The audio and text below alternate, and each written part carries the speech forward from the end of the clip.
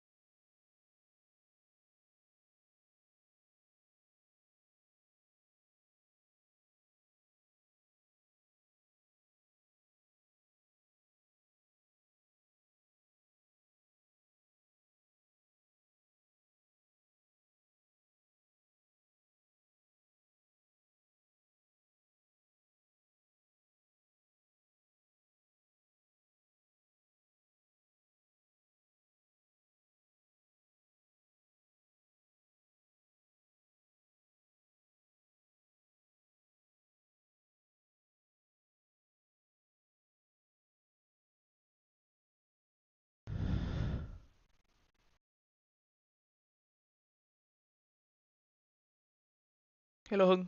Hello anh Đỗ. Hello Mai. Đăng ký hội viên ở đâu vậy? Đăng ký hội viên ở đây bạn này. Ôi đi mẹ mày lại phải nói với anh em một điều là buồn ngủ vãi lồn.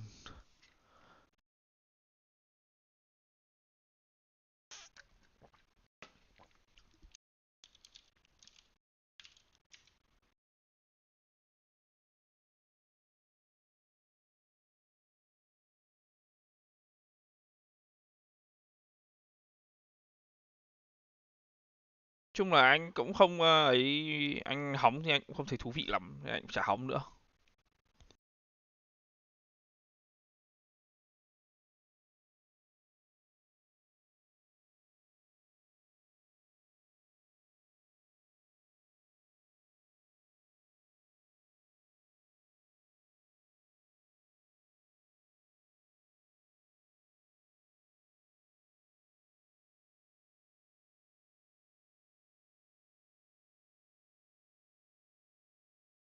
Chung là mấy bạn cộng tác viên hơi ngoan.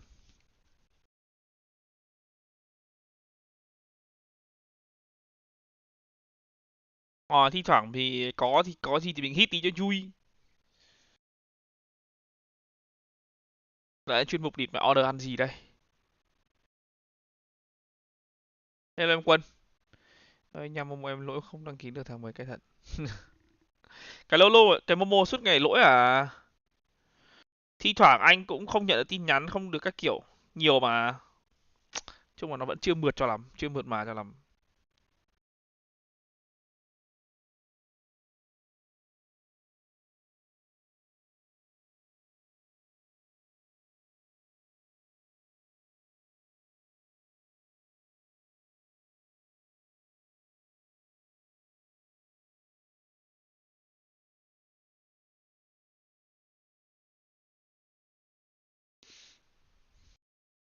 Cái Momo á, cái Momo mẹ mẹ anh gì nhở?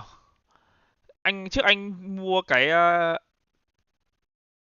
gọi gì nhỉ? Apple Music à? Ở trên iPhone đó. Xong rồi kiểu anh không muốn mua nữa, anh cancel ấy. Xong rồi thằng đéo nào nó trong, mặc dù là trong Momo còn tiền, còn dư hơn 65.000 để đủ tiền anh thanh toán ấy. Nhưng mà ngày đéo nào Momo nó cũng nhắn tin thanh toán lỗi vì không đủ số dư, đéo hiểu.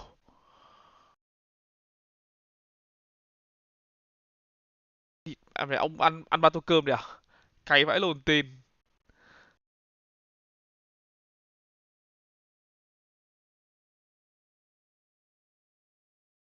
We know that artist is on energy. We know that the story is definitely there. Also, Chronicle, when he was in Gambit, that win that they got at Masters Berlin was against, it was that 3-0 against Envy, right? So yeah, there's history there. I feel like Leo, when he was on Gil, they also played up in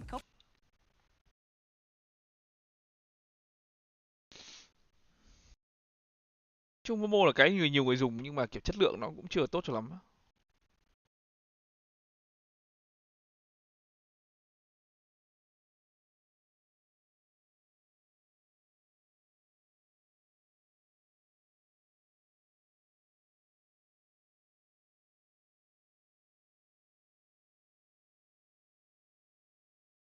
À, tích win em xem cho thầy nửa. Được cỡ nhờ.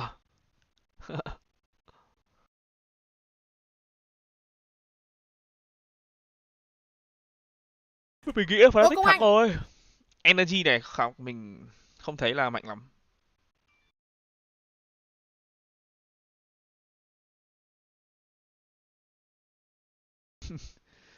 Cảm ơn em Milo nghe.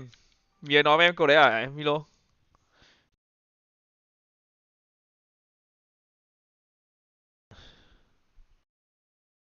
Theo ra đấy. Đợt em thanh toán thành công nó còn không trừ nữa anh, tháng sau nó mới trừ. Ảo thật đấy cái Momo này. À, anh biết là anh thấy nghe thấy giống lời bài hát rồi, anh tưởng mẹ mày người ta dùng lời bài hát để nói với em câu đấy thì thôi.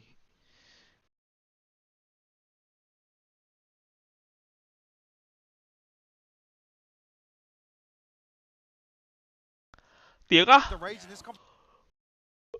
Chắc bạn xem ở đây mình nhìn thấy tên bạn cũng quen mà, bạn xem đệm lâu rồi mà. Thì cái gì mà có âm thanh thì phải cái gì mà có âm thanh thì phải tắt đi bạn ạ, không là nó bị mất công mình lại phải xóa livestream đi á. Sova Fracture thì hôm nọ tập Energy có mà, nhưng mà kiểu hôm nọ chúng nó chưa bắn nên chẳng muốn lick. Chung là tất cả đều học từ cái trò học từ bọn EG ra, cày vãi lồn. Không Joru.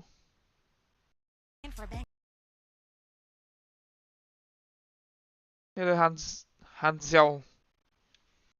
Nói chung là mình bật âm thanh lên cũng được, mình bật nhạc lên cũng được, mình xem tất cả mọi thứ có âm thanh cũng được, nhưng mà sau đấy thì livestream phải bị xóa đi. Nên là tùy mọi người thôi à. Mọi người muốn xem lại thì mình phải tắt nhạc, còn mình mọi người mà kiểu không quan trọng thì mình cứ để nhạc thôi, mình xóa thôi.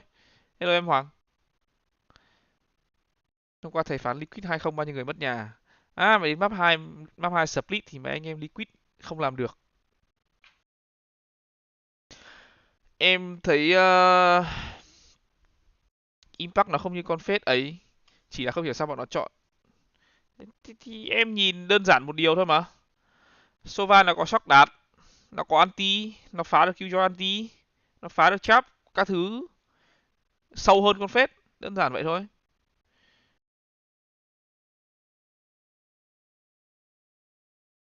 Mình bảo mà thằng Smoggy thì bắn kinh vãi luôn. Cái lượng impact frag thằng thằng Smoggy để mang lại ấy, nó nhiều mẹ phải tương đương với cả hoặc là hơn các mẹ mày GMJJ luôn.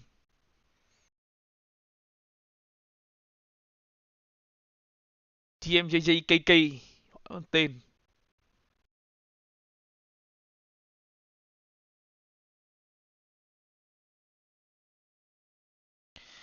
Chung là mình cũng thích thằng Cang Cang bắn ngắm, nhưng mà cảm giác như kiểu là nhiều khi nó hơi bị lạm dụng quá, giống như kiểu cái map Haven hôm qua ấy, một con dẹt mà lúc nào cũng mua ngắm bên tấn công ấy thì làm gì có ai vào sai.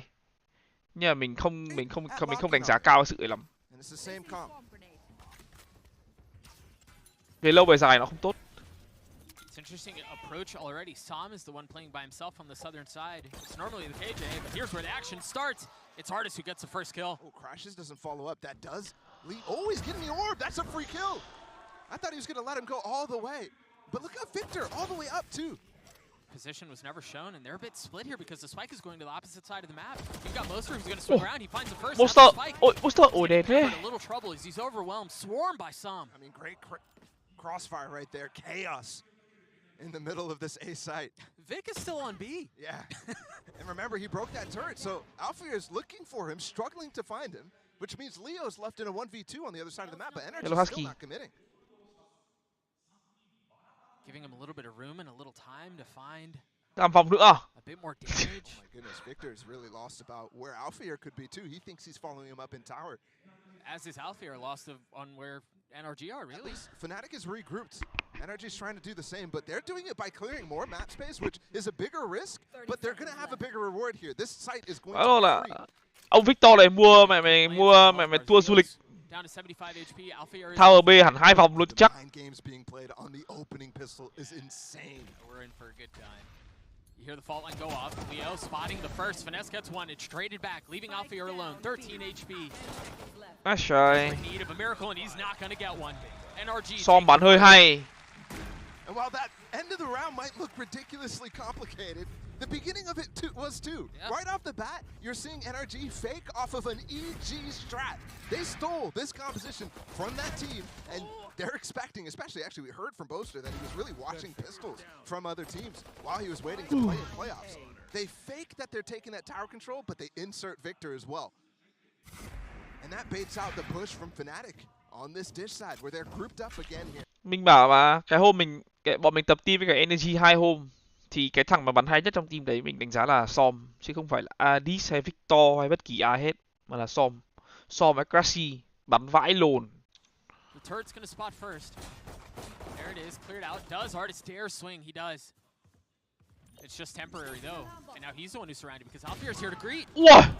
On Fuzzer. That kill might net them the north side and a whole kill. None of the weapons retrieved there. Obviously, Artist just had a ghost. NRG still with 3 Bulldogs up, the Stinger as well. They're going to have a free A site with the pivot that they've made.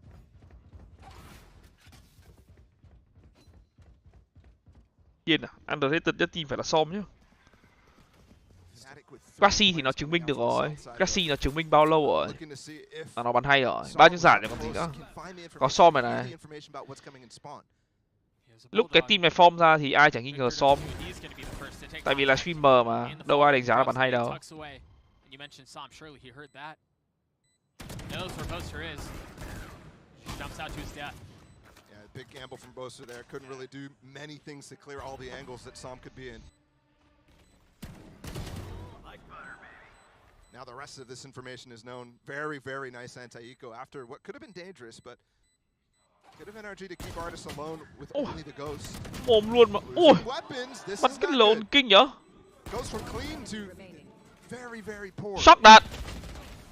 Should be able to recover one more. No, finesse. Where's that Bulldog? He's not going to get it. No. Oh, just a Stinger. Yeah, no, he didn't. He ran all the way up halls. Nothing laid on the ground for him. And that goes to show how quick these situations can change.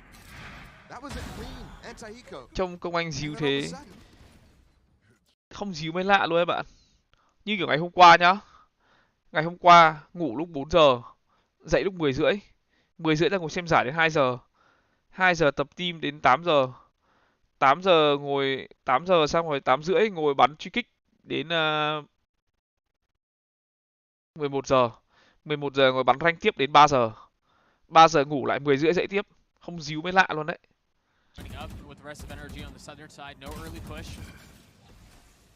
And the spike is heading all the way back underpass to Arcade to clear the space that Artist had to leave. That's part of the protocols there for NRG. But look at the setup from Fnatic and Halls.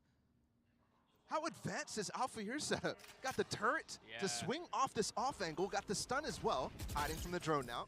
Leo does a great job canceling. They can fall back into that setup. But now look at NRG's reaction off of that. Beating out the stun, breaking that drone. That's enough information for them not to want to play with it, and seeing Leo as well to be the guy. They have some defenses here. Victor getting up top. And you see Fnatic, if given some of the space up, they're going to try to play back, play safe towards spawn wisely. While the rest of Fnatic is rotating on the southern side, Crashies will be the first to take contact. It's a good nade. Rồi. Just a little short. Ông Ducky ném nết lùi ạ. Crashies on the swing, he's dead. Remember Som just had... Chung là ấy, Ducky là 1, Aspat là 2, không nên bắn race. Cứ dẹp mà bắn thôi. Unwinnable situation for NRG. And it's just Artist.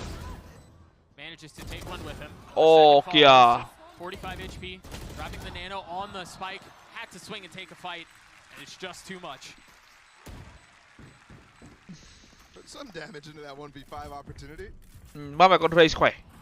Nhưng mà phải công nhận là map này con race nó khỏe. Nhưng mà kiểu con race nó thế mà không phải kiểu ai cũng bắn được ấy.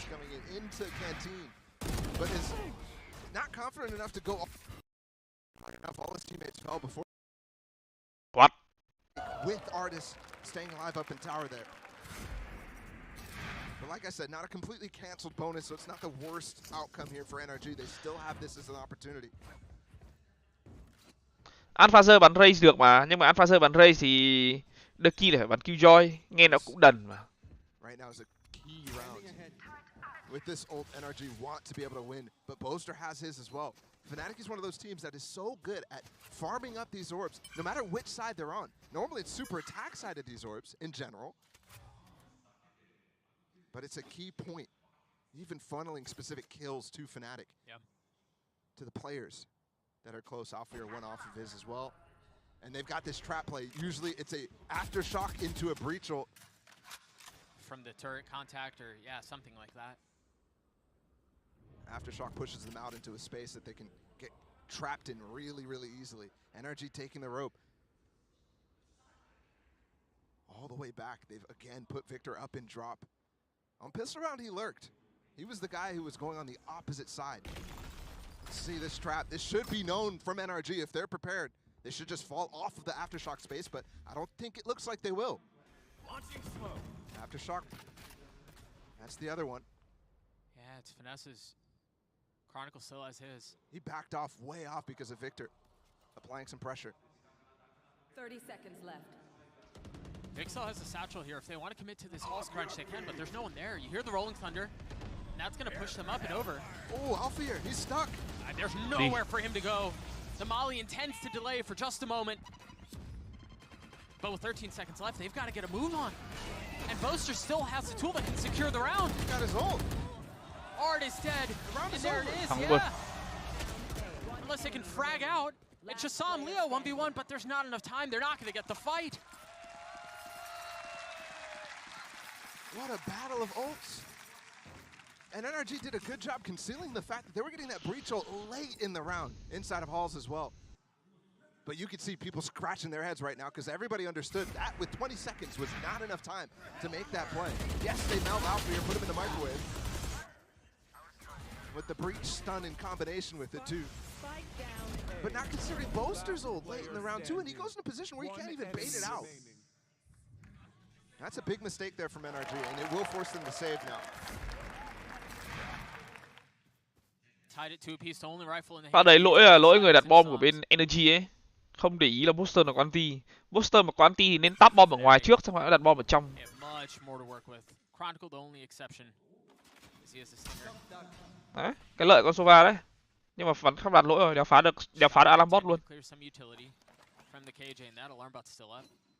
Yeah, I wouldn't even say that shock dart was super prepared or anything like that. He just kind of threw it out willy-nilly. Crashes is definitely the goat at improvising shocks, but Kiểu Fnatic nó biết Energy đánh như nào luôn mà. Hầm mà, sao biết được. And they're so interested in just using util and dry peeking. Not placing their smokes, not committing to any of this fight. And that would cause them problems in the last Súng round. xóm sáng nè.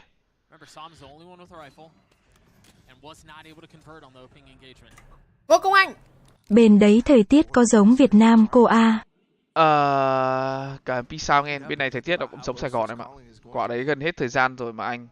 Nói chung là phát đấy, cái tầm mà nó đánh lết, cái tầm pro ấy, người ta đánh vào lết round ấy, người ta chỉ đủ tham đặt bom đấy. Phát đấy, cái lúc mà cái địch chết rồi ấy, cái thằng đập cầm bom bên Energy chết ấy, nó vẫn còn 6 giây mà. Got Crash's ult with that plant, with this lockdown too, in underpass. Boaster, remember, he used his ult last round. Artist has his, Crashy so too. This would be a massive steal if they could pull this off. 50. Look how deep that lockdown is too. It's not in the regular space. Because it's used for post plant, they have to fall all the way to the other half of the map. And fall right back in with the stimmy from Boaster. And look how far Crashes is playing too. Finesse on the alert, that's not going to find anything, but Artist has mollies, Crashes has ult. This looks like a one round. It's just insane to consider too, given what they came into the round with. But what a conversion. LG. I'm starting to doubt whether that little hesitation while walking back towards halls is indecision at all. Whether there's some sort of information that I'm missing. Ngô Công Anh. Because that was a brilliant call. Coming back into A. Remember, they started poking that baited out a smoke, that baited out some of the util from Fnatic. It's not like they put too much out, but then they pop through with these Milo again. and it's free sight. And you noticed actually on the pistol and the anti-eco. Mình phải lạc quan lên Milo ạ. On this A side. And remember, the KJ is constantly playing. Sorry, on the B side is what I mentioned that last round. The KJ is constantly playing on the other side, the A. Mấy ông Fnatic giữ đồ nhỉ? LGG nãy giờ tiêu utility đầu round nhiều. Bên công mà em, bên công thì mình phải dùng nhiều chứ. bên công dùng nhiều, bên thủ thì phải giữ lại để còn thủ. Chứ ví dụ như kiểu là bên thủ có cái Prowler vừa vào đầu round dùng hết Prowler dùng hết thì làm gì còn gì để đỡ nữa đúng không? Nó như vậy mà. Dùng ít đồ nhưng mà nó hợp lý là được. Rồi xong rồi đao đầu thắng rồi. Đấy, chỉ thế thôi.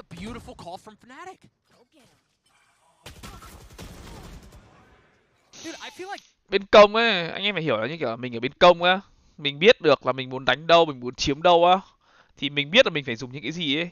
Như kiểu bên thủ á, bạn không thể nào mà vừa vào đầu round bạn dùng tất cả những gì bạn có được, tại vì một round đấu ấy nó kéo dài 1 phút 40 giây lận. Ví dụ bây giờ bạn vào đầu round, bạn dùng hết 2 cái Prowler luôn á. Ví dụ như thế đi thôi. Thì dùng hết 2 cái Prowler chắc sẽ hết tầm 20 giây.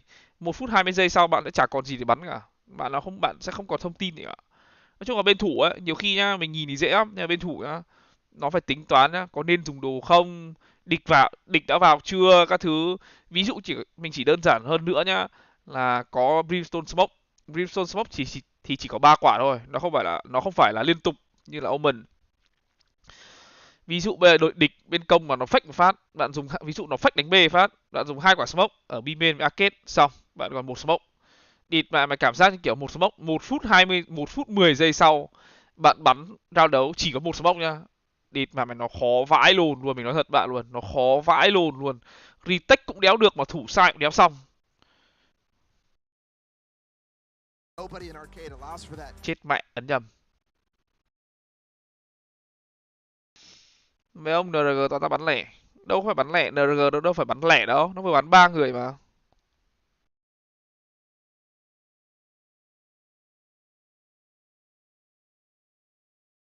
Cái map Fracture này ấy, cái lối bắn ấy, nó có nhiều kiểu lắm, nó không như những map khác. Cái map này ấy, nó có những cái kiểu để mà làm cho địch kiểu bối rối ấy. Như kiểu nhá, bạn có 5 người, bạn chia con mẹ lẻ ra, mỗi người đi một chỗ pick. Địch đéo biết mình đánh đâu luôn. Nhưng mà cái lối đánh đấy ấy, ví dụ như kiểu ấy, bạn chia lẻ ra, bạn pick được người nhá, thì bên thủ thua chắc luôn, 100% bên thủ thua luôn. Nhưng ví dụ nhá, mà bạn lẻ ra, bạn đéo pick được người thì bạn thua. Nó là như vậy á. Sẽ có những round bạn nhìn nhá, chúng có chia lẻ vãi lồn luôn, có những round nhá 4-1. Đa phần ấy là 4-1, Sentinel kê một bên và 4 thằng còn lại đi bên. Vãi lồn ném nét thì đéo chết người nhưng mà bắn spam mà chết luôn. Vãi lồn ác.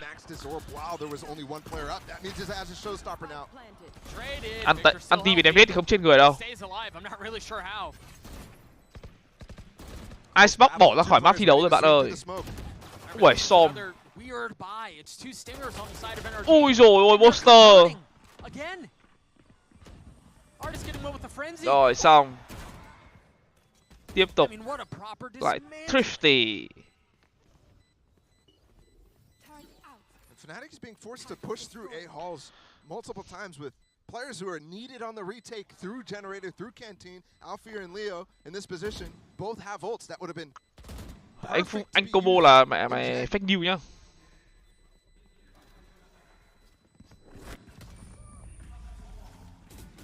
So I'm surprised out of that timeout. You saw a little bit of aggression attempted. Maybe that's why they continue to have that setup over towards halls for those two players. Gì giờ, gì giờ. The KJ of Alpha here. But you can see how easy it is for them to start maintaining this push here. And they're collecting the guns as well. Remember when I mentioned that they could push through that smoke? Those are two players with only frenzies. And the seconds. Em không thể nào bịt miệng anh được chứ đúng không ạ? Nó sự thật. Không thể.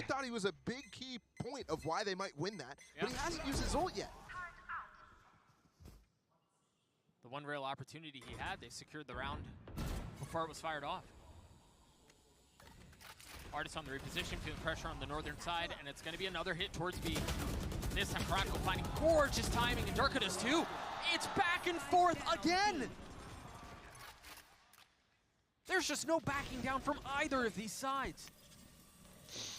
Địch bắn lục. Thấy dễ quá không bắn. Ngô Công Anh. Đợi địch có súng bắn mới thích.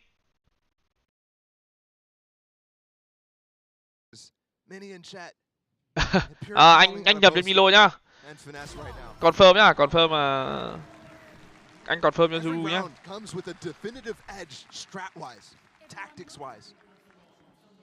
I actually thought Energy was going to get the better of them right there because Fnatic was going for a insert of Durka in underpass, and that left him isolated.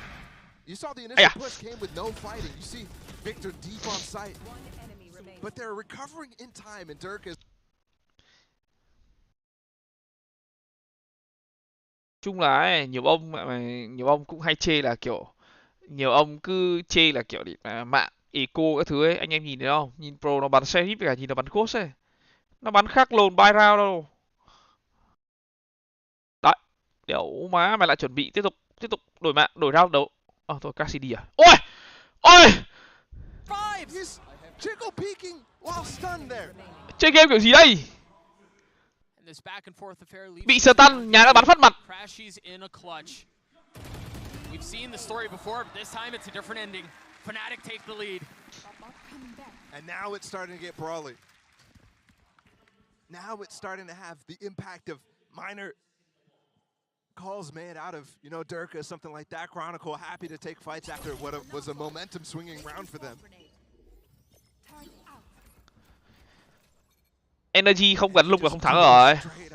Then the util from Chronicle is great. And you're forced to see NRG with very, very minimal armor here. They like to go full armor, by the way. That's not just them committing to that. Again, this push. It's going to be another clash. Phải làm tiếp à? And he's already met the first. Oh, they saw Boaster. A counter flash to try to swing. It is pretty. It's very well handled. Very well done. Ui, Boaster đinh rồi. He gets the dink too, and now they need to even consider Durka's up. Where has it moved to? Thể luôn đi, con mẹ nhìn sofa map fracture cấn vãi lồn, cấn. Rồi, thả boom bot. He finds space again. Now Durka's down to 3v3. Som with ult. Crashies 2. And Alfir and Leo have been holding on to theirs for a while. Ôi xong. There's the first used. Sao Som lại đặt bom lỗi rồi? Không cần phá, không cần phá, không cần phá. À đi anti ngược lại. Rồi xong. They're going to try to allow this to push them all the way back. Remember that second half. We saw this KJ ult before. Good play by Energy. Here. There could be a follow-up ult on either side from Crashes or Som, but they hold on to them to play post. 4 HP. Orbital strike teed up. Leo on the flank. Could take down Crashes. No idea. Ôi Leo vãi lồn. And there goes that, leaving Som alone. And there's way too much to handle there. 10 điểm cho Leo. Vãi lồn. In that moment where that lockdown goes down, the detail that Leo goes for is to flank through Dish. He's actually re-clearing to make sure that they're not running back towards that A side. And if not for that, Crashies is in a position to use his ult. They're not getting those kills. Phát vừa rồi Energy trả đồ là đẹp lắm rồi đấy. Nhưng mà Fnatic vẫn có lối di chuyển thông minh hơn. Leo nó vừa làm một vòng từ A về drop xong rồi về arcade nhỉ? Đúng không nhỉ?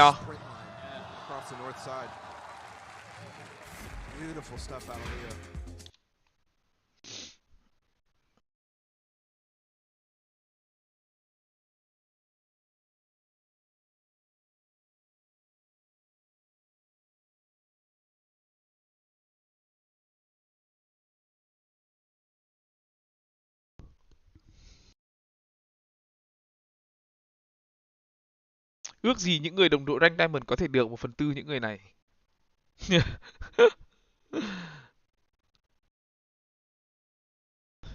Đấy thế nên nó mới là giá trị của việc rank cao các bạn.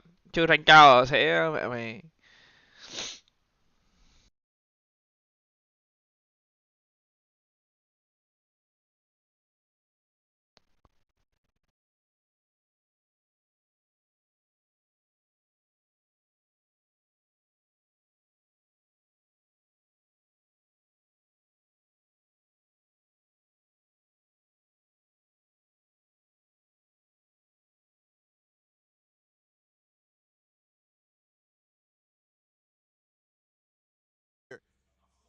out of existence.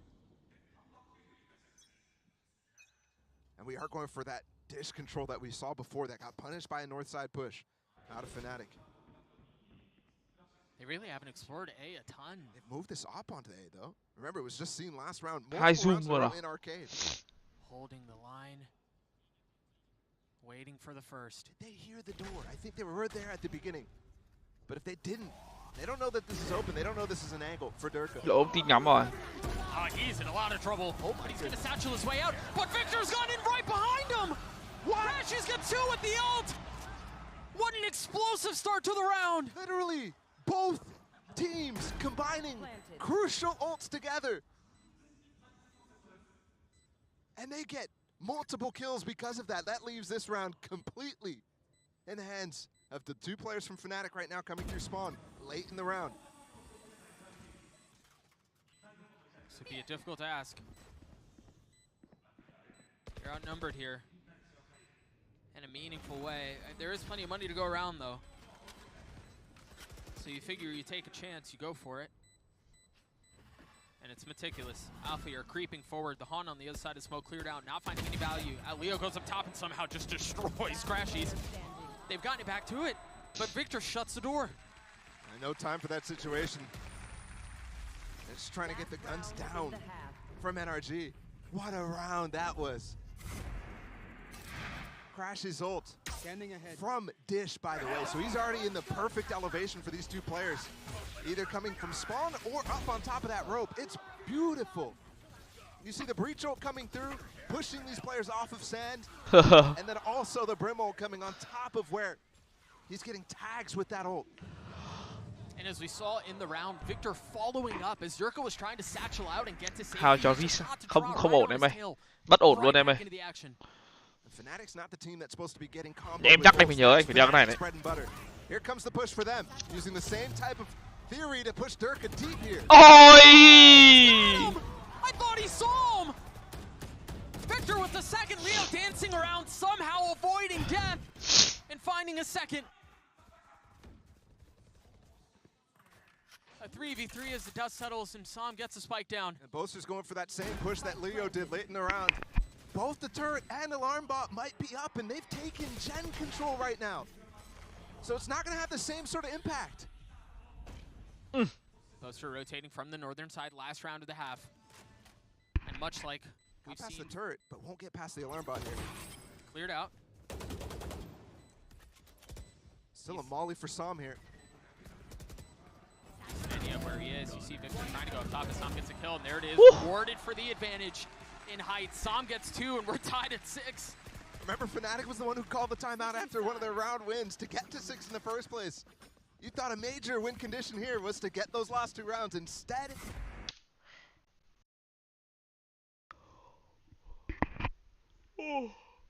Thông thải mọi người. Mai map pick của Energy hay sao mà?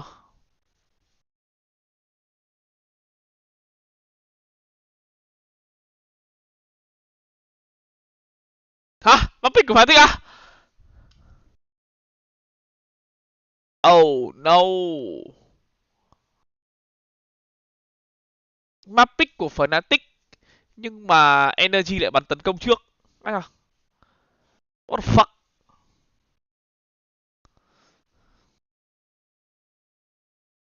Kệ. Giờ mình mới nhìn map pick của Fnatic bạn anh em ạ. My bad. Sao giờ xu hướng mọi người toàn pick tấn công trước ấy nhỉ? Không hiểu. Burger lên ăn được không anh nhá? Anh nghĩ là khó đấy, em Linh ạ. Khó đấy.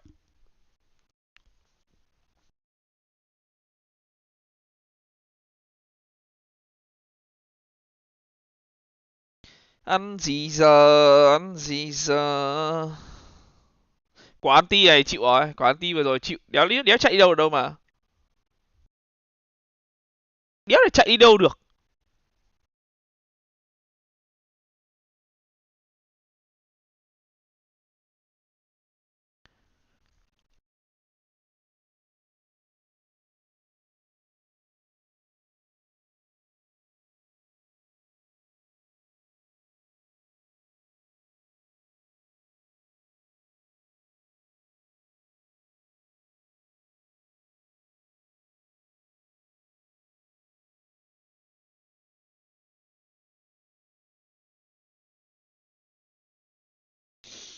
Thế luôn order ở đây ấy. Order đây đồ ăn ở đây cay vãi luôn. Order đồ ăn thì đéo có nước, order nước thì đéo có đồ ăn. Địt order đồ ăn nước toàn nước đóng kiểu nước lon đấy, uống đéo ngon. Bây giờ muốn order cả nước cả đồ ăn là địt phải order 2 lần. Đâu mà mày. Thầy có tính mang sofa fracture không? Hên xui à? Nói chung là sofa này nó cũng có nhiều mặt lợi và nó cũng có nhiều mặt hại. Như kiểu ấy, anh em rồi anh em sẽ nhìn ra một con sofa nó đéo có tác dụng gì ở mấy ở bên tấn công bên phòng thủ ấy mà xem. Anh em nhìn sofa bên tấn công khỏe đúng không? Anh em nhìn ở bên thủ, con sofa nó sẽ đéo mang lại nhiều kết quả lắm, mình nghĩ thế. Ball line there and look, they're pinching. They're all heading towards the northern side or Fnatic. I mean, Dirk is counting his lucky stars that he doesn't get hit by that stun by Finesse. Nếu mà để phải nói thì anh nghĩ là con Fate vẫn toàn diện hơn, tại vì con Fate ít ra nó có cái brawler ấy, địch vào thì nó còn hút được các thứ, nó vẫn toàn diện hơn là con sofa. Đấy, anh nghĩ thế. Không biết nữa. They might find everybody on site behind them. Utility dumped out onto the site and the space is filled. NRG happy to give the site up, so they're going to fight for a retake.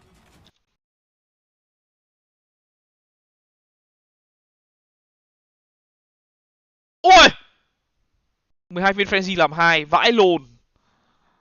13 viên làm 2, vãi lồn. It's much more aggressive than you're normally used to with Leo. Ôi! Artis! What is this game, man? Victor Week! Alphier with the kills and the Red Bull clutch for Fnatic. This is what it's like to witness these two teams play. Yeah, we've gotten all the strats, we've gotten the tactics. That's first half. Now we're in playoff mode. Playmaking mode. From both artists. And then Alphier as well to bring this back. That's a dink. Full HP on Artist too against the Sheriff from long range. In that instance, Game toàn ma với quỷ. His chances, Alphier. What a clutch. Killjoy bên công mua sheriff bình thường mà bạn. Thì bạn bắn post lane ít đồ đi thôi chứ bình thường mà. Cũng không có gì gọi là bất ngờ lắm. Here's the classic from Fnatic. Funneling ult orbs towards key players here. Boaster buys the Marshall specifically to leave a gap in that gen smoke. Bye bye. Cộng 25. Oh, he got the bulldog. Was able to get it, yeah. Still maintains control of tower. So mà giết Chronicle là xong, là kết thúc. Victor's taking the ropes and Leo's going to be there to receive, and surely he's heard that at this point. Victor with no idea. That's just crazy wild that Leo is in that position still. So unexpected, leaving Finesse all on his own. And Boaster should be hunting now. Already gotten 2 kills in this round. Còn cả India ở trong nữa. Chronicle planted. Maybe because they made this slightly uncomfortable Fnatic. You don't go for the full farm. There he goes, creeping canteen, just like we called. The stun is perfect for him too. Finesse knows he's hunting. He knows. Timing though, well handled by Finesse. Vãi lồn của những pha địt con mẹ mày. Mình thề luôn nhá. Cái stun của con Breach này, cái stun của con Breach này và cái anti của con Breach này nó có một cái đội tại ẩn là giúp địt mẹ mày team địch bắn 200% chính xác, thề luôn. Which is for them not just winning the round, getting Boaster's ults up in the bonus is key. He actually didn't even really need the kill on Finesse, by the way. He's still one off ult. Anh cũng hay nhặt khẩu đấy em thua. Khẩu ấy cũng bắn cũng thích. Job by Finesse, but instead no, it actually doesn't matter at all that engagement. Phải đeo India chứ bạn, phải đeo India. As long as he buys. Chứ không phải là bạn có cần hay không mà bạn phải đeo á. Alright, let's see where he goes to get this orb right now. Alfier's gonna hold the turret out. Finesse and Victor are looking to trap.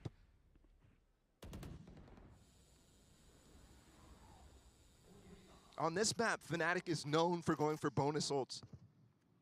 And you could use that to your advantage here if you're Fnatic. You could just completely ignore that possibility.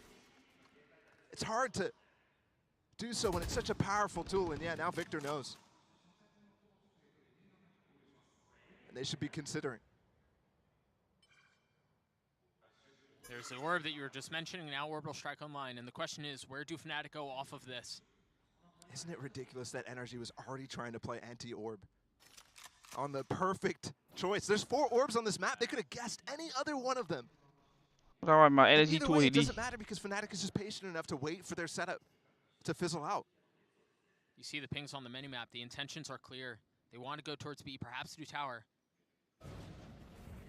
And they've quietly made their way over. First the Prowler, then the Flash. Space not filled yet. They want to go down low. But Dirk is met with the Nano. He's going to try to satchel across it, and he does. That's a good haunt. It cleared the entirety of the site right now. They just have to avoid crashes his dart, and then they'll get this plant down with 24 seconds. I mean, they're so Ý kiến bây giờ thường ngồi giữa. all separating them, and Psalm's the first to fall. Now Dirk is satcheling back out. Alpha, you're holding a line on the other side. It's a 1-for-1. But the numbers for Energy continue to crumble. It's just Finesse left alone in the 1v4. He's not able to get away. It's another round for Fnatic. Nhờ. And the mind games begin again. Nãy ông lùn nó hỏi mình Adis đóng mua shape, Adis bên phòng thủ mà nhờ. In fact, he never had intentions. He's the guy who planted. Phải luôn ạ. Hết một round đấu tắt tiếng để nghe in kiến video call luôn mà. Ảo thật đấy. Chung là ấy, trong game này nhá, có những cái con ấy, dẹt, Killjoy, Sova. Có con nào nữa không nhỉ? Dẹt, Killjoy, Sova. Còn con gì nữa không nhỉ? Chamber. Chung là kiểu mấy con đấy ấy, các bạn mua shape thoải mái vì nó chẳng có vấn đề lồn gì đâu mà. Tại vì sao? Vì con như con Killjoy ấy, nó có cái trụ để bắn cùng mà. Cái quan trọng của con Killjoy đâu ấy là cái trụ súng á. Các bạn cứ mua shape mà bắn, vì các bạn biết là shape nó khỏe nhau rồi đúng không? Shape cứ 2 viên một người là xong à. Cứ thịt và bắn thôi, cần lồn với em vào đâu. It's another dominant round for Fnatic, but an opportunity, albeit slight, to make something out of this. Finesse has found himself in these positions so many times, and the outcome's the same. Tough game from the IGL, but you know his mental right now is being stressed. Yeah. How can you prepare for all the possibilities from Fnatic on this map? Right there, you already saw Energy again backing off of that seize. In some instances, you have to just start to ignore. Đi thi đấu thế này, ban tổ chức bắt đeo tai nghe của giải đúng không anh? Không. Cái ở ngoài cái cách âm á thì đúng là bắt của giải, còn cái in-ear bạn thích đeo thì đeo mà ai cấm bạn đâu mà. Các bạn tin mình đi, con Sova này nó sẽ đéo thể nào bắn bên thủ được đâu, mình nói thật. Con Sova này sẽ không bao giờ bắn được bên thủ cả. Các bạn sẽ không có một cái gì để chống cả, không có một cái gì luôn, mình nói thật. Bắt đầu là một Sova main, bản thân mình nhá, nếu mà được nhá, map lồn là mình muốn bắn Sova luôn. Vì sao? Vì nó vui. Nhưng mà không bao giờ bắn được ở map này đâu. Kể cả như map Split cũng thế, không bắn được.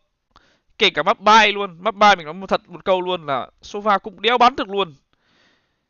Vì sao? Con Sova nó không phải là thuộc dạng thiên phú cho những cái map mà kiểu tầm gần hay là kiểu nhiều hướng và tầm gần các thứ như thế.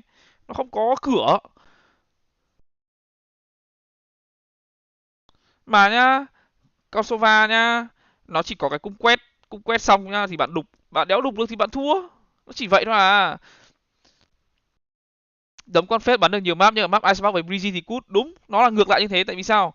Con Sova ấy nó là những map tầm xa, còn con phết là những map tầm gần. Những map tầm gần như này nhá, bạn chạy vào đúng không? Ví dụ như kiểu bạn con Raze bên địch nó sát trổ vào, bạn thả vào con Prowler đi theo con Raze phải quay lại bắn con Prowler hoặc là nó bị cắn. Nó là như thế. Thế còn bạn nhìn này, đầu ra và bắn đôi ba cái cung check trong chẳng có tác dụng đéo rồi cả. Hết đấy, hết đồ đấy, hết drone, hết cung check rồi xong. Giờ sao? Về căng tin bắn, hết.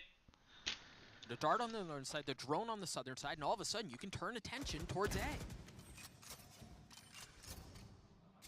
Now the problem is they're trying to deny some sort of space for these orbs that Fnatic is picking up right now. Dirk has now got his ult. Finesse is going to have to try to counter with his own. Oh! 3 cái anti chưa giết ai. Ducky. 3 cái anti rồi chưa giết được ai cả. Ôi, Booster làm 2, thế thì cửa rào thắng cho Energy đây à các bạn ơi.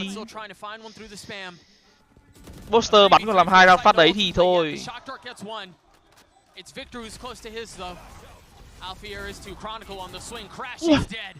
Không mất máu nào luôn. Victor có anti. Showstopper, they're up close right now. He still has 2 satchels. And the Roomba. There's the first. Trying to get across, spotting one, guessing on the second. Not behind that door. Swinging, not Không found. cửa, không cửa bật. Fnatic get another. Sova Lotus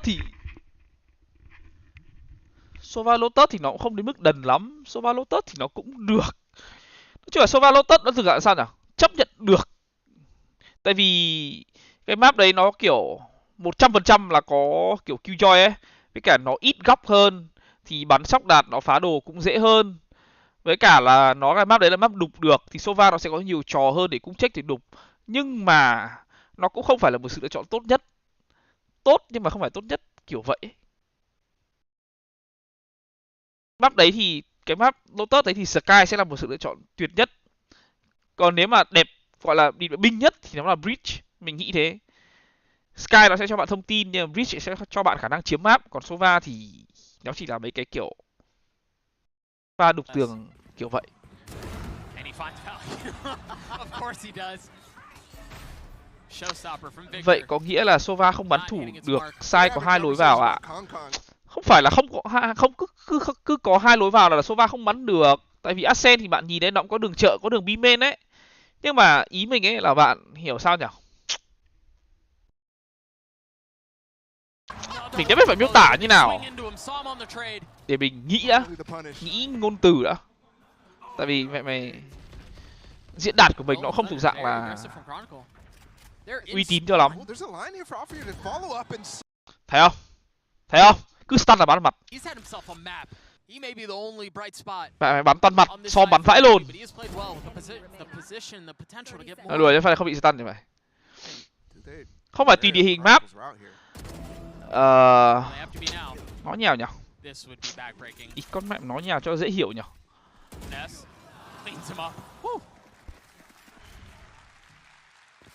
Tức là anh em hiểu ấy là anh em hiểu ấy là có những cái chỗ, những cái map ấy. Đây, bị stun. Hết stun rồi. Mình bảo mà trông thì giống là hết stun rồi. Nói chung là có những cái đoạn ấy, cái map như kiểu nó có kiểu chop point ấy. Kiểu Ascent thì anh em biết là cái B-main nó đường nó rất là dài đúng không? Anh em biết là cái B-main Ascent nó rất là dài đúng không? B-main Ascent rất là dài, hoặc là từ top mid link đi vào chợ nó cũng rất là dài. Từ cái đường đấy đi vào, từ cái đường tấn công ấy đi đến sang phòng thủ nó rất là dài. Thì Sova ấy nó sẽ giúp bạn cái khả năng gọi là gì? Chống được cái đấy trong một thời gian, kiểu Sova nó sẽ có thời gian kiểu nắn nót hơn ấy, kiểu cung check để xong đục đẽo xong sóc đạt các thứ ấy. Còn ấy, những cái map như kiểu buy ấy, nó không có những cái điểm đấy. Những cái map buy ấy, nó nhá, cái chiếm xong ấy, nó chiếm ấy, cái chỗ chiếm của bên tấn công ấy nó ngắn hơn. Ngắn hơn là thứ nhất. Và thứ hai ấy là nó gọi là không có nhiều chỗ đục đẽo cho Sova ấy, kiểu vậy. Chính xác nó như kiểu là nhá, map càng rộng và càng đục được nhiều thì Sova sẽ lợi. Còn những map mà càng bé, càng hẹp và kiểu nói nhà lồn là ta, và kiểu nhiều cái mái nhà ấy thì lợi cho phết. Đại loại là như vậy. Tại vì anh em biết cái mắt của phết đúng không? Cái mắt của phết ấy, cái line up đẹp nhất của line up của phết ấy là khi bạn ném một cái line up nào đấy nhá, mà nó chạm vào trần nhà luôn thì cái mắt đấy nó sẽ không phải rơi xuống mà nó sẽ nổ, mà nó sẽ scan luôn. Con phết nó khỏe ở chỗ đấy. Dirk is going aggressive. There it is. There were questions around whether an artist would be overwhelmed, but he's able to keep them back for the first. Traded on the second. A 4v4 quickly turns into a 4v3, perhaps two. Map hòn ngọc thì phết hay Sova thầy vãi luôn. Hòn ngọc là bác gì Pearl à?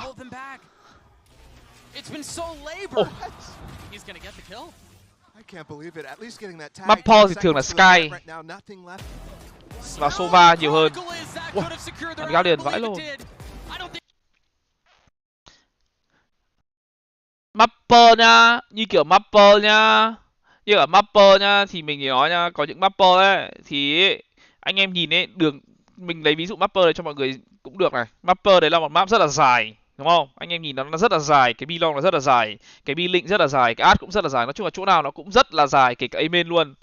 Cái chỗ mà ngắn nhất ấy là A-main. Thì sao? Vì con phết ấy nó sẽ không phát huy được cái tác dụng của nó. Vì sao? Vì cái Prowler nó không check được nhiều. Nếu mà Prowler check B-main ấy để tìm thằng ngắm ấy thì không tới được thằng ngắm. Thứ nhất là không tới được thằng ngắm, thứ hai là chúng nó phá được. Thế nên ấy là Sova thì sẽ là một lựa chọn tối ưu hơn cho mapper đấy. Vì Sova nó có drone nhìn được xa. Where he's currently sitting. Yeah, but he's getting droned on the angle. That's going to hold a lot of space right now. But yeah, you're right. Barely anybody here. It's just Som. And he's playing offside. He's giving it up. What do they have? Are they looking to play around the lockdown? It definitely could be a factor here, but also look at this double play up through drop two. Afier's going to be able to place his right now. I think he's waiting for their...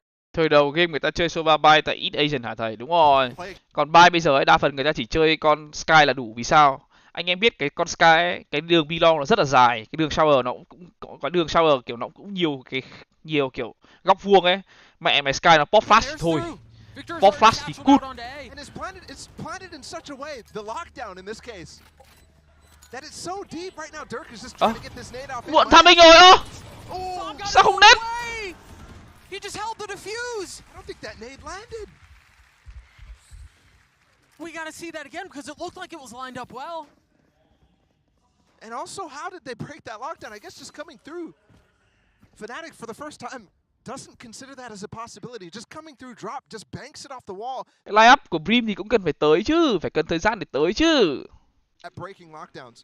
Mình bảo mà Ducky nên bắn dẹt trận ở map này luôn. Bắn con mẹ ngắm rồi là xong. Ê, tắt nhạc.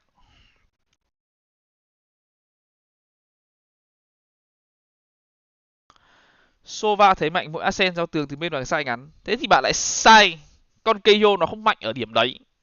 Con Keio ấy, bạn hãy hiểu ấy, con Keio ấy nó là những cái con Keio ấy, nó là những cái con ấy, nó như kiểu là gọi là lựa chọn ấy, kiểu gọi là lựa chọn thêm ấy.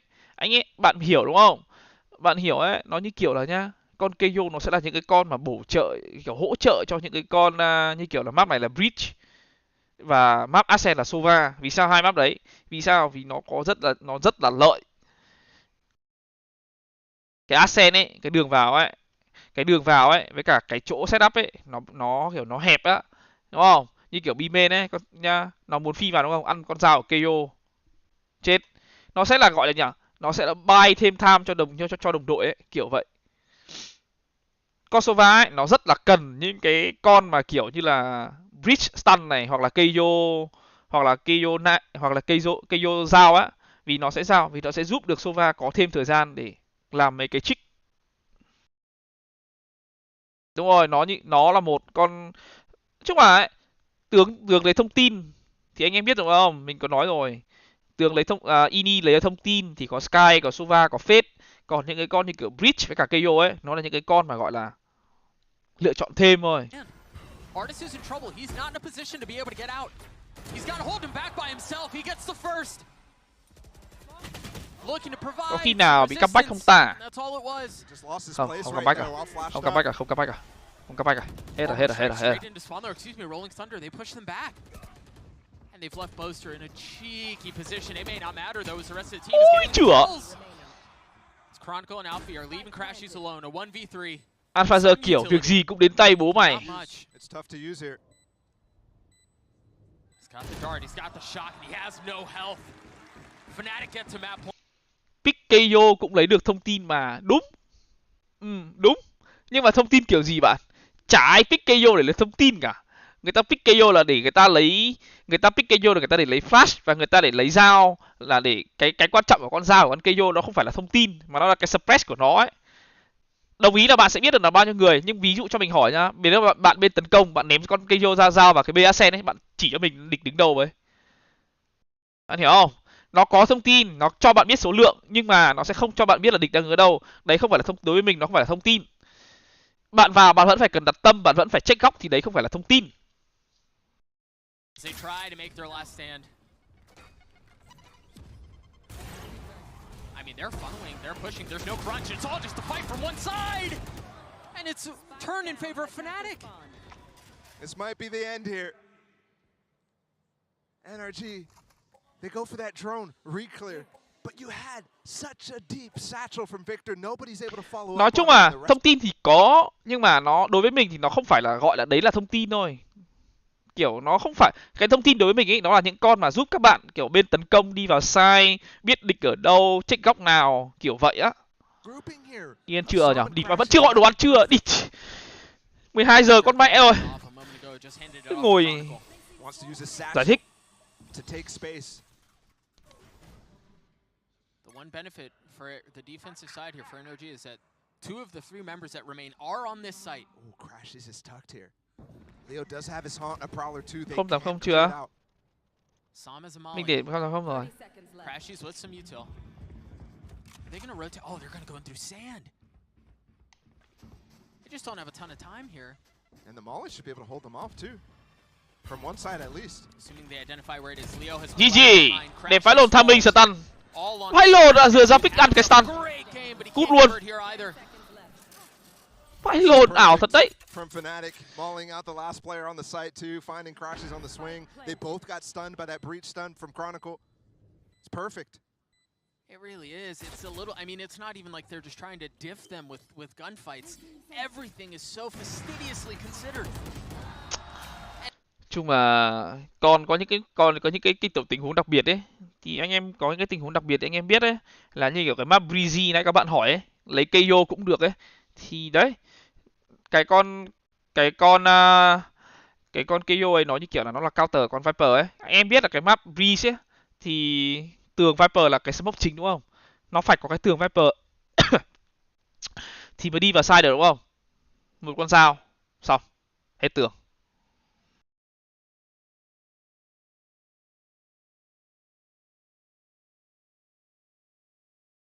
I mean,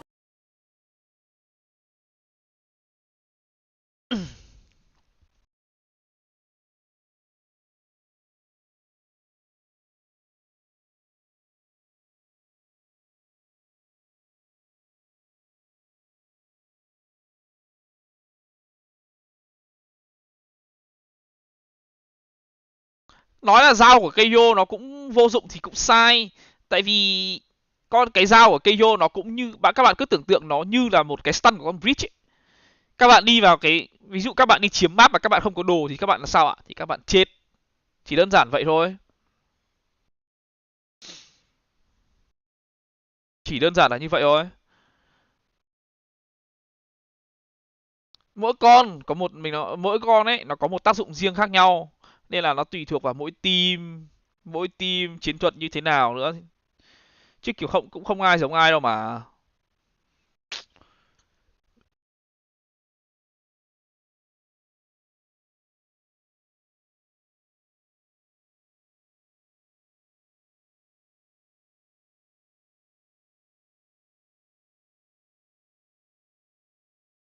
Vãi, lúc nào cũng thấy Công Anh ngon vậy thì lúc nào Công Anh ngủ vậy.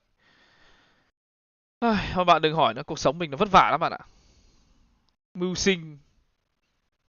Thế mà mọi người vẫn cứ đồn thổi là mình giàu. Giàu mà ngày nào cũng phải làm việc mẹ mày mười mấy tiếng.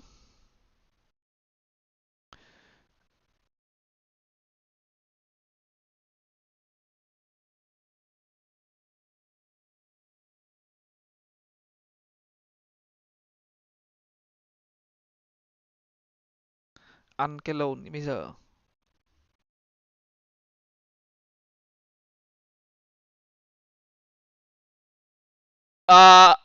Ấn 1 để ban đàm linh và Joru 1.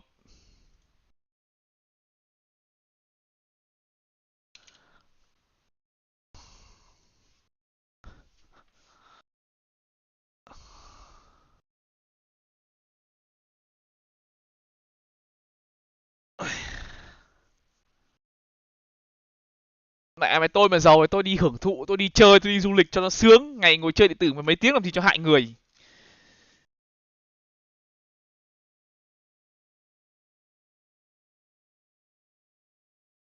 John Kiệt was time out by Đàm Linh for 300 seconds. Em Kiệt đây, thằng Đàm Linh là ba em nhá, em Kiệt nhá.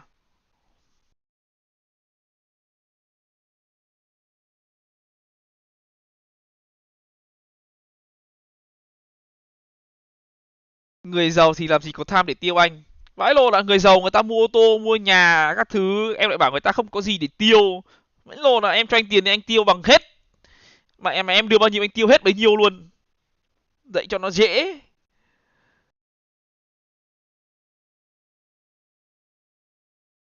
Sợ đéo có để tiêu rồi chứ.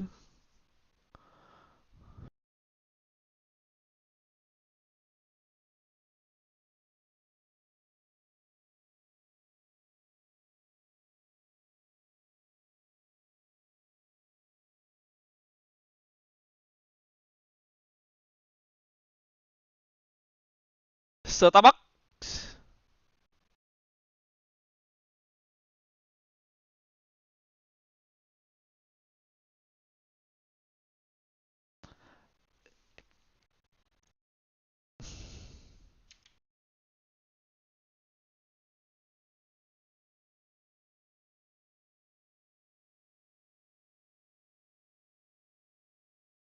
Pepper thiếu something thì cigarette bắn. Như em giàu đi đây đi đó cho nó sướng chứ làm lụng chi cho mệt người. Mà anh nói thật luôn, giấc mơ của anh là đi du lịch vòng quanh thế giới. Đấu má mày, anh mà giàu anh đi lâu rồi.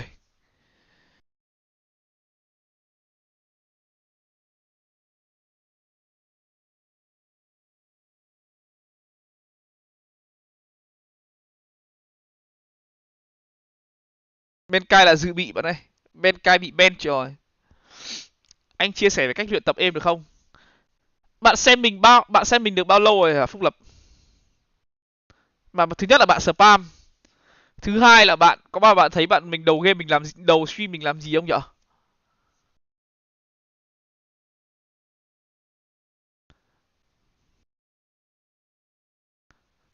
Bạn xem stream mình ấy, bạn xem tất cả những cái buổi livestream của mình ấy, những cái lúc 30 phút đầu tiên ấy mình làm gì á? Chỉ đơn giản vậy thôi. Nhưng mà em xem chỉ tầm xem giữa stream thôi. Thế bây giờ bạn vào bạn xem đoạn đầu stream ấy cho nó dễ hình dung.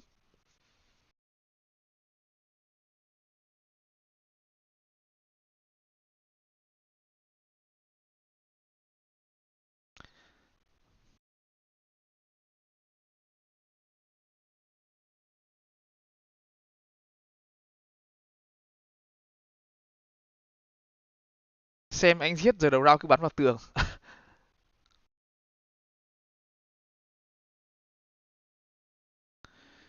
chung là ấy, chung là tất cả mọi thứ mình đều có hướng dẫn cho mọi người mà mọi người phải tự tập, mọi người phải tự tìm, phải tự xem thôi chứ còn bây giờ cái gì mỗi người hỏi một thứ làm sao mình có thời gian mình trả lời cho mọi người hết được. Ôn mình còn chậm mình nhá, mình nói thật với bạn luôn, mình còn đéo thời gian làm gì cho bản thân mình luôn. Mình mà có thời gian nhá, mình dậy con mẹ sớm mình ra 7-Eleven mua đồ Ngô Công ăn. Anh. Mình tiết kiệm được bao nhiêu tiền luôn. Nhưng mà mình còn đéo có thời gian để mua đồ ăn là bạn phải hiểu đấy. Yeah. Đầu stream anh xem intro giải đấu mà, hóa ra xem intro bắn hay lên ạ. Dấu tên 559 đã uy scan 20.000 đồng. Anh cho em hỏi tại sao map Ersen lại chuộng Kaio hơn Brick vậy à? Em thấy Brick chống Ras và set bài vào side, retake cũng rất mạnh, dấu bé. Cảm ơn 559 ngàn. Tại vì Keijo nó sẽ giúp bạn suppress được cái bên phòng thủ và bên tấn công bạn ạ. Tức là bạn nhá, bạn ném dao Keijo, địch bị suppress, không dùng được đồ. Bạn chờ 7 giây sau, 8 giây sau, bạn ném quả nét tiếp, địch lại ngồi chờ thêm 5 giây nữa. Sau lúc đấy bạn Phương Nhi bịt quả smoke Oison vào. V đã uy Đơn scan giản vậy thôi. 50.000 đồng. Ui, Năm nay không gì du hóc đu óc anh à buôn que. cảm ơn Phương Nhi ơi. Sơn về à? Năm nay không đi du học được, sao lại không đi được?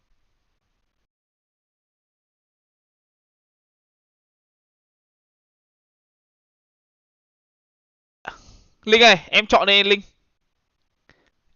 Em có hai sự lựa chọn em Linh ạ. Sự lựa chọn đầu tiên là ăn ban tiếp.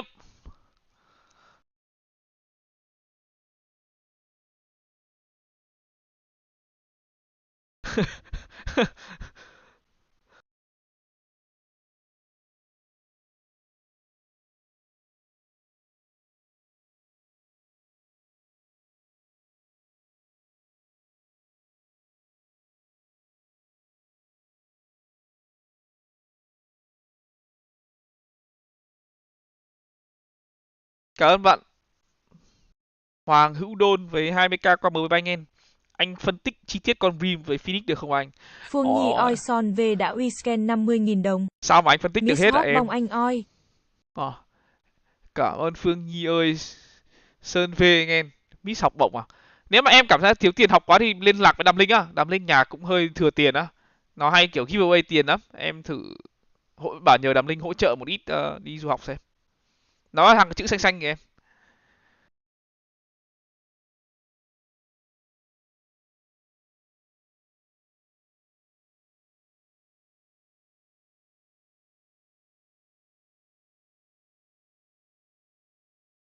Hello Ninh Nguyễn.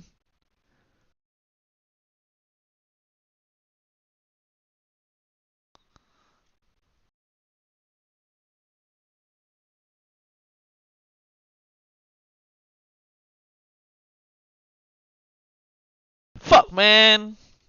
Vé năm nay, máy bay năm nay mắc quá anh. Bay về đi 50 củ.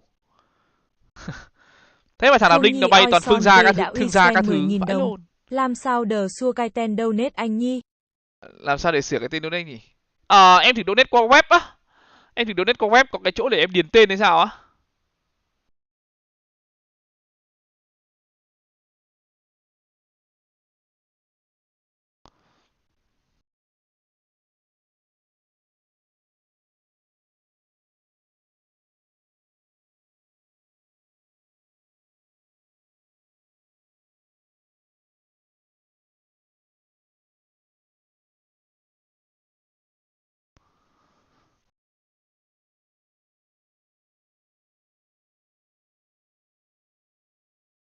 Ôi đi mà mình đời mình chưa biết cái hạng thương gia máy bay là như nào mà em Đàm Linh bay chỉ bay thương gia đã thật.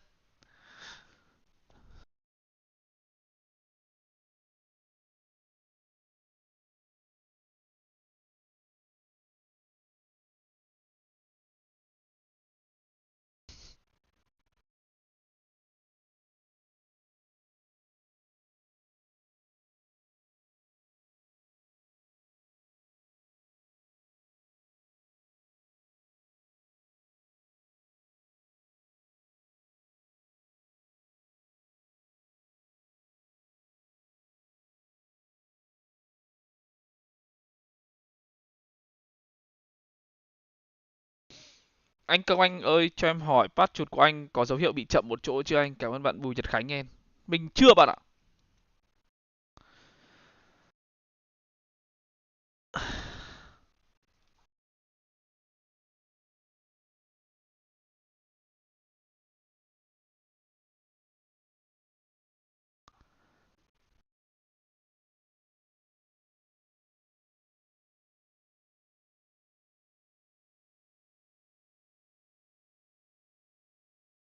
Anh stream đến tối luôn à? Mình stream hết giải, có đến tối bắn rank hay không thì mình chưa biết nữa. Hoặc là tí nữa mình mệt quá thì mình nghỉ. Hello Mít Mít.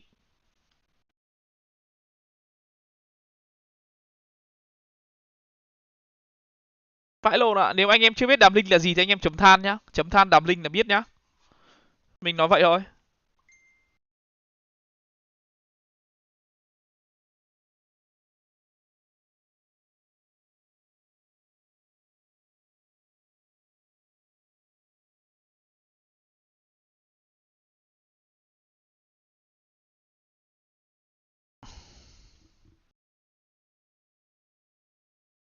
Mới qua Mỹ bữa chơi Nam kiếm đã phụ uy kiện. scan 10.000 đồng. Đây rồi mặt cười, được rồi anh ơi. Ok, cảm ơn Nam nghe. Thế nên ở Việt Nam mình sướng em ạ, cái gì cũng được hầu tận mồm. Đã quá hơn. Sang đây cái gì cũng phải tự làm, cay vãi lều luôn mà.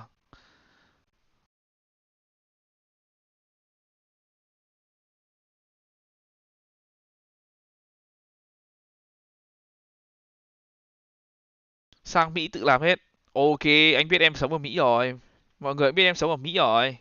Bắt đầu là anh chỉ biết Mỹ Đình trông nó như nào thôi chứ anh chưa biết cái America trông nó như nào à. Em làm link tài trợ anh chuyến thôi tài trợ anh cái visa đi Mỹ là được, anh tiền anh tự tiền đi anh tự lo vậy.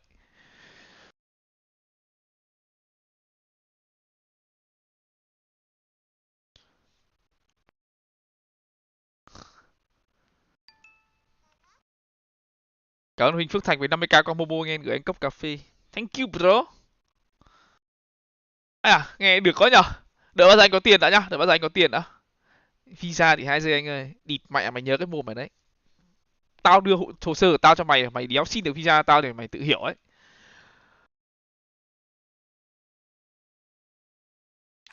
Ôi vào game anh em ơi. An opportunity to reinvigorate and refresh their success on the map. They find themselves on the attacking side. Oh, they're not ready for this hookah play. Whoa! So many people through, and you're right, Energy had no idea. Now throwing the brakes on the rotate. Boop, boop. Cascade as he goes straight to the skies, and he takes Som down. Player standing. What a start from Fnatic.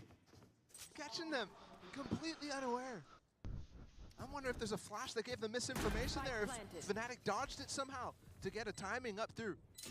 But you can tell Energy really interested in getting that orb.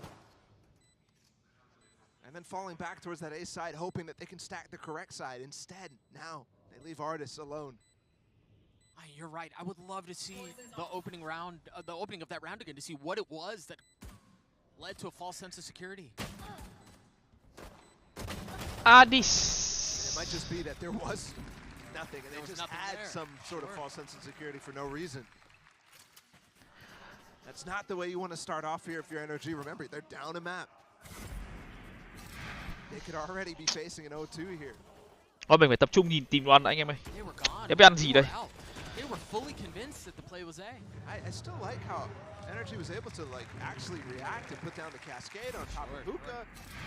Even though they lost one player, they still reacted fairly well. It's just the fact that there's so much explosiveness from Fnatic there. Again, Boaster with that Marshall on this anti-eco. It's consistent. Masters of the economy right now. In the game. They're the best at it. Everybody else is trying to copy them. And for Energy, actually, it's been a story for them where they, after lock-in, they copy Fnatic. They start playing some light armor stuff, but they give up on it. Yeah. At some point during Americas. And you can tell already in this game, too, they've given up on it on Fracture.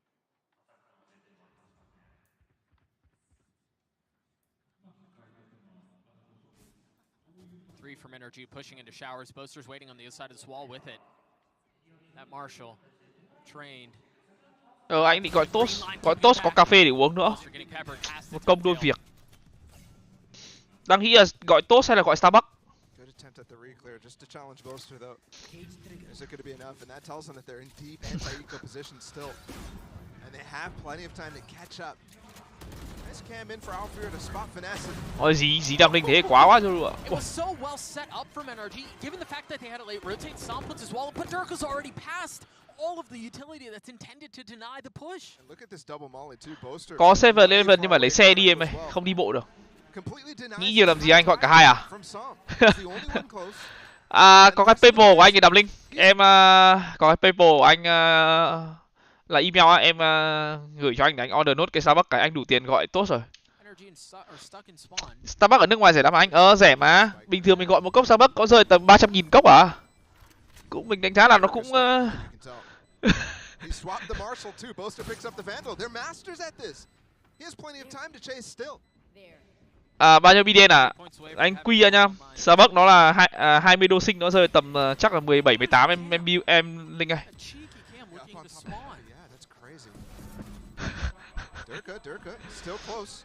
Anh em phải hiểu là anh em phải hiểu là mình chỉ dám gọi Starbucks khi hôm mình bắn giải vậy thôi. Mình đéo dám gọi Starbucks luôn. Starbucks chỉ gọi khi mình bắn giải. Hết.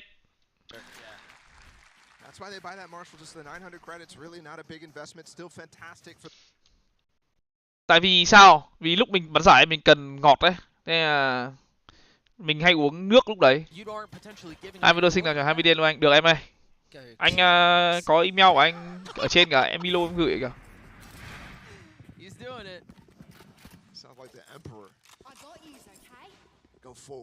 Đây mình vào Starbucks.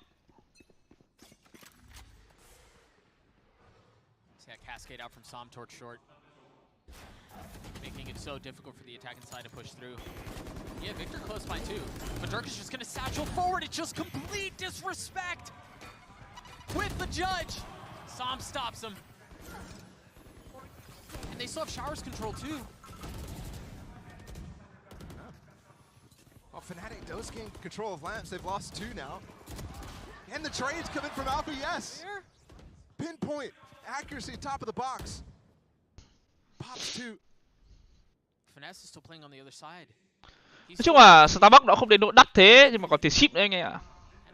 Đây, một cốc nước. Bao nhiêu đây? Đây à? Nhận được luôn mà. Ô, game làm Linh ơi, anh đã nhận được 20 đô, uy tín luôn nhá. Rồi anh gọi luôn vậy. Nghĩ nhiều làm lồn gì. Em mình cho thì mình phải uống.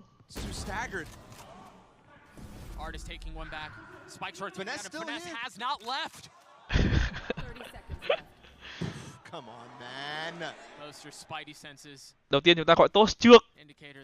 He should not go forward. And the fact that Alfir doesn't even TP, he holds on to this space right now. Artist repositions! Are you kidding me? You mentioned pinpoint before. That might have been the best of the three we've seen. 10 seconds. It's just a needle for a pixel. Finesse in a 1v2. He's healthy. He's got a Phantom Boaster. Alfir not nearly as lucky. He gets one. He gets both. Avoiding disaster, avoiding another bonus, and getting NRG on the board. What a fun round. And they go for a little double swing. It's almost well timed, but just a slight misstep. And Finesse able to convert a 1v2. That's happening more and more often. All right, never mind. The first one might have been the best. Nah. One enemy remaining. That's nasty. But here, the double peak. Slight gap in the timing between the two.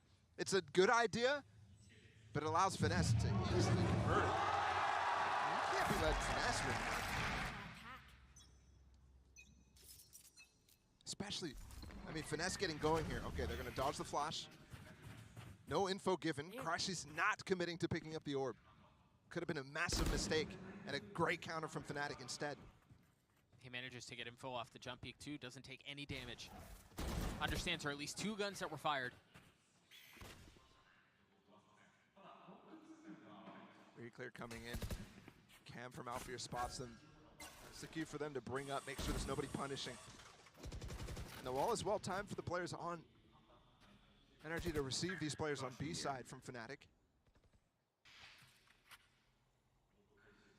DyAC will eventually go for this ult.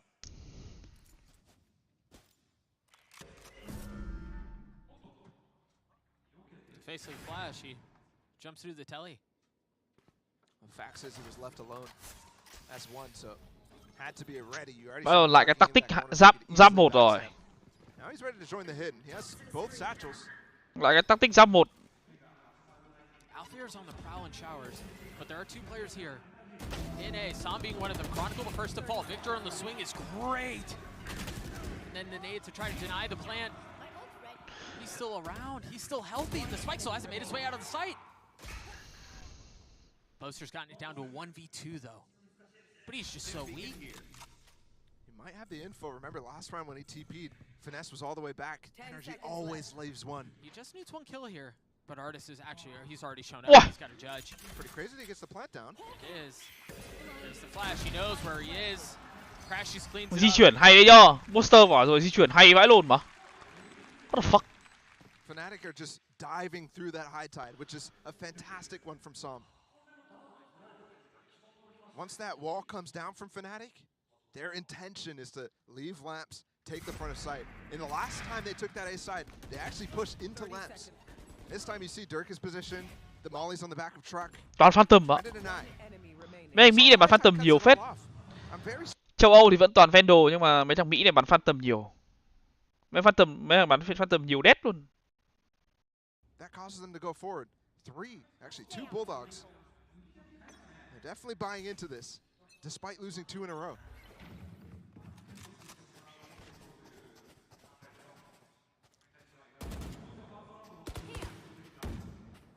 Ra ngoài chắc là round cuối cùng Fnatic bay được rồi. Round sau cộng 1900. Này đặt bom thì mới bay được, không đặt bom thì không bay được. And there are plenty of setups that you can do from A without having to go through teleporter to control that area. I wonder if that's intended to make them think he's playing B. Phantom bắn sướng mà. Không, bọn Mỹ thích bắn Phantom ấy, nó không phải là do Fnatic mua giáp 1 đâu. Might not matter at all. And double trip to hold the flank here from Alfir. They're going to be able to take the space and fill Okay. before they get into trouble. You hear the showstopper gone off. Bắn cho vui à? Pushing them back into spawn. Showers control still there. Alpha are starting to I re-explore. think they just jumped one of the trips. But can you get past two? The Trailblazers just gonna clear the second. And you see it. I mean, they're here. Leo's waiting. Alpha is too. The flash. Bị to anti. Đây rồi. Ôi.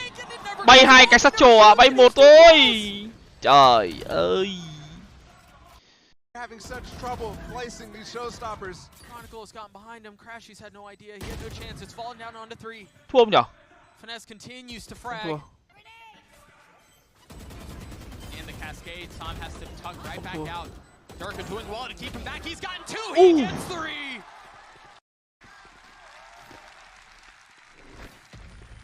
It's too easy down the line there. And what a difference. Bay mấy cái tầm gần đấy, bay mấy cái tầm gần đấy, bay một thôi, bay hai nó chậm lắm. Bay hai nó địch bắn cho dỗ người đấy. Cái mình suốt ngày chửi được Sushi vì cái này. Địch ở trước mặt nhá, cứ lúc đéo là cũng phải màu mè ném sát trồ xong rồi anti, trong khi địch ở trước mặt bật anti bắn mẹ đất là thắng.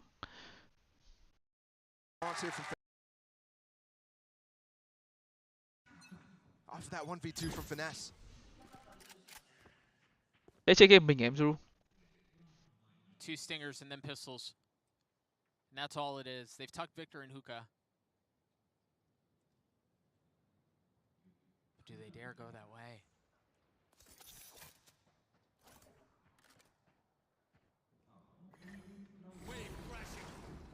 The late orb as well here from Chronicle. Hey, that was a cue for Sam to put the cascade down. Tries to re-clear in front. You saw actually they put down the wall and the orb immediately to try to catch somebody re-clearing. That's a shot. It's pretty. Clears the Trailblazer, and of course Durka's followed all the way right behind it.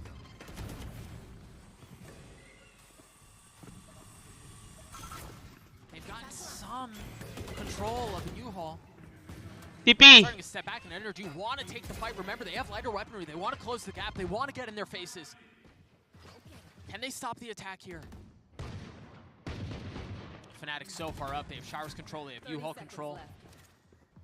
I mean, it may not look like it. They have full sight control too.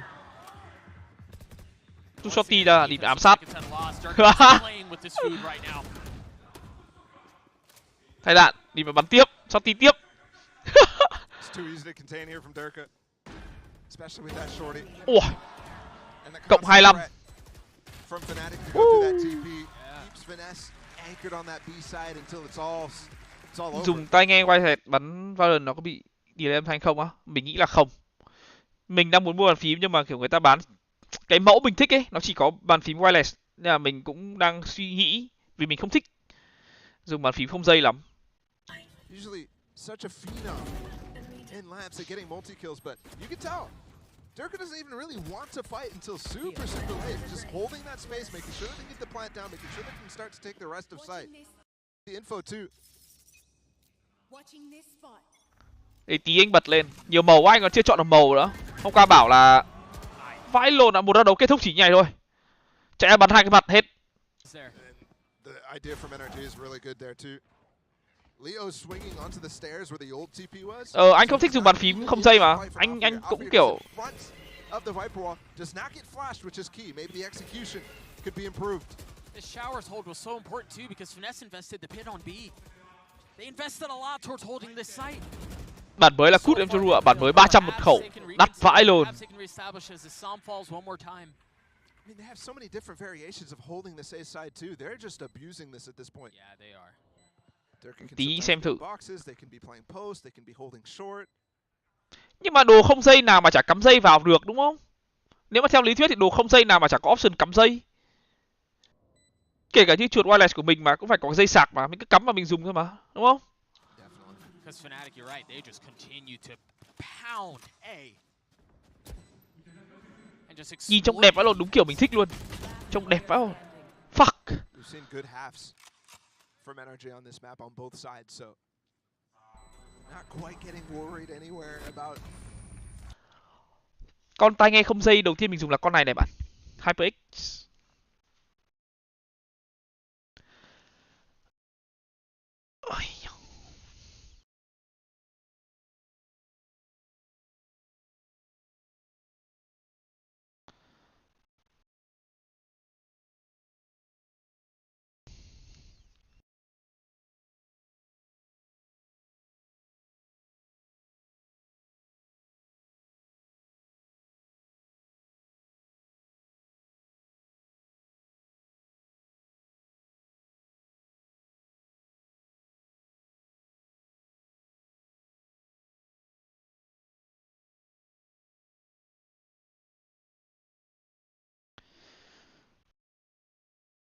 Ok Milo ơi. Goodbye.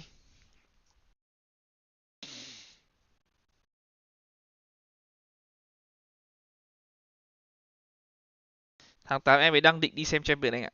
Đi thôi. Đi mà anh muốn đi nữa rồi. Mày đi mà anh muốn đi bắn, anh không muốn được đi xem.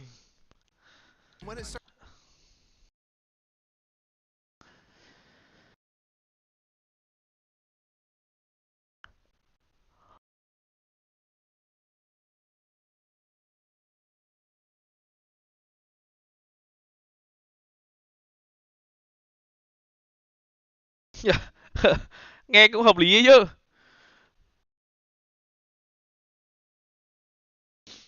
Sao anh dạo này phát tướng thế á?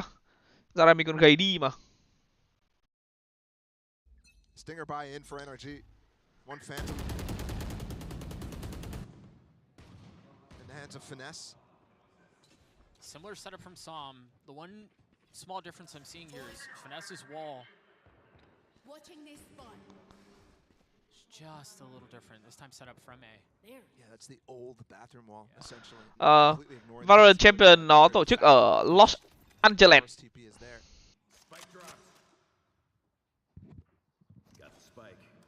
We're thinking right now, NRG, they only got 3 rounds on that defensive fracture. Victor's got a lot to deal with, but Crashy's is close by. He has one flash and Seekers. Push off the aim, and it's just a trap. Do they Thế là It's just one though. And the Singer's just not enough in that scenario. It's too tough to follow up on too. A good idea again from NRG, just not quite enough. Fnatic controlling every part of this game right now. Som's gonna try to flood out to help Finesse. rồi, Free Fire vẫn thua. Anh già. Monster. Oh, and that cascade actually gave them room to swing out to the Anh già phản xạ cũng nhanh ác đấy chứ nhỉ. Phát đấy bắn được luôn rồi. Fnatic starting to wonder what this might actually Hello, end Quang up Minh. being underwhelming of a challenge. Mình nói rồi mà, cái này mình nói từ hôm nọ mình nói với các bạn rồi mà. Là nếu mà có cái team mà ở Mỹ này mạnh ấy, mình đánh giá ở cái giải này ấy, EG nó còn mạnh hơn cả Energy mà. Cảm giác như kiểu là Energy này không nhiều bài vở cho lắm.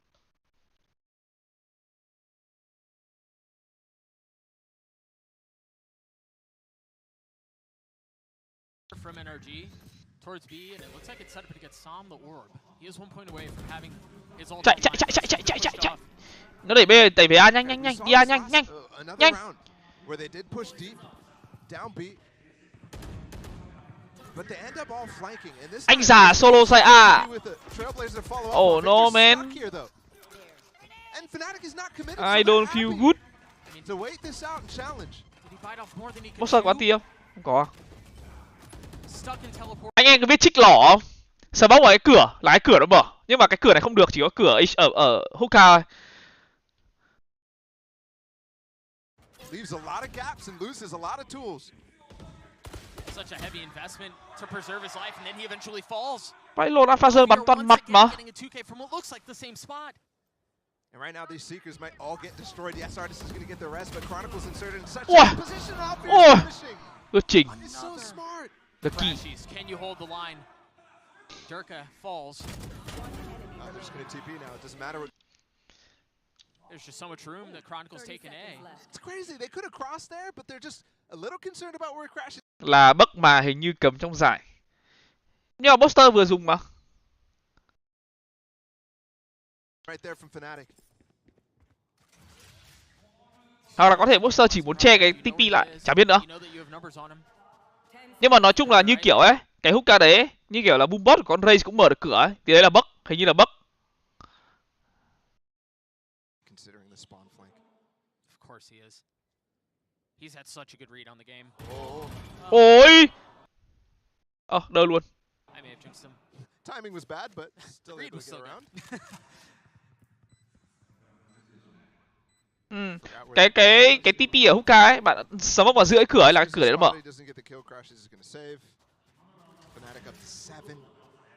A chance for a 10-2 half with 3 rounds remaining.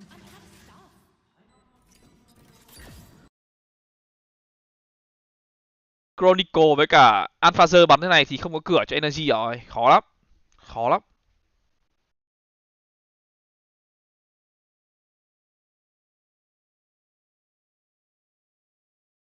Kinh nhỉ, thằng Alphazer này bắn kinh nhỉ. Mày ta đang trẻ. À, dùng văn đồ giống mình ấy. Sai.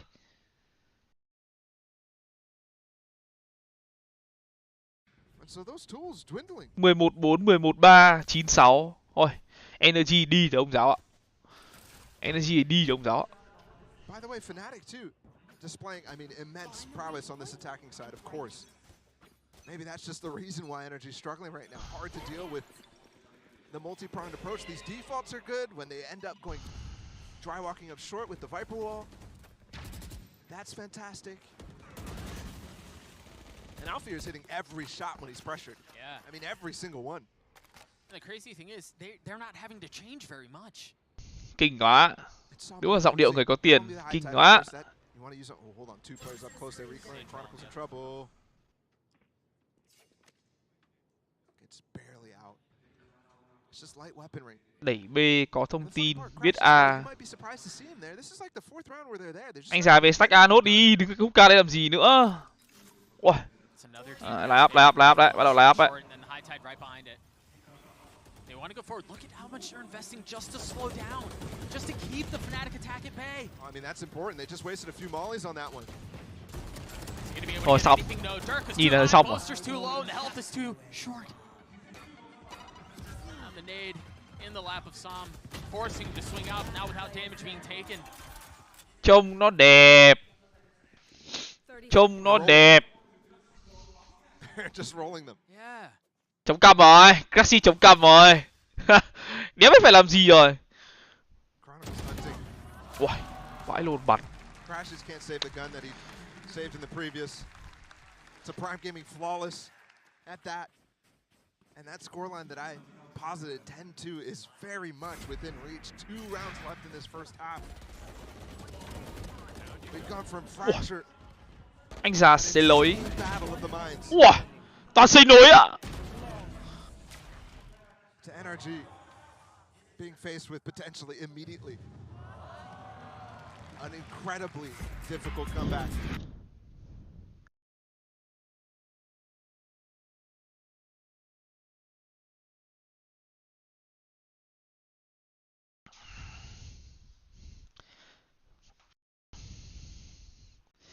Chronicle có kiểu nghiến răng dị nhỉ. Nói chung là mỗi người có một thói quen đấy. Có những đứa nó bắn vừa lúc nào bắn nó há mồm ra cơ mà.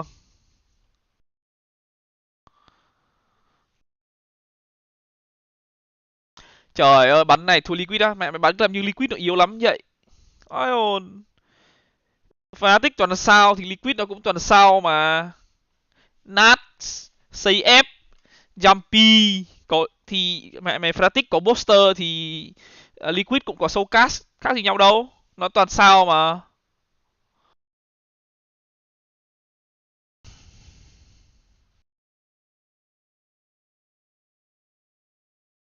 During the regular season from them, but it was good still. And they're challenging. You're right. NRG, who has a historic bind, that might start to slip by the wayside when you see results like this, when you see some of the domestic results on this map as well. Thấy bảo là in-game leader của Liquid là Redga, không biết đúng không? Mình không biết cái thông tin đấy.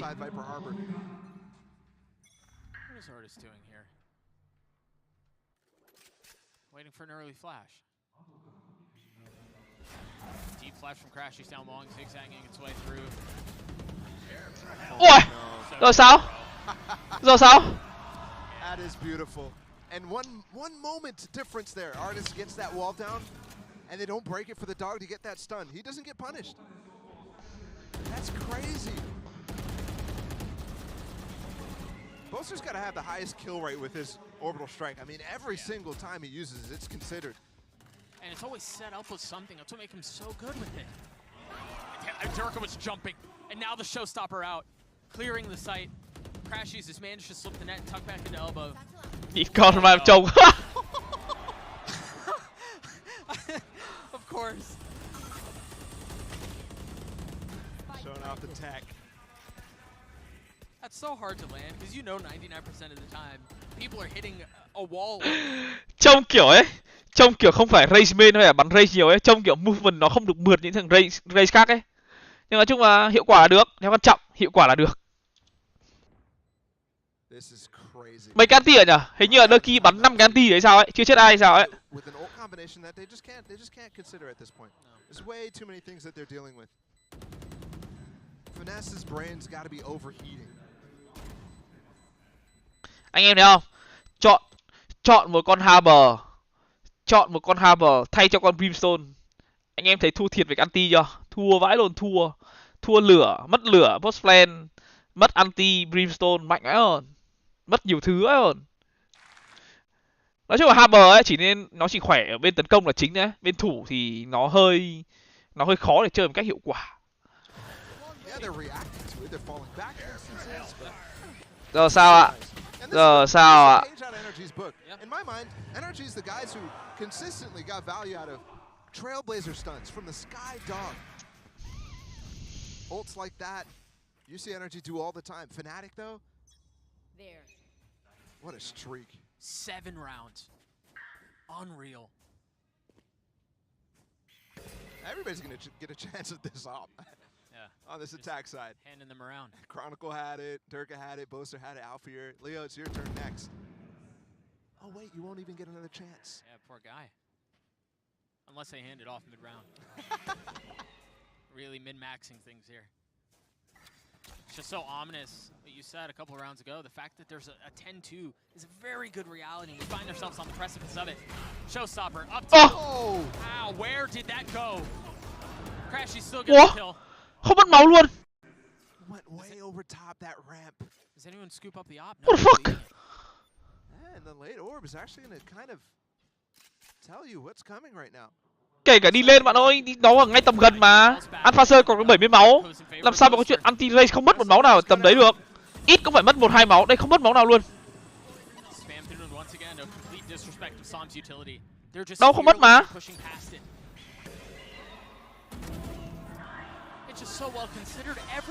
Nửa máu là thằng Crazy bắn mà.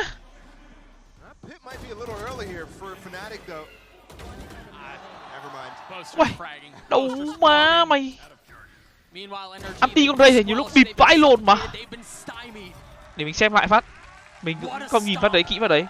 70 xuống 36 ấy hả? Mình nhìn thấy ra sau lưng rồi, mình nhìn thấy Alpha đi lên rồi. Nhưng mà ấy, bình thường quả đấy phải chết chứ nhở? Uầy. Không chiếu à?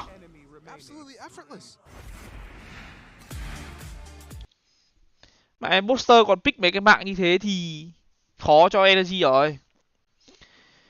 Không, nhưng mà nói chung là hitbox của cái anti ray trò này nó cũng nhiều cái ảo lắm, chả biết được. Cái đấy nó cũng kiểu chả biết tính đam như nào ấy.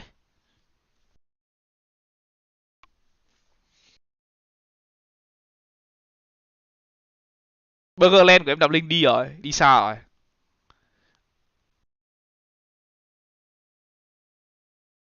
Cảm giác như kiểu là nãy giờ ấy, cái nhà vệ sinh đấy, cái shower đấy, Fnatic toàn đi và bắn nhau chay, giết hết luôn mà. Kinh vãi trưởng. Tân. Cốp. Mua ra 1 đấy. Mua ra 1 chết.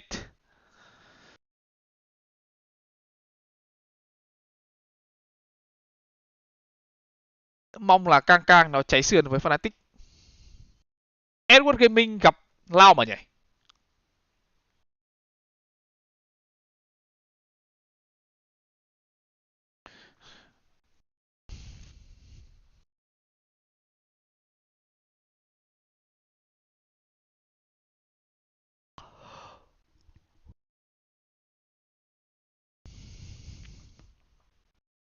Hôm nay 2 trận 2-0. Fnatic 2-0, DRX 2-0. Và chúng ta được nghỉ ngơi sớm. Let's go.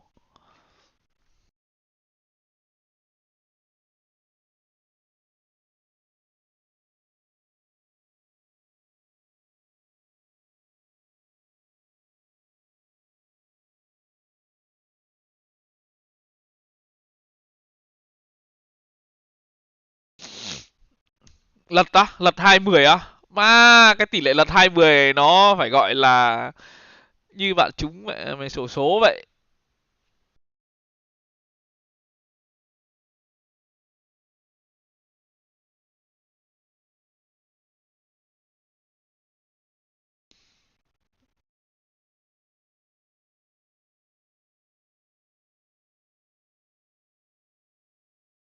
Quên bật tiếng. We'll see if that story includes a comeback. Here comes the hit, sectioning off the site. The dog does clear a lot. They should get the plant. There's the wow. Chế đồ ăn anh em ơi. Chế đồ ăn anh em ơi. A lot of freedom there. You can almost see the pathing. They're not even hitting the site though right now, and you actually do still have Chronicle here. They're still here. They don't bite on this at all. With the classic too, I thought it was a ghost at first when he first took down the first player. Artist left wondering where did everybody go, like John Travolta.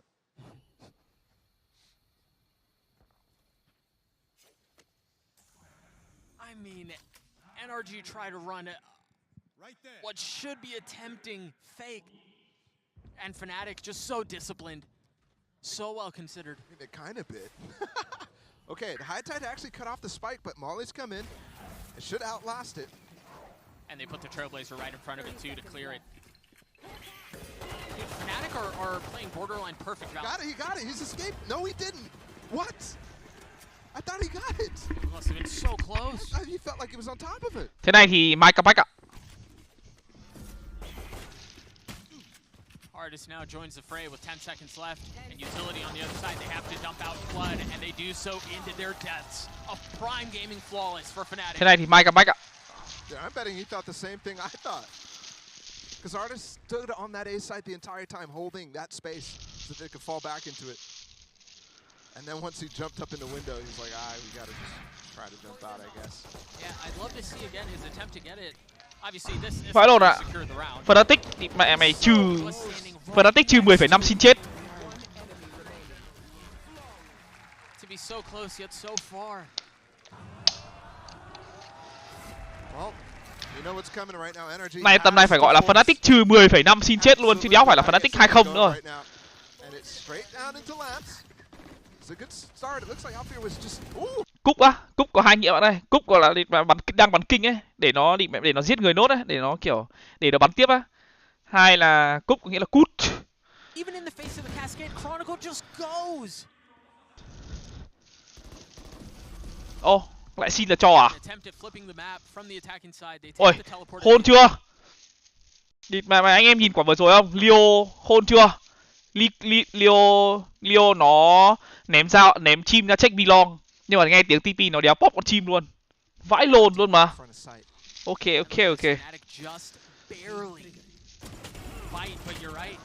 Đó, xin không cho rồi.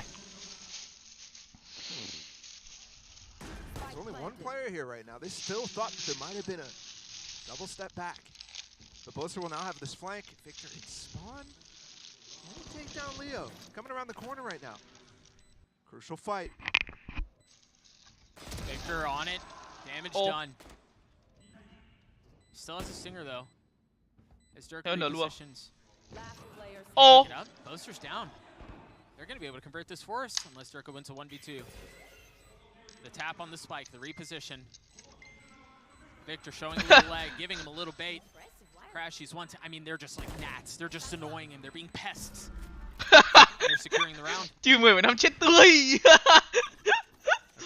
Con mẹ mà vẫn đúng là xin là cho mà. Off of Boaster's body down short. They needed it. And they got it. That's 3 light buys. Well, the full force right there, obviously, but the only thing they can buy is stingers. Ảo, vãi lồn mà. Light buy wins for NRG so far in this series. There's one thing to walk away with after it. Maybe that's the success point for NRG, which isn't really a major part of their toolkit overall. Last year they were one of the 10,5 là chấp 10 round rưỡi Oninya. Always stuck with classic ecos. Push through Hookah right now. Big clash. Ôi! Turn. That shot was Rùa. Nhìn nó chắc chắn là rùa. When you're down 11-3 though, better lucky than good, I guess. Chắc chắn là rùa. Maybe playing against Fnatic overall. Maybe that's Bắn. not even enough. Adix bắn xong hững con mẹ một nhịp luôn mà. Bắn lột bắn xong hững con mẹ một nhịp luôn kiểu cái lồn như thế nhở. Spotting the lurk through the orb. Mấy ông này là mấy ông kiểu sen chậm ấy, xong đi em né phát bóp cò ấy. Well, it's only one spotted, but you know here, given everything else that you're hearing, where the hit is. See the flash through, they want to try to fight back sight, and they manage to... Cái đấy là chạy bắn đấy, thì tính là chạy bắn thế nào ấy. Alfir Sheriff. Oh my goodness, like this? With the neural theft, he knows where he is and he pushes, but Zom's there to greet. Ngon em Linh ơi. Yo, I can't believe he goes for that with one bullet. Đồ được tặng bao giờ cũng ngon hơn mà. The guy's been hitting almost every shot, so yeah, gotta respect it. Here's that first. Hả? Rùa chắc luôn, địt mẹ mày tâm còn chưa tới, tính là chạy bắn à? New patch, that won't happen. That's just crazy. Oh, that would have been one of the clutches of the century. Yep. I don't care what game, I don't care where. That would have been insane. NRG managed to white knuckle their way to 4 rounds. But it's still so comfortably in favor of Fnatic. There's no stress at all for the Fnatic players. And they're chilling. They're as loose as can be. Alfir too has been the star on this map. Anytime there's a chance for NRG to get back into it. He's the guy who's Không nhá, bản này nó vẫn là bản cũ mà anh em, nên là mấy cái chạy bắn các thứ nó vẫn chưa bị fix. Phải đến Ascension là bản của bọn mình ấy, thì nó mới bắn phải là giải của bọn mình ấy, nó mới bắn bản mới. They're up in U-Haul. Victor taking care of Durka. That was off the Trailblazer setup. Fnatic đến giờ chơi game thoải mái rồi, bắt đầu đẩy linh tinh thoải mái rồi, kiểu gì thắng rồi, léo quan tâm nữa. Really working the map.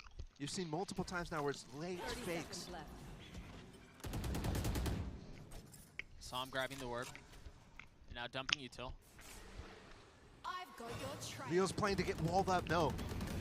He doesn't actually go for the wall. Artist made a misclicked. There's a slow on top. Artist! Pushing right into him! What just happened? With 10 seconds left, I don't know that NRG are going to be able to get out. He just had a meltdown. Alfir still here! And Alfir gets... Dựng tường đi lên, tự rơi xuống, tự slow bản thân. Tức là... Okay. Happened. That's your job to describe, man. Artist just had a mental breakdown on stage. The sage wall comes out and then the self... Tường á, chúng nó dựng tường, chúng nó không phải dựng tường bóp. Chúng nó dựng tường để chúng nó đi lên, đỡ bị spam. Chúng nó nhìn thấy đứng ở trên tường Viper bắn nhau với cả đỡ bị spam. Nhưng mà nó ném slow lỗi. Slow dưới chân luôn. I wouldn't be surprised if he's getting an earful right now from Finesse.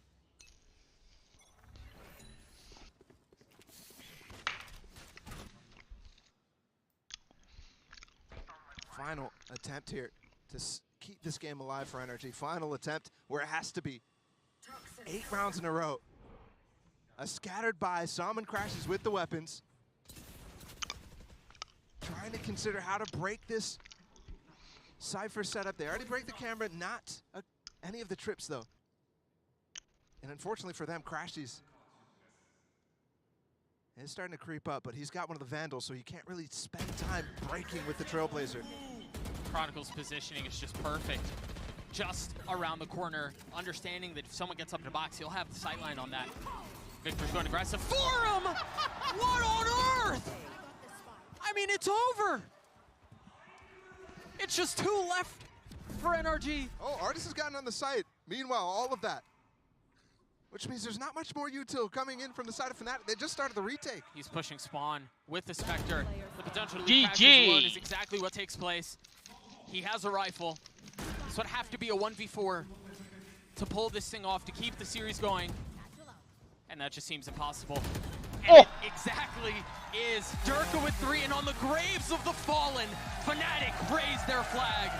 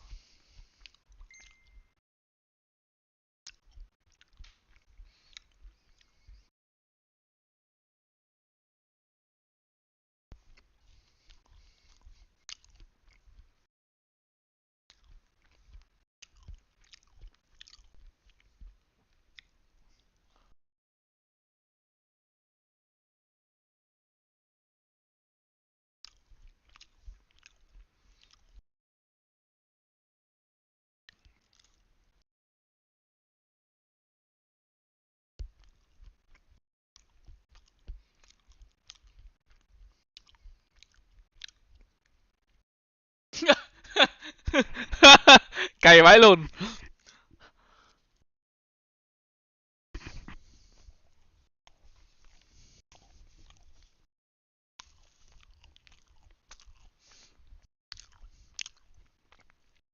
Mười giờ bắn, 12 giờ phỏng vấn lại có thật.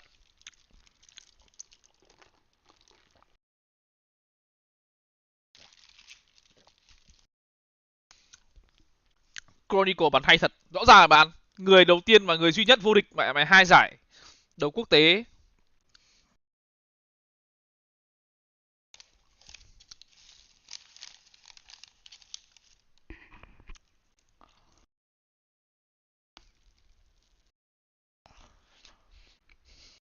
Tôi có custom truy kích tiếp không anh? Ngày 20 nha em.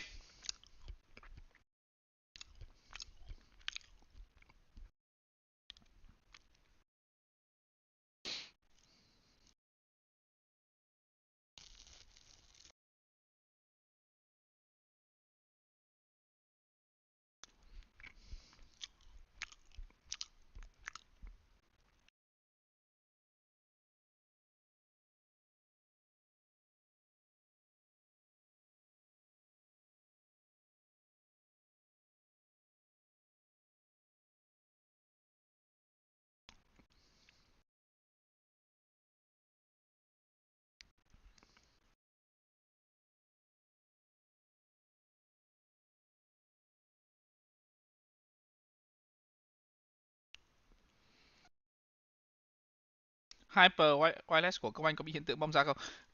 Con HyperX này là con thứ tư mình dùng rồi. Mình dùng nữa. Chưa con nào mình dùng bị bong ra hết á. Chắc tại mình ngồi điều hòa nhiều.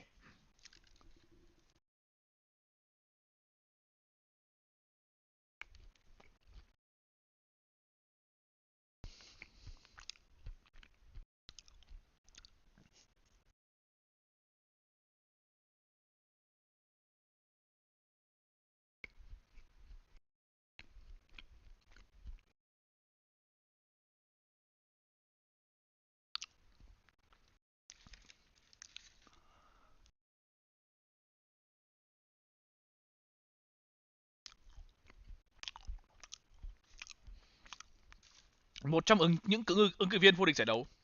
Fnatic.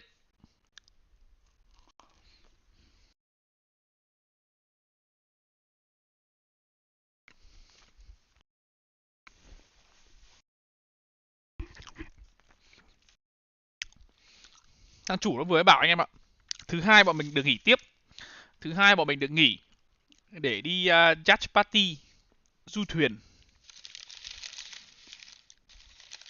Phần thưởng dành cho việc vô địch MYSG.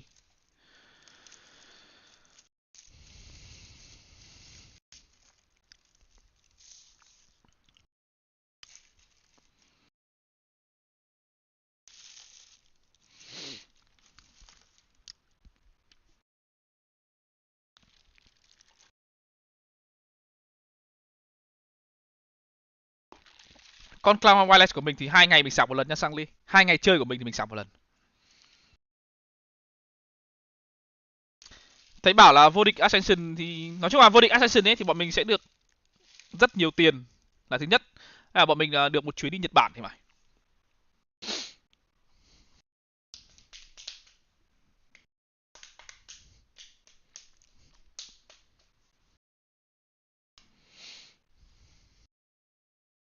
Tất nhiên là phải vô địch cơ. Ây da.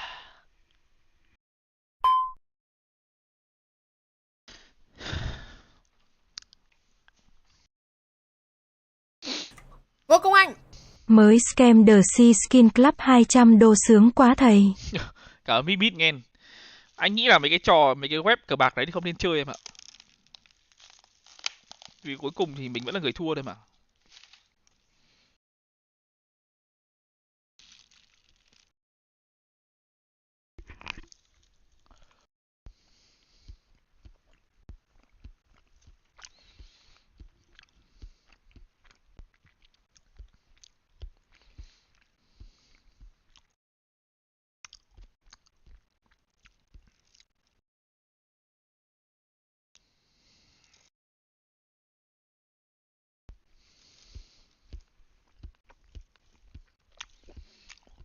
Hai không, không hai.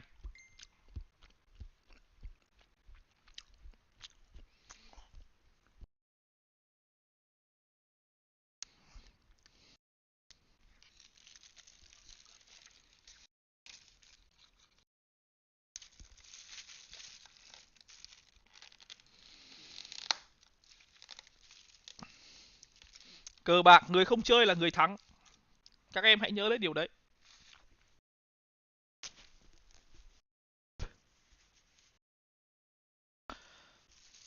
Giờ mua cái áo, giờ mua cái bút để ký lên áo là bút gì anh nhỉ? Anh đéo biết em ạ. Cái đấy ngày xưa bọn anh phải ra hiệu sách mua á, nhưng mà đéo biết tên là gì, đéo biết gọi là bút gì luôn á. 2002.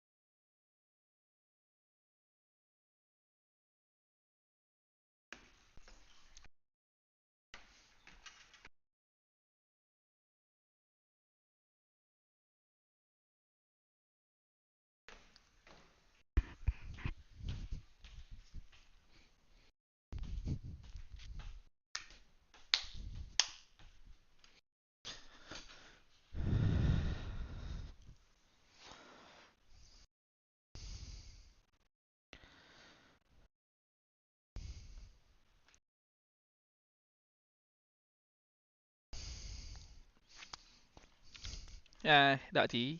Cái bàn phím mình định mua.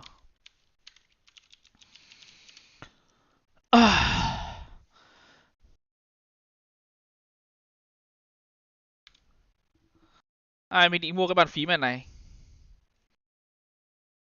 Màu đẹp vãi lồn. Màu này hoặc là màu xanh này. Hai màu này. Nhưng mà nó là wireless. Nên là hơi mệt.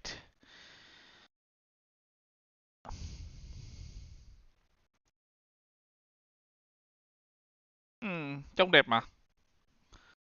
Màu xanh hoặc là màu nâu. Còn phải xong, anh chỉ chọn màu anh còn phải chọn switch nữa mà.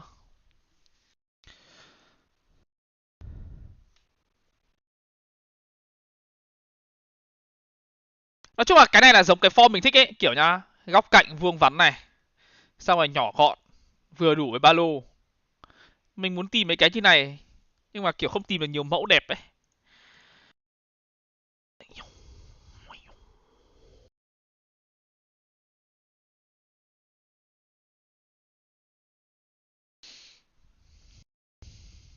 Hình như nó gọi là bút. Để anh hỏi bên này xem có ở đâu có không.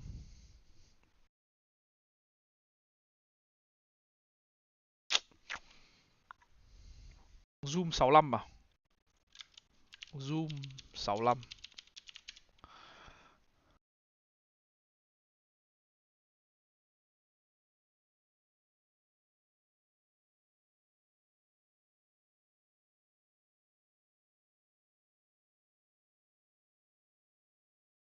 Trông như này hả? Đây hả? Mình không thích cái này lắm, tại vì thế thì sao rồi? Cái phần đằng sau nó bạn, nó cao hơn đấy. Mình không bấm như thế, mình bấm nó bằng phẳng nhau á. Nó có cái nút này, cái nút tròn này không thích.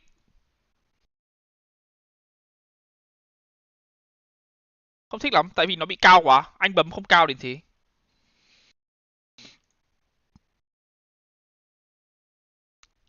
Cũng đẹp đấy, nhưng mà anh nghĩ là anh sẽ bấm được cái bàn phím này.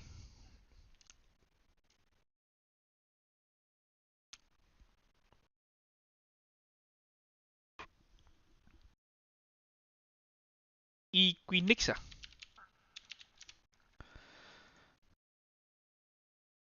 Equinix hay chứ?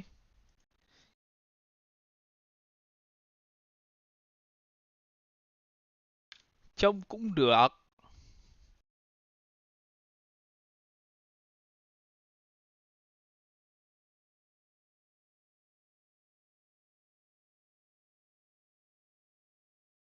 Nhưng mà cũng trông nó kiểu không thon gọn lắm ấy. Kiểu vậy. Idra thôi bỏ đi bạn. Idra là nghe thấy không muốn mua.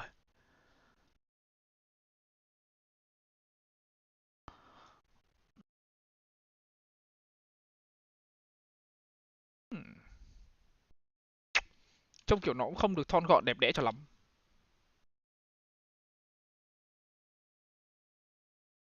Anh tìm 65. Nói chung là cái con anh cho xem đầu tiên đấy, đấy là cái con anh thích nhất rồi. Kiểu nó vuông vắn ấy, đẹp. Tự custom thôi, tự custom đắt lắm em ơi. Mua review cho nó rẻ. Tự custom tiền lôn đâu cho đủ.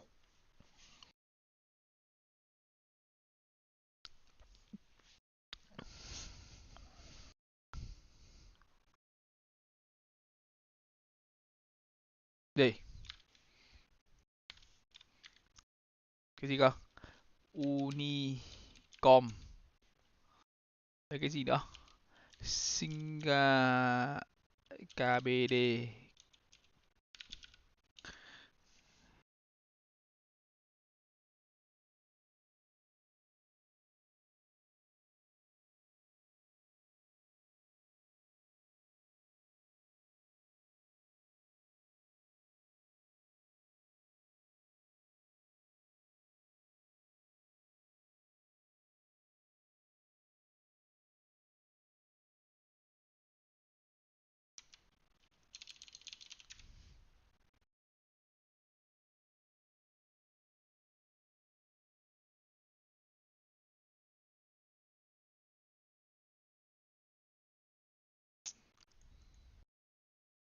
Mấy con này bàn phím nó cũng bị cao mà em làm linh.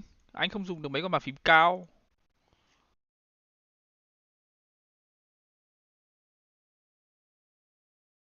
Cái địt con mẹ. Nó bán bao nhiêu tiền đây? 600 đô ạ. Thôi bỏ đi. What the fuck?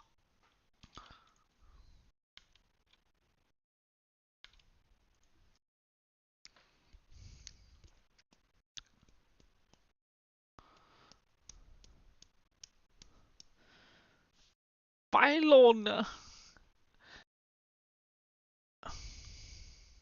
Anh nghĩ là anh sẽ tiếp tục dùng bàn phím double click nút C này. Không sao hết. Không sao hết. Giờ bỏ mấy trăm đô ra nghe bàn phím, mua bàn phím nghe sót vãi lồn. Bỏ đi, kệ đi. Đằng nào nó chỉ double click nút địt mẹ mày C, nút drone thôi mà. Drone với cả tường của set. Aftershock của bridge. Hết. Lồn 600 đô cho các bàn phím ạ.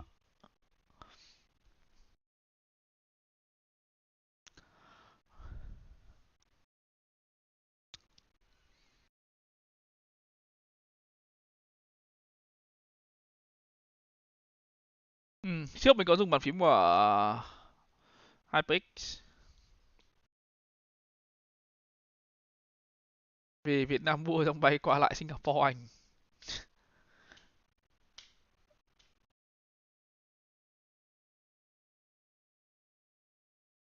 Nhá sao liệt nút C ạ? Nút WASD thì đéo bị double click, nhưng mà double click nút C.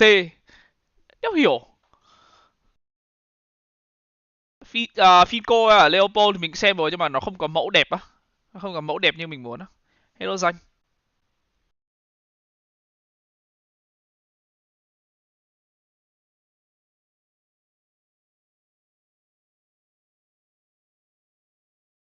Anh xài bản không có hot swap à? Hot swap là gì vậy?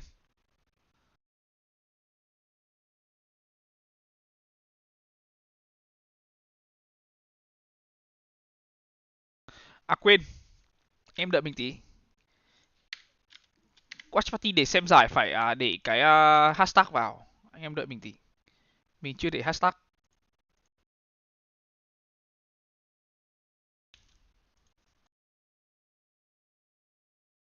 Tí quên.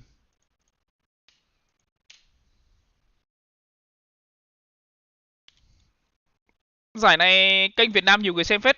Giải này kênh Việt Nam hôm qua mình xây có hôm qua có trận nào mình thấy 7.000 người xem mà, 7.500 người xem.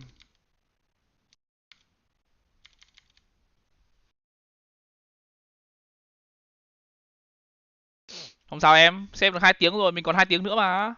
20 DRX nữa mà.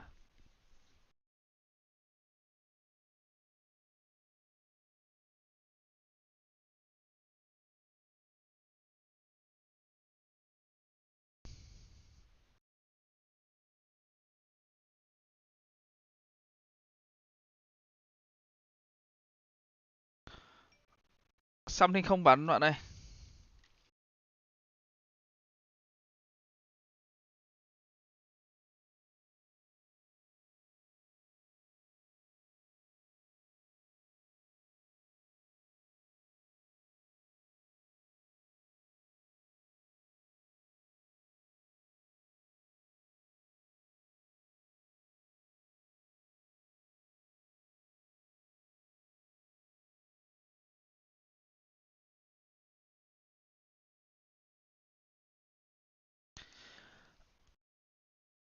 Con của Công Anh thay được Switch thì phải mua một patch Switch phải thay. Mình cũng nói chung là nhân dịp này kiểu bàn phím này là bàn phím của Blitz. Kiểu bàn phím này là bàn phím của Blitz đấy, không phải bàn phím của mình. Kiểu mình cũng tranh thủ nhân dịp này kiểu định mua một cái bàn phím nhỏ gọn đấy để mang đi mang lại cho nó tiện đấy. Tại vì như cái bàn phím này để vào ba lô nó không vừa. Ba lô của mình nó không vừa. Thế mình tưởng là nhét vào trong vali nó hơi cộm lên cái pad của mình ấy. Mỗi lần đi như thế, mỗi lần kiểu di chuyển ấy, cái pad của mình nó toàn bị gập á. Nên mình mới tính mua bàn phím.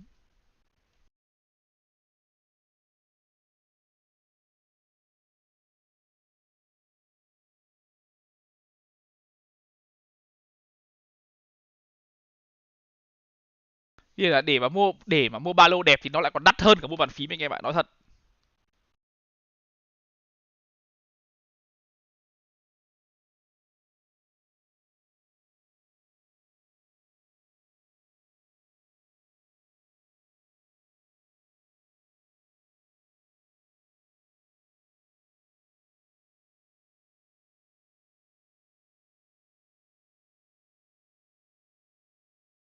Kiểu mình dùng cái gì ấy thì mình hay dùng kiểu lâu dài ấy, nên mình không mua mấy cái đồ kiểu mua cho có dùng một thời gian xong bỏ ấy, nên là mình phải chọn kỹ á, mình phải lựa kỹ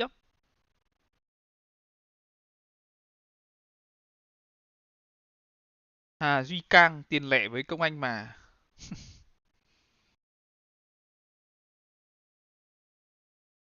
Mình nhớ dưới gầm bàn mình đâu có ai đâu ta.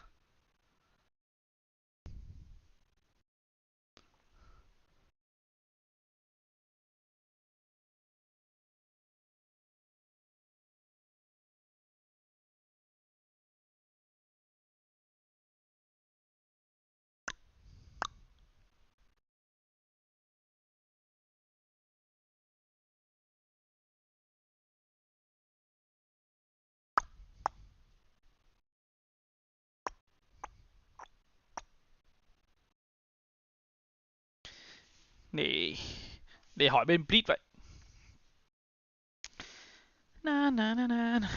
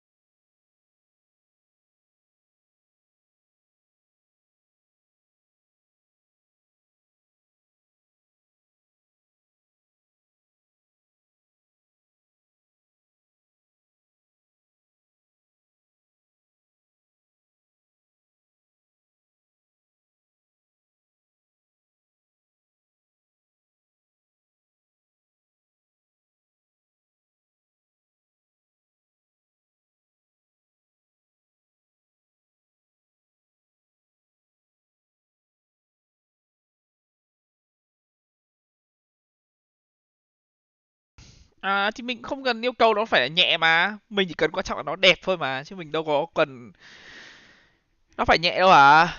Đằng nào mình chỉ để trong ba lô đeo, có gì đâu mà.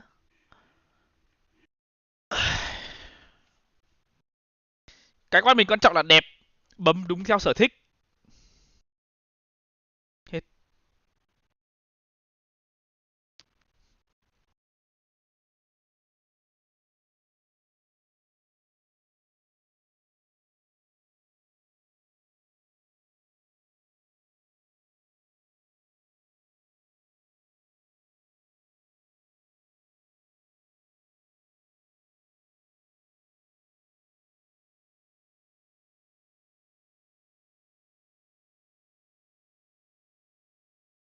Đúng rồi, Cao Anh cũng định là kiểu tìm mấy cái shop ở Sinh ấy, xong rồi đi ra bấm thử cho nó dễ. Chứ còn cái kiểu mà xem trên mạng đẹp thì đẹp thôi, còn keycap thì chắc không ấy được.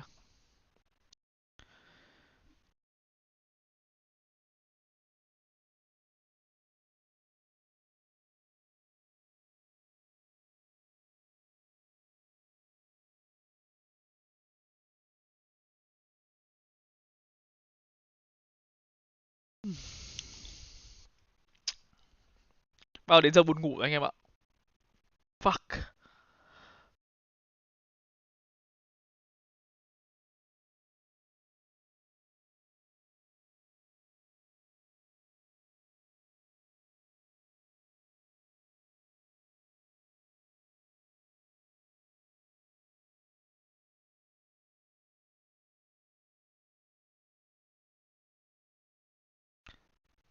Không bạn ơi, hôm nay là Secret bắn.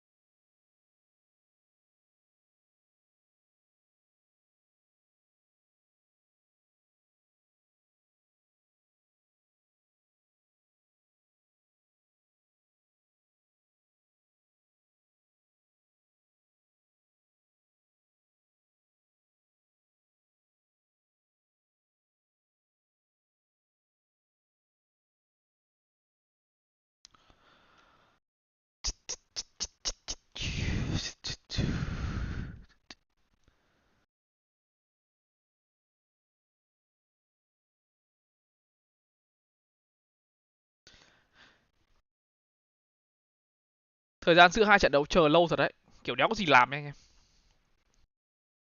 Nghe nhạc thì phải xóa stream, mà đéo nghe nhạc ngồi nhìn cái livestream không trông đần vãi ồn.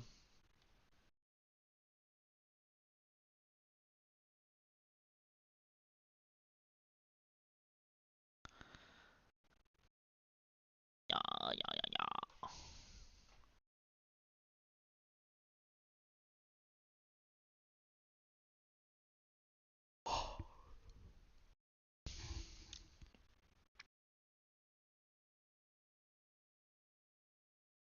Sang xem thầy Sena flexible anh coi anh. Thầy Sena vẫn stream à? Vẫn stream được à? Mẹ hai bài trên VTV đấy.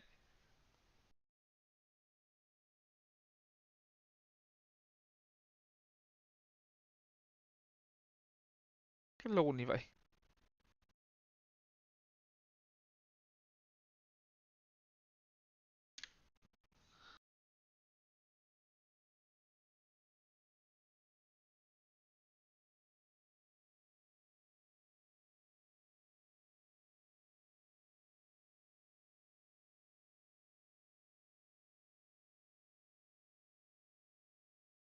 On those crazy compositions.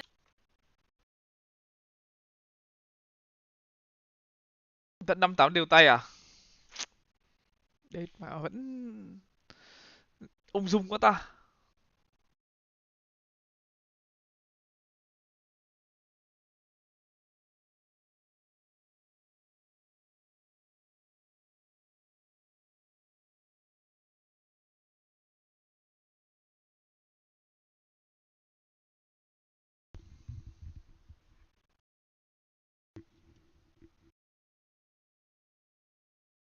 this tournament, but how's the preparation?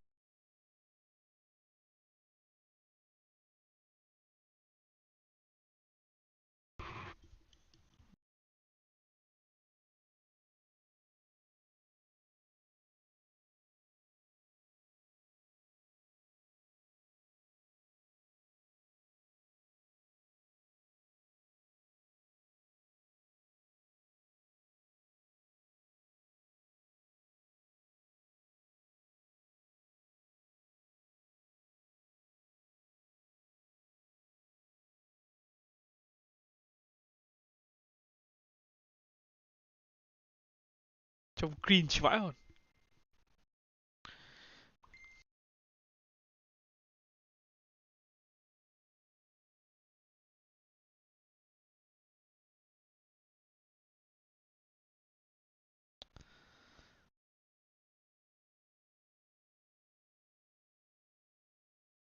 Ơi trời ơi.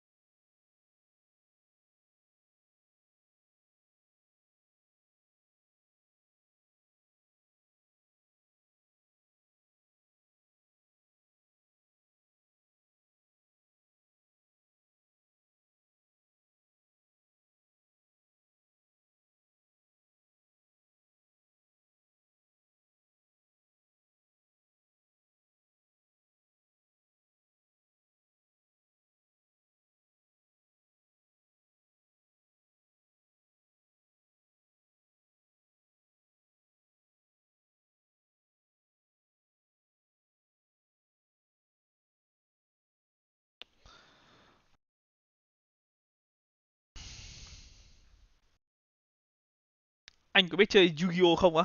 Trước mình có chơi một vài lần. Ngày xưa đọc Yu-Gi cũng cuốn lắm á.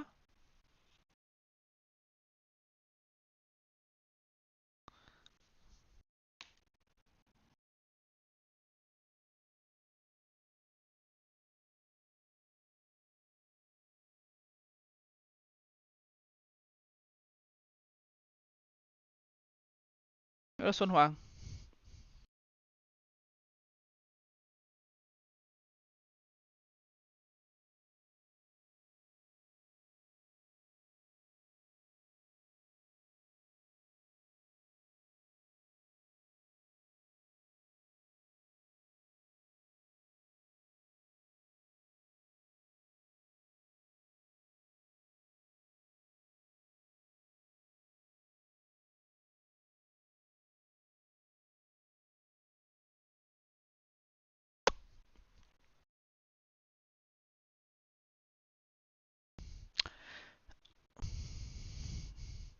Giờ vẫn còn nhiều ông ngây ngô cúng tiền cho nó VL. Chung là cờ bạc là thế mà bạn. Cờ bạc đó là cái mà gọi là sao ta? Cuốn hút người ta lắm. Thấy người ta chơi mình cũng vào chơi. Chơi ăn được đôi ba lần thì mình chơi tiếp. Mà không ăn được đôi ba lần mà thua đôi ba lần thì mình lại gỡ tiếp. Vòng tuần hoàn nó cứ thế lặp lại mà. Cờ bạc nó ma mị là thế mà. Nhiều người bảo chơi để gỡ. Nhưng mà người ta đâu biết là không chơi là cách gỡ nhanh nhất rồi.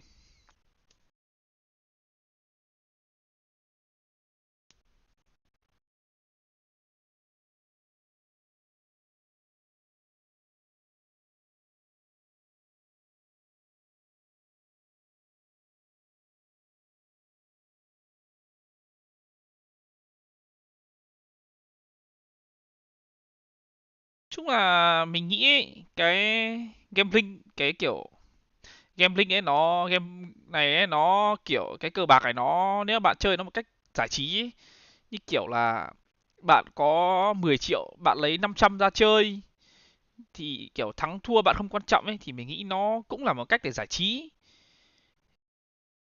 Tuy kiểu cũng giống như kiểu bạn đi chơi bài với bạn bè ấy, thì nó cũng là cờ bạc rồi. Thì mình thấy nó cũng chấp nhận được. Chứ còn có 10 triệu mà chơi 11 triệu hoặc có 10 triệu chơi cả 10 hoặc chơi hết 10 xong vay thêm 10 nữa thì đấy lại là một câu chuyện khác rồi. Ai đi làm thế? kiểu ai nhá, làm việc con người mà, làm việc nhiều người ta chả phải có nhu cầu giải trí. Như kiểu mình giải trí là mình đi ăn đi uống với bạn bè chẳng hạn, thì người ta có giải trí khác, kiểu vậy.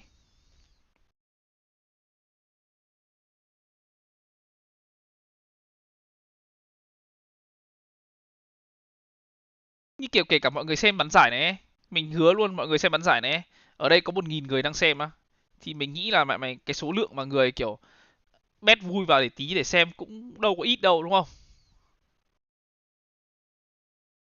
Hoặc kể cả mấy ông kênh chat ở cái kênh YouTube Việt Nam Valorant Champion Tour Việt Nam ấy, mẹ mấy nghìn người kiểu lồn chả có, mẹ mày một lồn bet thủ. Nhưng mà bet mà xem vào để vui thì nó khác với cả bet vào xong cay cú chửi, nó khác. Có tiền vào xem nó cũng vui hơn mà, cái đấy phải công nhận. Nhưng mà đừng lạm dụng nó quá.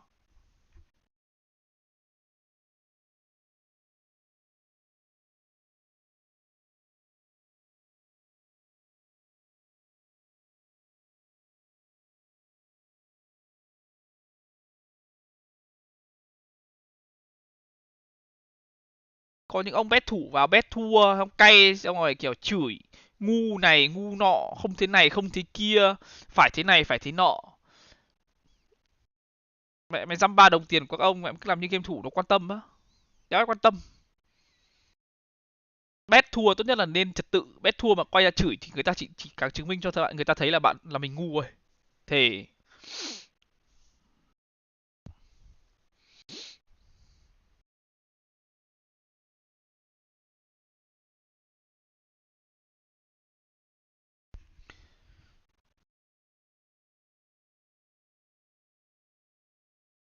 nhỉ, thằng kia bán độ chắc, bán độ rồi, chỉ có bán độ mới ngu được như thế này, cái thứ có hiểu đâu, có hiểu là định mẹ game nó hoạt động như nào đâu, đôi khi hỏi tướng này có skill gì còn đéo biết. Ô game đàm linh, mấy cái đồng bet tiền lẻ đấy à, em là trong trường hợp mà kiểu anh nói này, em có 10 tỷ em bet 1 tỷ á, nó kiểu tiền lẻ của em mà, đâu em phải có 100 tỷ em bet 1 tỷ nó tiền lẻ của em mà, không sao.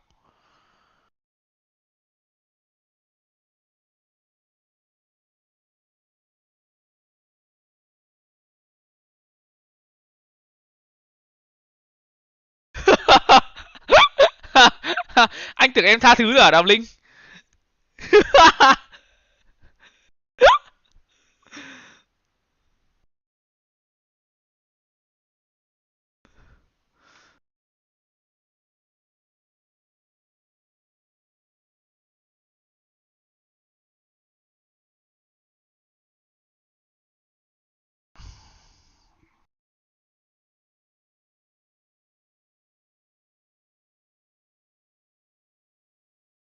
Trận đá mình nghĩ là 2-0 cho DRX.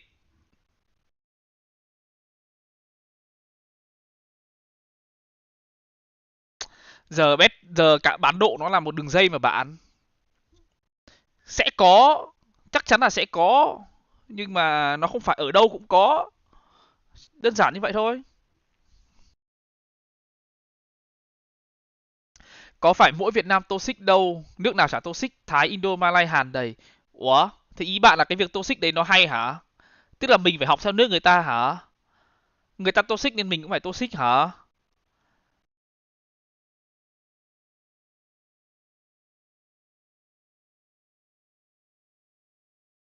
Mình nghĩ bạn nên xóa cái câu ấy đi, chứ mình không nghĩ là câu đấy là một cái ý kiến hợp lý đâu.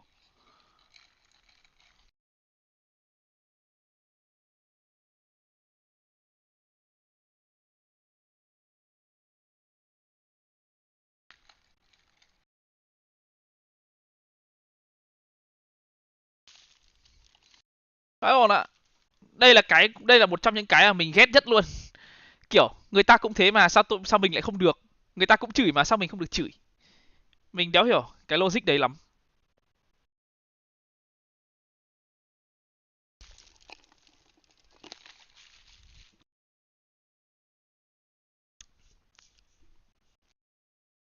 Tốt nhất là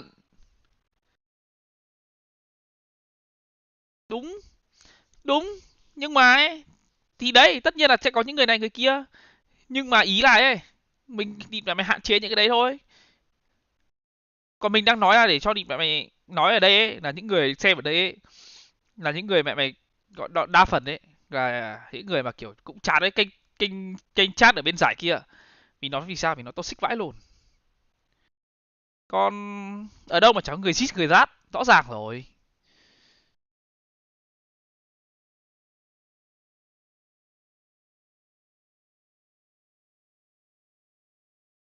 Anh thề luôn, anh thề luôn nha, kiểu á, cái kênh chat của Valorant này ấy, rồi nó cũng như kênh chat của VCS thôi. Đéo ai làm gì rồi nó cũng sẽ thế thôi. Chỉ có chửi chửi chửi và chửi. Địt mẹ mày, chửi player, chửi nhau, chửi team, chửi hết, chửi con mẹ mày cả thế giới luôn.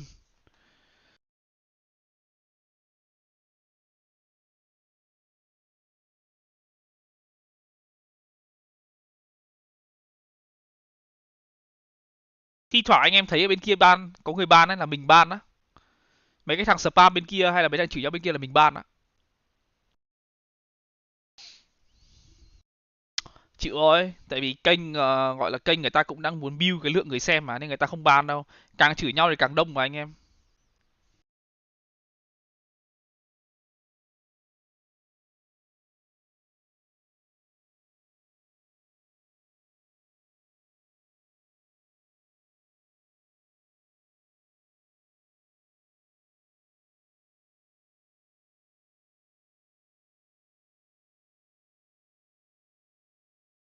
Cái câu của em ấy nó không sai con ạ. Nhưng mà em nói ra cái ý của câu đấy ấy, là nó sai rồi còn gì.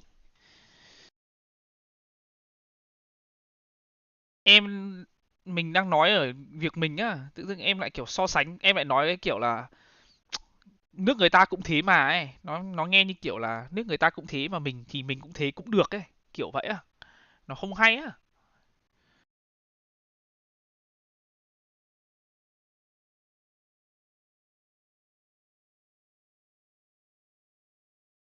Chuẩn ông nhỉ, trên đời có thằng chửi nhau online ra ngoài đời thì trộm xe đạp hài VKL. Em nghe quen quen nhở, có cái thằng là địt mẹ mày đầu Mohican chéo không nhở?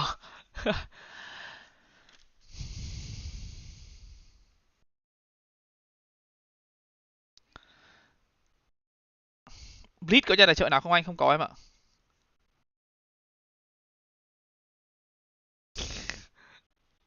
Cười vãi lồn thằng ấy.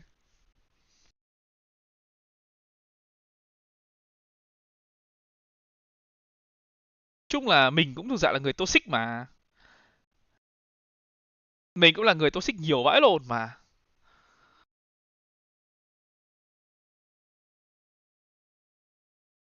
Nhưng mà kiểu bị cái là mình bị cái là kiểu mình nói thẳng nói thật đấy, nói thô mình chửi luôn đấy.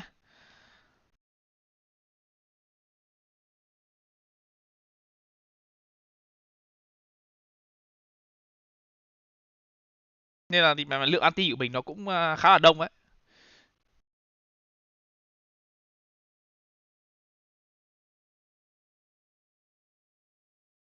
Mình không thích kiểu lịch mẹ mày lòng vòng xong rồi kiểu xã giao. Mình cũng mẹ mày kiểu không có xã giao, không có lòng vòng, không có cái đéo gì cả, nói khéo nói khủng lùn gì cả. Kiểu ấy, thà nói con mẹ thẳng nhau ra ấy, mình đỡ mang ấm ức trong lòng ấy. Xong rồi kiểu hiểu nhau cho nó dễ, chơi với nhau cho nó bền ấy. Ịt mẹ mày nói chuyện mấy cái kiểu xã giao xong lại giữ ý giữ tứ, mệt vãi lồn.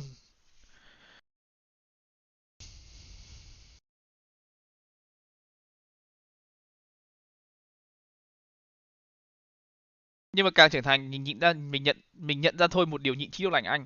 Đéo phải, không phải là nhận ra một điều nhịn chín điều lành nữa mà tầm này mình kiểu bây giờ mình lớn rồi ấy, mình hiểu là ấy thì mẹ mấy cái thằng chửi mình là những cái thằng ghen, đa phần là những cái thằng ghen tị với mình chứ có cái đéo gì đâu mà.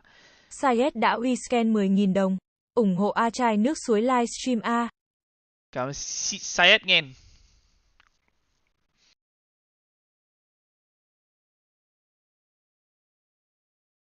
Bắt đầu là mình nhận ra một điều nhá, mình nói thật luôn, đến một ngày mình nhận ra nhá, đến một ngày mình thề luôn, mình nhận ra ấy, tất cả những cái thằng chửi mình ấy, có thằng lùn nó bắn giải đâu, mà có thằng lùn nào địt mẹ mày nó bắn giải hay là địt mẹ nó ở gần vị trí với mình đâu, mình quan tâm đến chúng nó đéo cho mệt.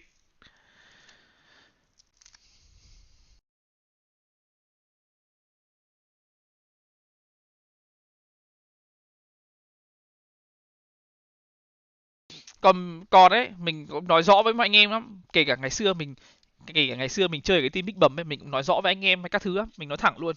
Đi bạ mày, cái ngày mà mình còn chửi ấy, cái ngày mình chơi game cùng ấy, mình cùng team các thứ ấy, mình còn chửi ấy, thì là mình còn quan tâm, mình còn quý. Nhưng cái ngày mà chơi game ấy, làm sai hay cái gì ấy, mình đéo buồn chửi, mình đéo buồn nói, mình đéo buồn chỉ đấy, thì cái ngày đấy là coi như là biết đi, là mình đéo còn hốp gì ở chúng nó nữa rồi, kiểu vậy. Cái này các bạn có thể hỏi bất kỳ thằng nào team Big Bầm luôn, confirm luôn.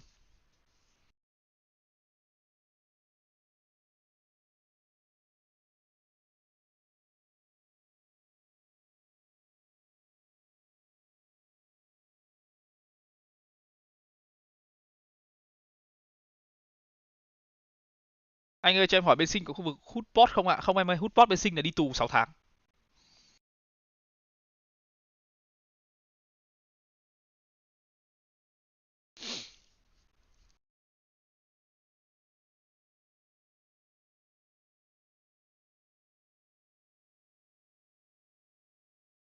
Nếu mà em ra đường ấy, nếu mà em ra đường nhá, mà công an thấy cái pot trên người em, hay là em cầm em hút hay em cầm thôi em đéo cần hút, đi tù luôn 6 tháng.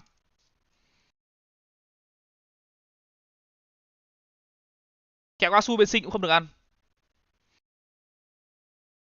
Anh có nhận coaching không cái gì?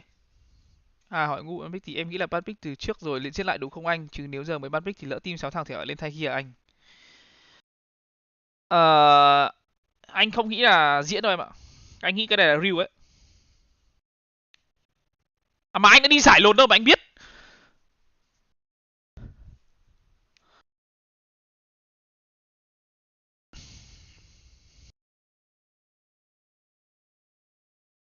Dấu tên 269 đã uy scan 10.000 đồng. Stream vui vẻ. Có dấu tên 269 nghe.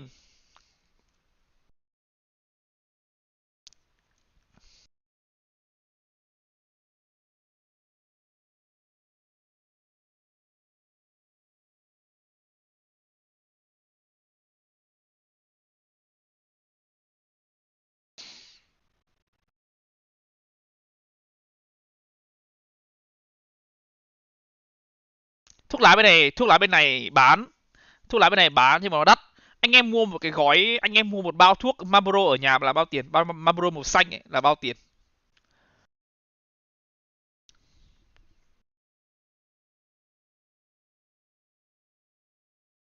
35k. Nếu mình nhớ không nhầm thì thằng coach của mình nó hay mua ở bên này là tầm 10 đô hay sao ấy, 10 hay 20 đô gì đấy hay sao ấy. Một gói. Không biết nữa. Đắt lắm.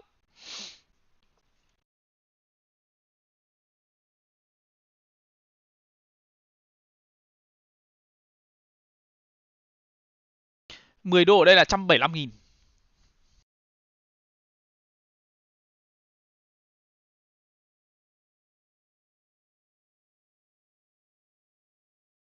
Dấu tên 868 đã uy scan 10.000 đồng. Đờ theo anh Ronin hay BW ban do A, mong A cha loi đát long và thang than. Come on anh. Cả dấu tên 868 nghe địt con mẹ nghe giọng cay cú này trông giống thằng Đàm Linh nữa luôn.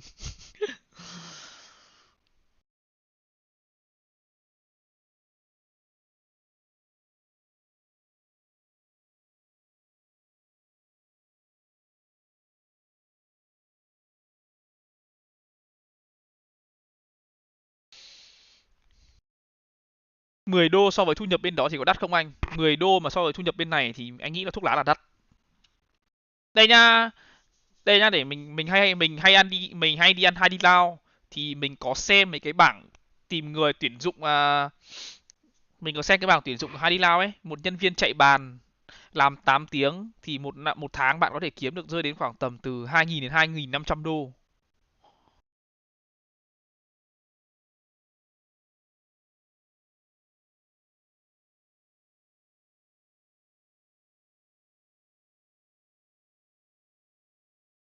Ừ. Anh em đừng đùa nhá. Anh em đừng đùa nhá, mấy cái việc chạy bàn bên này ấy, kiếm hơi nhiều, thế nên người ta sang đây làm nhiều mà.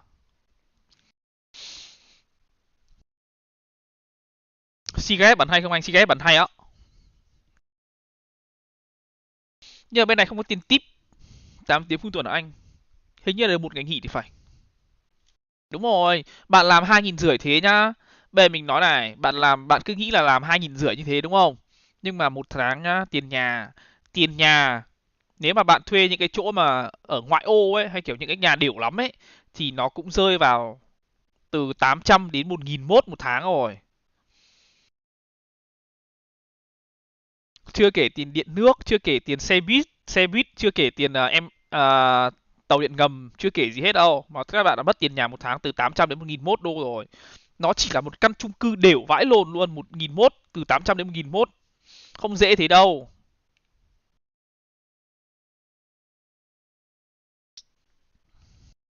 Thuế nhá, thuế thu nhập thì như là rơi vào tầm 10%. Còn tất cả những cái VAT, tất cả dịch vụ nhá, tất cả các dịch vụ đều có 18% thuế hết. VAT là 18%. Vãi lồn luôn, bên này đắt lắm.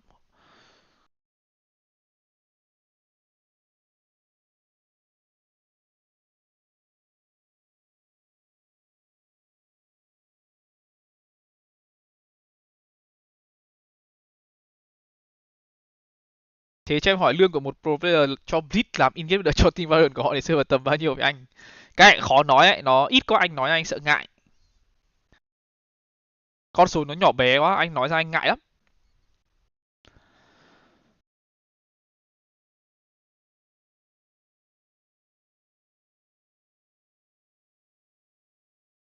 Nhưng mà mình nói thật nhá, nếu mà mình để mà nói một câu thật lòng, nếu mà mình có tiền, mình nói thật luôn, nếu mà là người có tiền nhá, thì sống ở Sinh này sướng mà. Vãi lồn, mình nói thật một điều luôn là sống ở đây sướng mà, không tệ nạn, không tệ nạn. Ok, nghe nhá, không tệ nạn. Đi ra đường trong không khí trong lành, cây cối nhiều. Mẹ mày hít thở cảm giác nó dễ chịu vãi lều luôn. Sạch sẽ, giao thông thuận tiện. Mà nó buồn. Mà nó buồn vãi lồn luôn, mình có thể luôn, nó buồn vãi lồn. Ở Việt Nam mình nhá, đi mẹ mày đi 5 bước chân là có hàng net, đi 5 bước chân là có hàng bia. Bên này cả cái thành phố nó có 2 hàng bia. Just a classic has to give the site. By the way, DyAC's got a sheriff in this round, so why not? I mean, I love it. Fast plays around. RB's trying to catch again, just the backhead ahead of Forsaken when he's rotating. Ôi vào game anh em ơi. What's the post plan position it looks like? They want to refight up a ramp already. It's going to be 5 players stacked up towards main, and they're trying to fight for control of this one. Nobody is left onto the site. Just the one pull. That stun is quite nice. Vivian Quỳnh Anh đã uy scan 10.000 đồng. Tặng anh chai nước, mong một ngày có thể gánh anh Công Anh trong rank Valorant mặt cười. Cảm ơn Vivian Quỳnh Anh em. Nó lắm có người bảo gánh mình.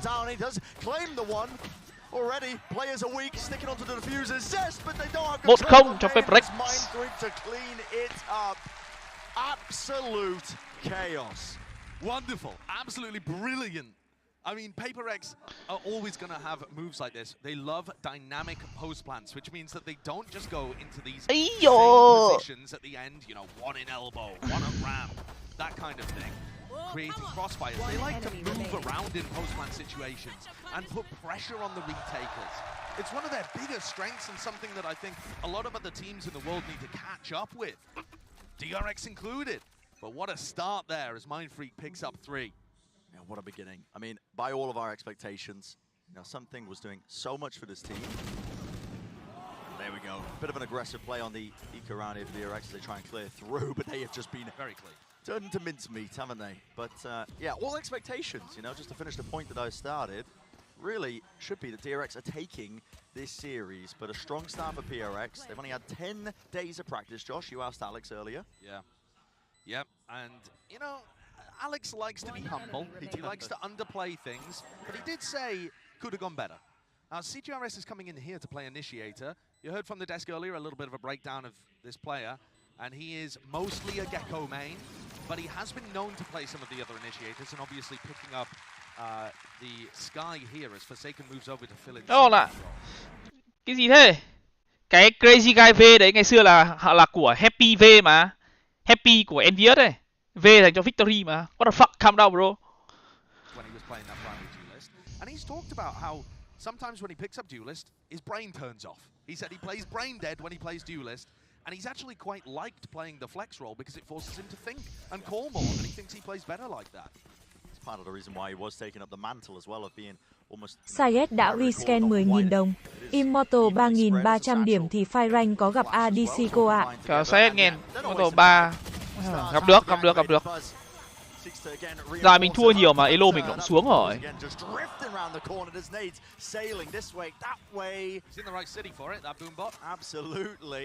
The snake bites at the feet though will slow this one down. HyperX get a bit bogged in the choke. Something không được sang Nhật bạn ạ. Mình không biết vì sao. Nhưng mà hiện tại thì thấy bảo là player Nga là something không được sang Nhật. Không sang được Nhật.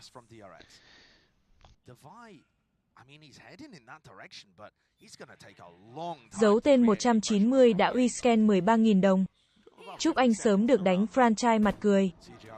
Đó, dấu tên 190 nghìn. Thank you bộ. Takes away a big tool and doesn't really tell him too much. But it looks like DyAC's going to be the player that's supposed to open this site up for them. Yeah. The spike is just so far away. The goal is what it seems at least PaperX make noise. Các bạn đừng so sánh PaperX với cả những cái tổ chức như Liquid hay là Navi chứ. Calm down bro. Navi CSGO còn tạch visa đi Mỹ kìa. Nói chung là không thể so sánh được đâu. And that's going to make it hard for Mindfreak to cross with the spice. Yeah, that's a really great decision. Recrossing up onto the angle as 12 seconds. Lúc trước khác, giờ khác. Thời thế mỗi lúc mỗi khác và vé xe buýt ngày xưa 3.000 giờ còn lên 5.000. CGRS bên PaperX là ai á? Là Cigarette. Ngày xưa là pro player CSGO của Thái, là streamer nổi tiếng nhất ở Thái Lan. Whether it's just a play for B main control. Well, I feel like most teams in the tournament run a lot of slow rounds and then Cigarette ngày xưa là pro player ở Thái bắn hơi kinh ấy. 7k rồi à? Ui đi. They will throw fast round after fast round and then throw in a slow one and suddenly you're like, wait, where'd they go? Exactly. Where'd they go? The crazy thing about PaperX is I thought they were going to trend away from. Hôm nay là cuối tuần nên là tất cả mọi người về nhà nghỉ ngơi đấy em ạ. They lost in the finals, but they lent into it. They lent into it more. They just went further in. The all-in aggressive play style. And picked up one of the most cracked prospects you could possibly find. Gutting that he hasn't been able to make it here for their first match, but PaperX will be looking to try and do what FPX did at Copenhagen, in fact, since you bring up the tournament. So this one is slow. This one's slower. Thằng Scary thì không, hôm qua nó vừa đi club nên là giờ nó vẫn đang ngủ.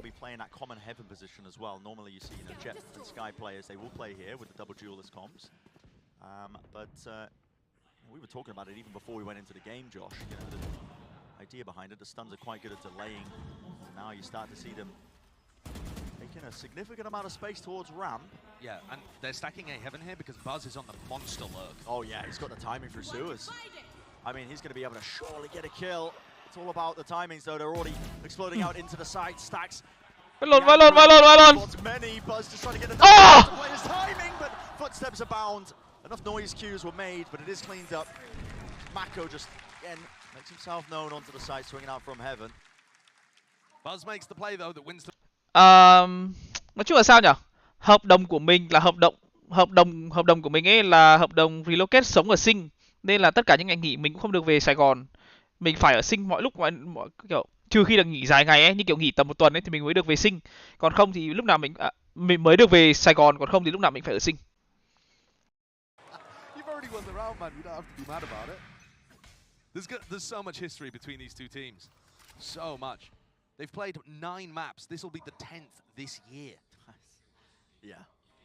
Hợp đồng của mình với thằng Scary là relocate mà. Nên là không được tự do đi về. Sao Z lại chết như vậy? Một burst bắn kìa. Rocket Online fires it into the smoke, blind fire, but the rest of his team now starting to converge on the position. Okay. Công Anh có phải đóng thuế không? Mấy cái đấy thì bên VIP người ta đóng hết cho Công Anh á, Công Anh không phải lo.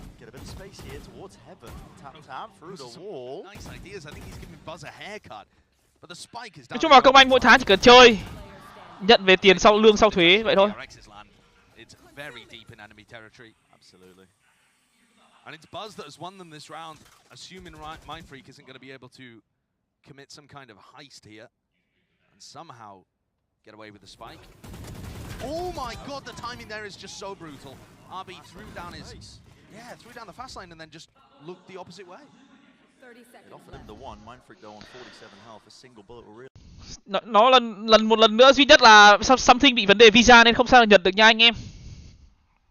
HyperX bán giải này sẽ không có something. Again, being a difference maker. When these fast B hits come in, there's just so much utility that can be used to try and slow them down. Now, Buzz, of course, he's got his nade that he can use at the beginning there. That's just a raw gunfight that's being in place. But they also have the volleys as well that aren't really being baited out. I'd like to see HyperX, I think, explore towards mid a little bit and try and drag out some util before they go into the big fast hits.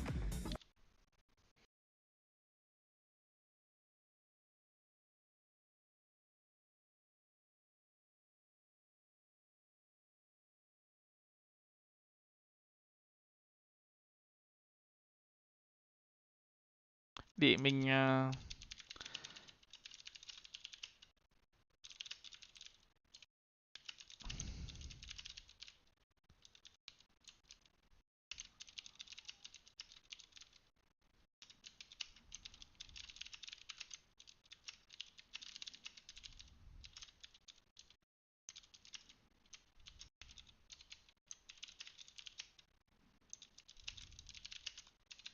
viết này cho nó đầy đủ thông tin.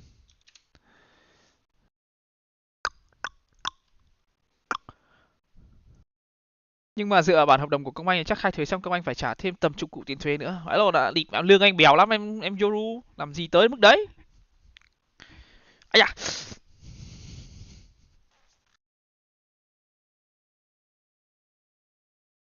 Lương anh nhỏ xíu à? Xíu à?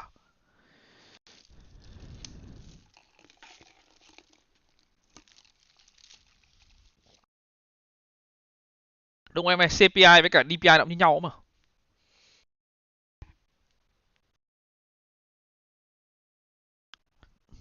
Lương anh X tiểu học.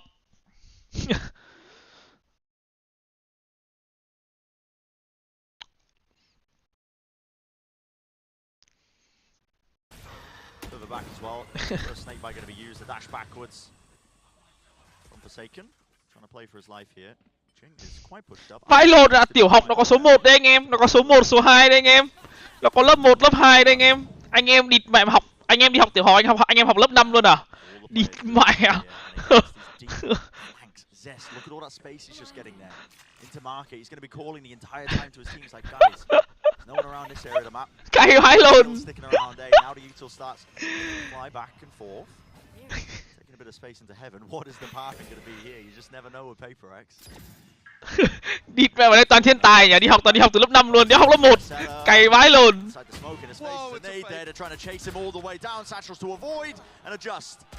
He is being swarmed, isn't he? Mako goes for a bit of re-exploration.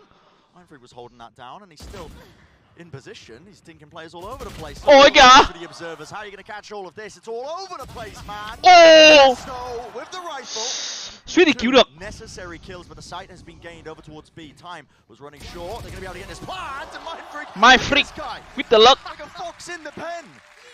It's ridiculous.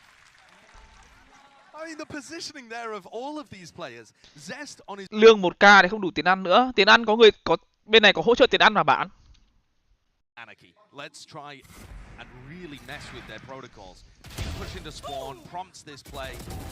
Buzz gets caught even though he was trying to be as aware as possible. Their mind breaks up in A heaven, freaking their minds.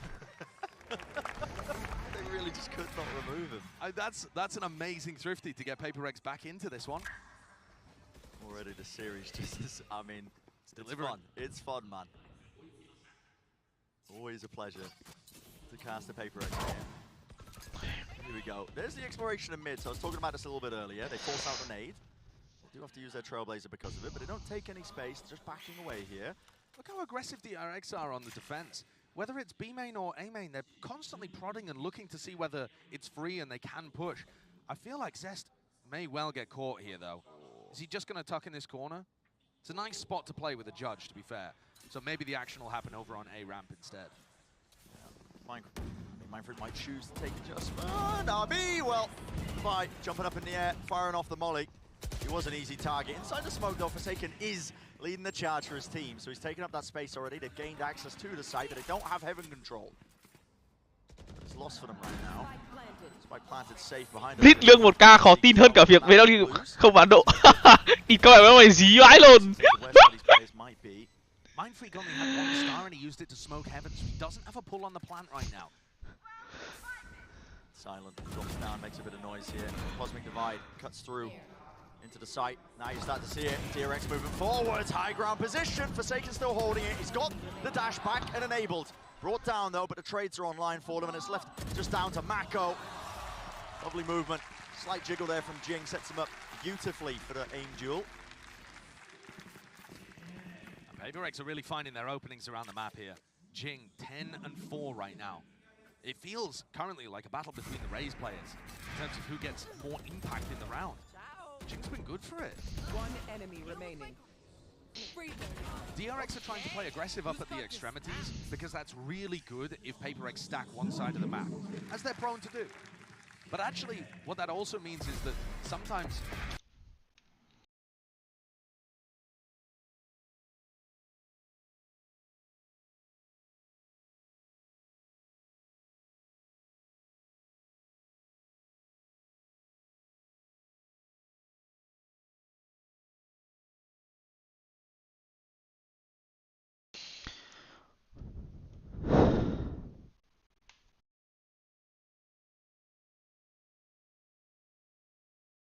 Sói can đảm.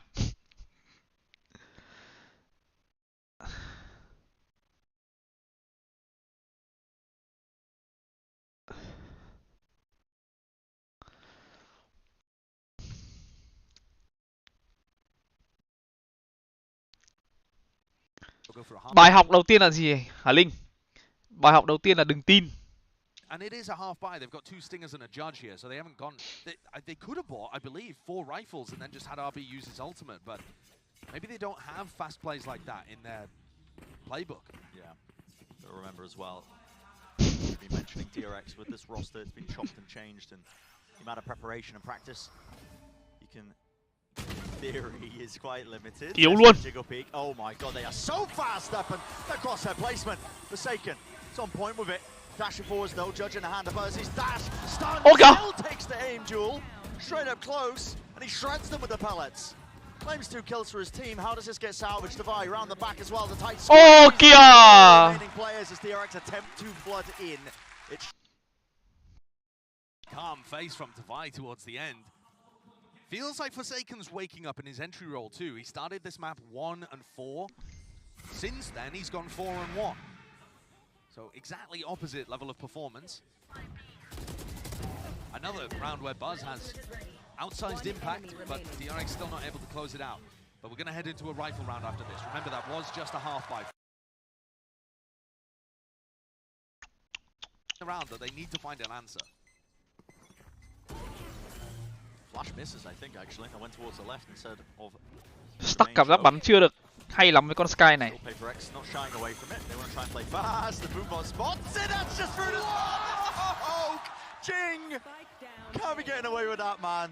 Get out of here. The showstopper. It's an easy one. 3 kills in the round. That's unholy. What is he doing? Running and gunning with the Vandal, a mockery. Well, that's that round over. You got no chance if Jing's doing that through a Viper wall. Yeah, we'll see if 6.11 fixes it.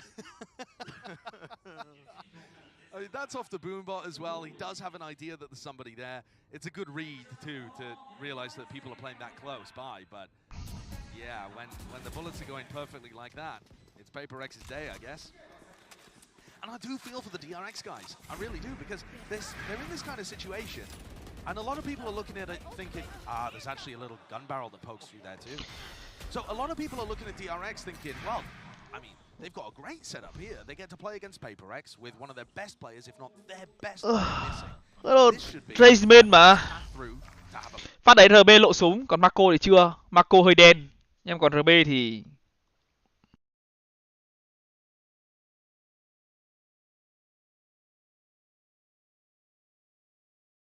Thằng này nó là cựu pro player Overwatch mà, nên nó bay mấy cái con này movement này dẻo lắm. Nhưng mà cái tiền đề để bọn nó thắng ấy là Myfrick có mấy quả lướt trí quá.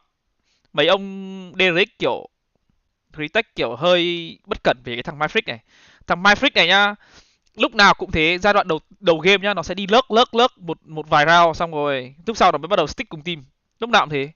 Nói chung là phải tóm được cái, nói chung là HyperX này tóm được thằng Myfrick là ngọng.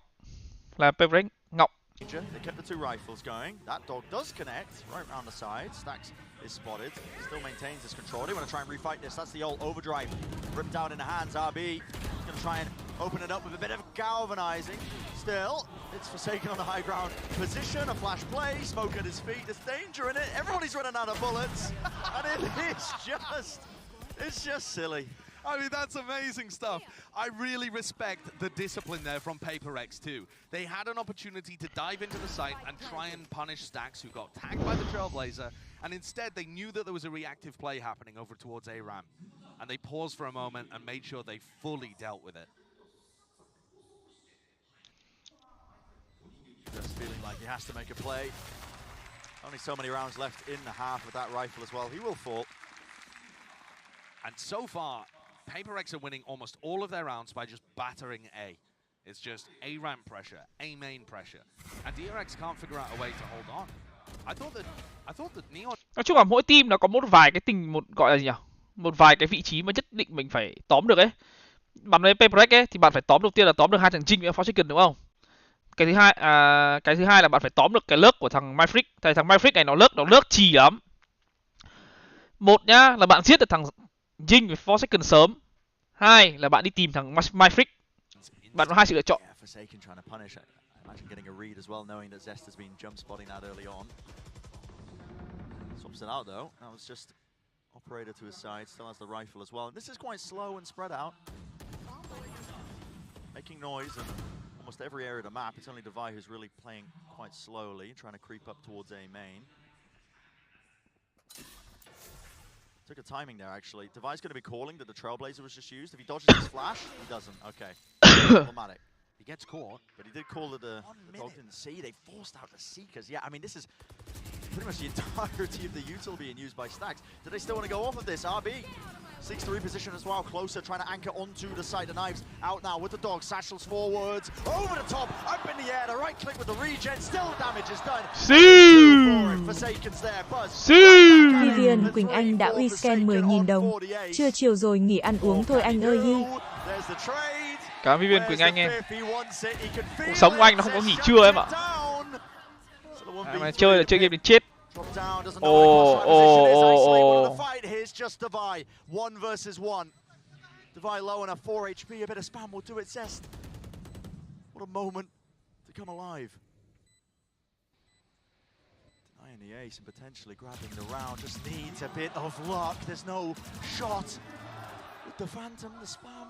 20 bullets left inside. Time running so damn short now with the decay kicking in. DyAC blessed by Lady Luck, hasn't he? Really getting away with that. Any one of the xử lý trong. If you want proof that God is a HyperX fan, contrast that round to where Jing got 2 up in A heaven by spamming through the Viper wall.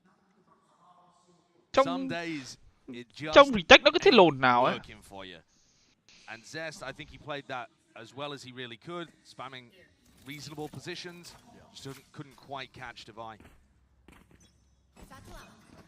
And again, fast towards A.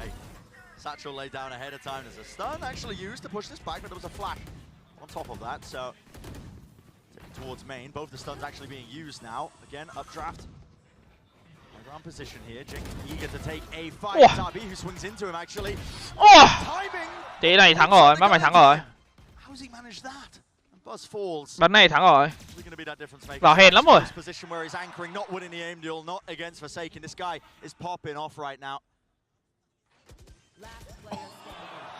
Any attempt. Forsaken's individual turn-up has absolutely flipped my expectations for this team without something on its head. How dangerous this duo looks. 15 kills apiece for Forsaken and Jing. They're feeling it. 15/6, 15/7. Bắn này sao thua? Vãi lồn, Dulip bắn này sao thua? What the fuck?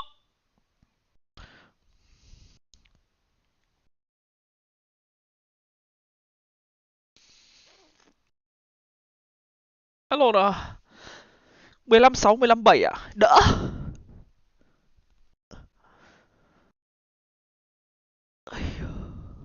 Không phải đâu, nhưng mà nhìn nó bắn ấy. Chạy ra đấu, chạy ra cạch skill này hay là chạy vào trong smoke toàn giết hết người này thì không đỡ rồi. Hơi khó dành cho DRX.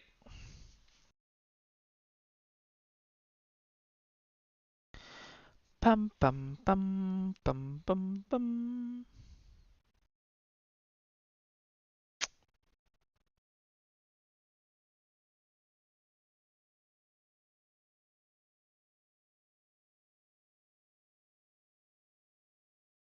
DRX lại chấp map 1 à? Lại chơi game map 2, map 3.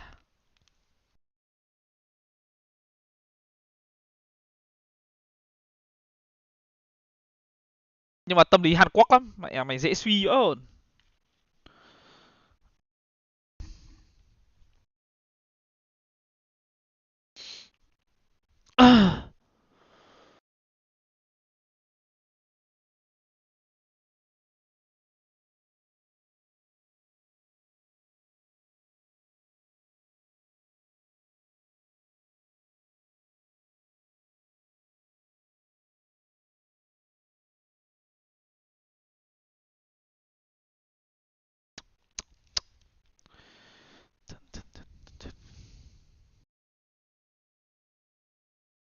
Sao thầy bảo hay không mà con NH của em?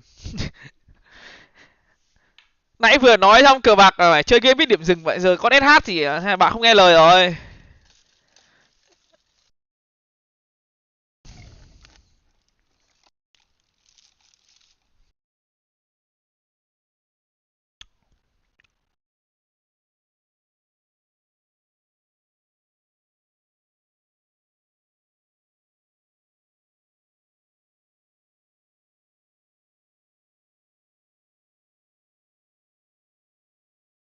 Trông mà suy ổn.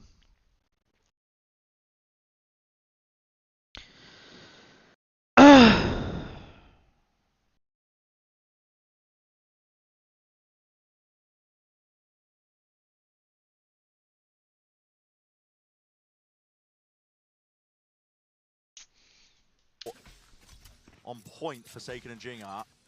What a difficult task.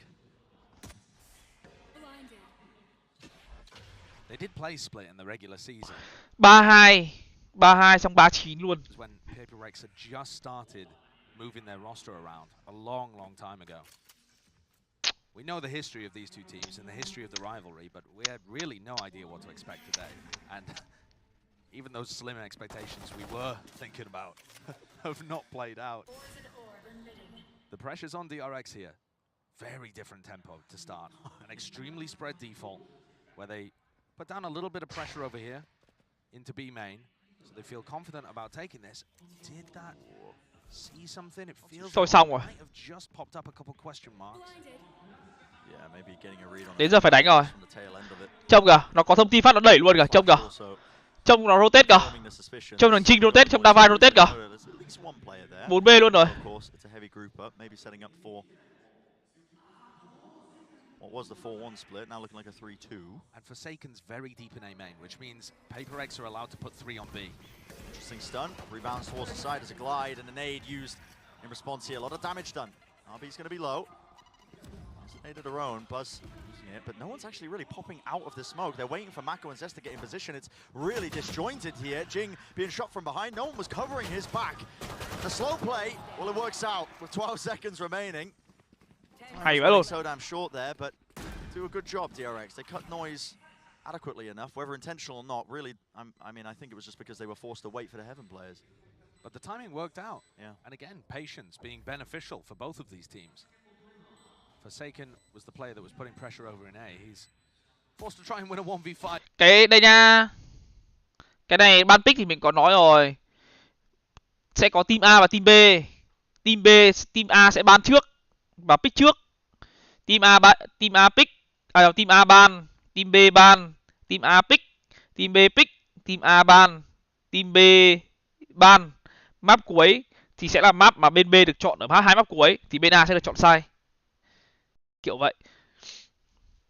Map thứ ba là map mà bên B chọn map, còn bên A sẽ chọn sai.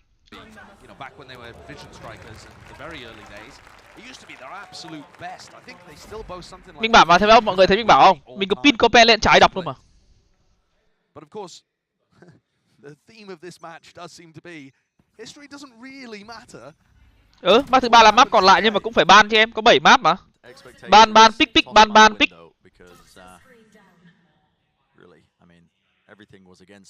Mồm. Mà cô tầm chắc vãi luôn. Absolutely. See if DRX can turn the tide. I mean, they get that pistol round, like you said. Pretty important. And CGRS is going to be a player that is taxed quite a lot on defense, I think. On the attack side, as we see DRX going into B, on the attack side, CGRS is just going to be feeding, you know, utility for his duelists and can rely on Forsaken and Jing calling that. I think mostly Forsaken calling that out.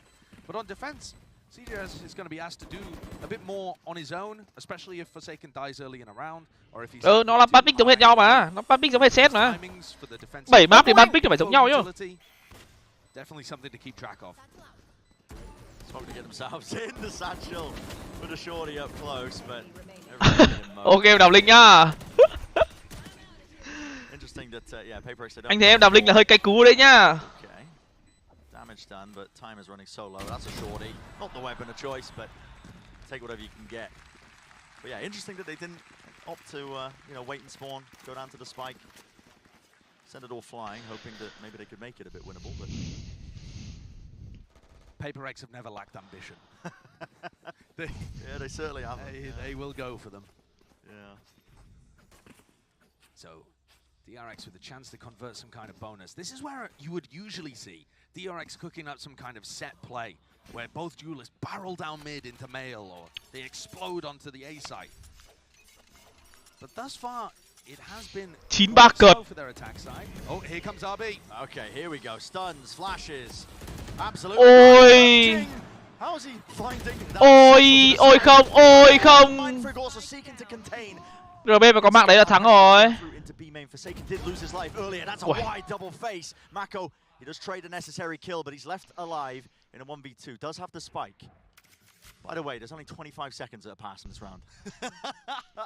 What a difference to some of the teams that we've been watching at this tournament. Both of these squads King of Clutch. Quite happy to Mako when it's required. Mako using the Trailblazer audio cue there, realizing that CGRS is looking for information and routed to the spot. So he's Cigarette bị lỗi timing rồi. Run through. Catch a little Mako đi trước rồi nên là Cigarette không nghe được tiếng ở mid. Cigarette định đẩy ra mid để nghe tiếng chạy spawn với cả kê mid, nhưng mà Mako đi trước một bước rồi.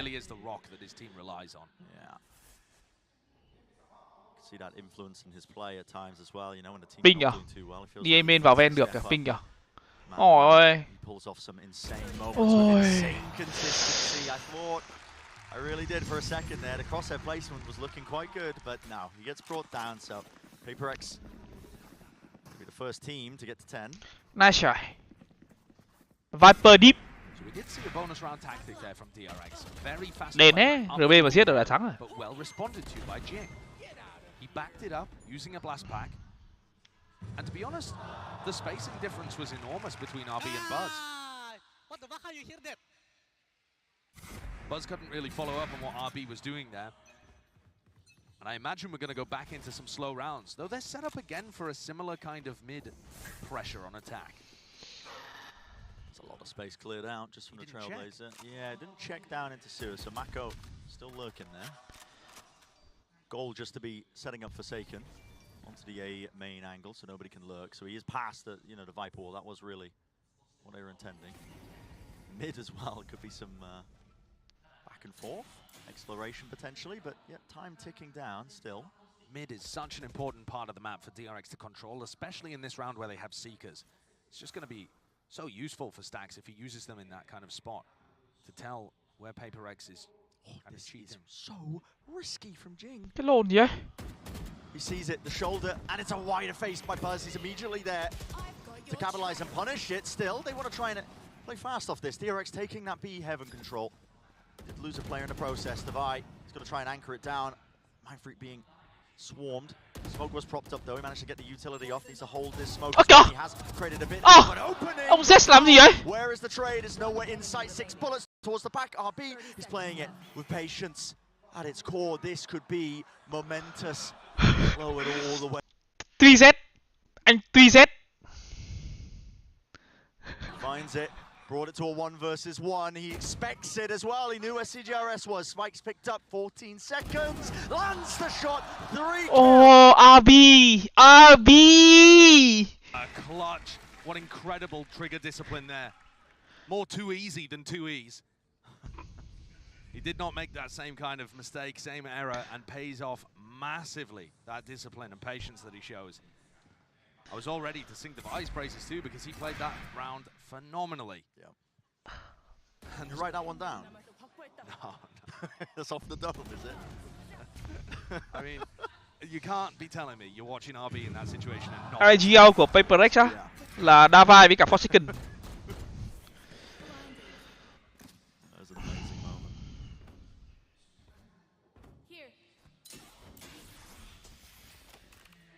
There's the half buy for HyperX, so Economy really taking a knock. After losing that one, DRX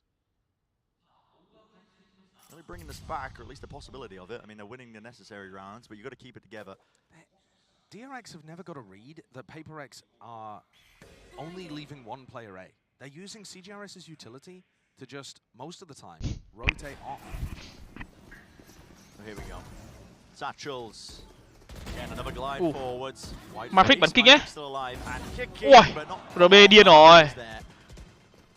RB vào hen rồi. Hơi mệt nha, hơi mệt nha. Thằng RB này cũng đéo khác Jing với cả Forsaken là mấy đâu. Hơi mệt nha. Smoke to cut up the angle. Not quite a rifle, stinger, but maybe he can do some damage with it. Ace! Ace! Ace cho RB! Making a go of it. This is clean though from DRX. I mean, CGRS really no chance at all with just the ace or with the sheriff. The ace. Going for it. Woohoo! 5 cái mặt đúng không ta? That's a crowd pleaser. 5 cái mặt đúng không ta? There's somebody chanting ace as well. Yeah. But HyperX still have a 3-round lead, and they're coming into this next one with rifles and all 5 ultimates. The team's going to take a tactical timeout too, as Coach Alex. RB bắn nhiều ảo lắm. RB bắn mấy con movement này ảo lắm. 1. Học đếm cùng RB. 2. 3. 4. Và 5. In the same way that HyperX were favoring A ramp and A top control, DRX have been putting a large emphasis on B.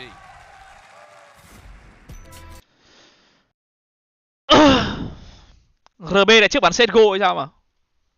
RB cái thời cuối sao ấy? Thời cuối set go bắn với cả mấy thằng MVP.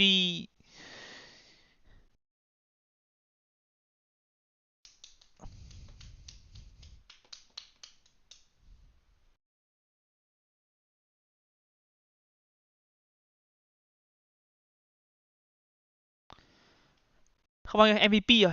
Ngày xưa là MVP với cả MVP PK.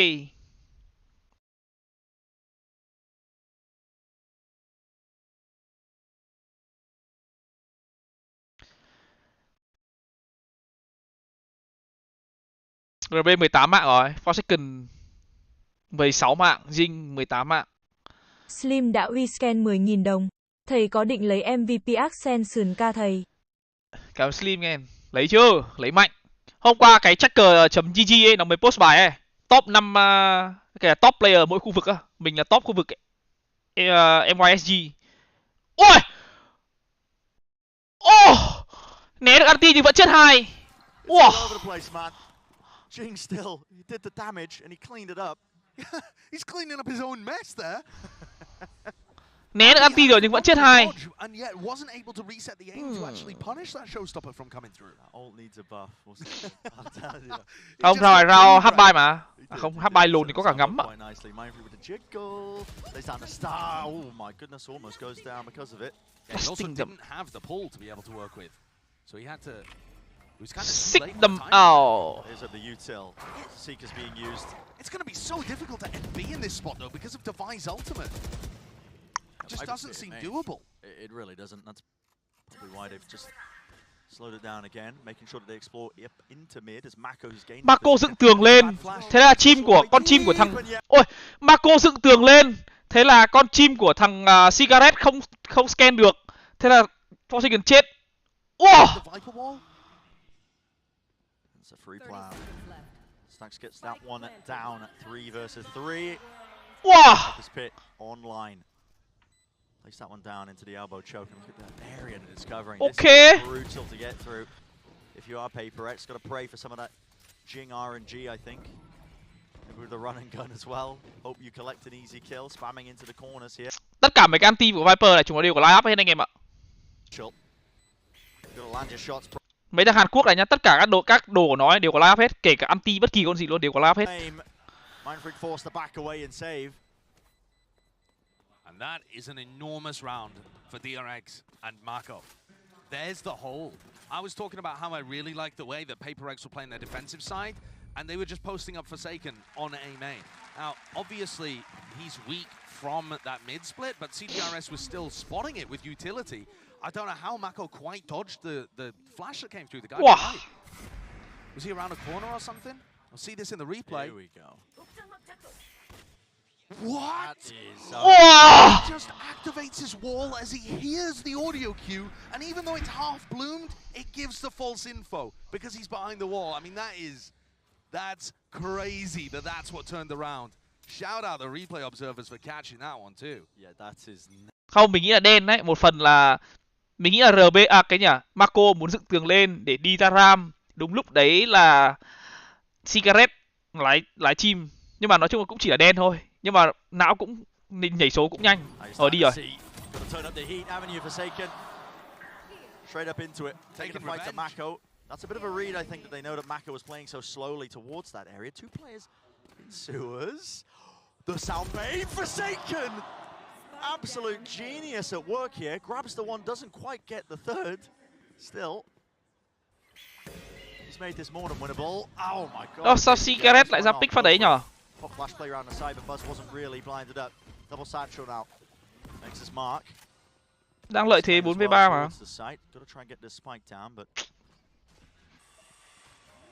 Burst còn anti, RB còn anti, Myfric còn anti, còn Jing, còn Myfric, còn Davai, còn Nguyên.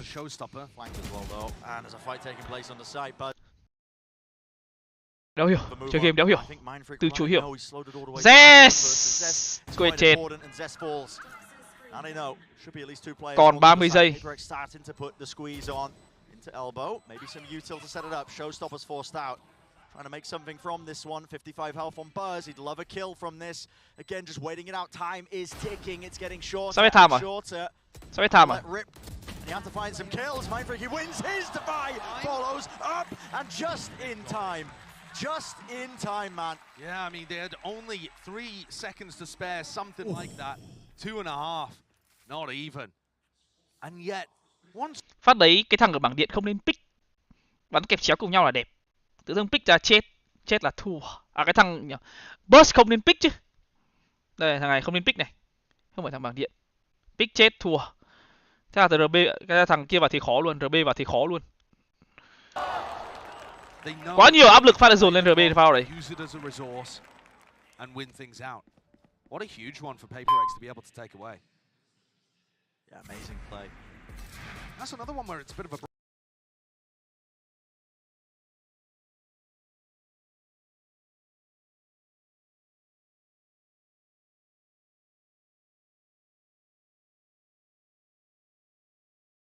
Ngô Công Anh.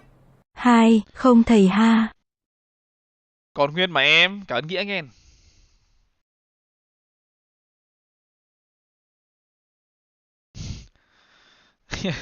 Thôi bỏ qua đi anh em. Mình cũng đọc comment bây giờ nhưng mình không trả lời thôi. Bỏ qua đi anh em.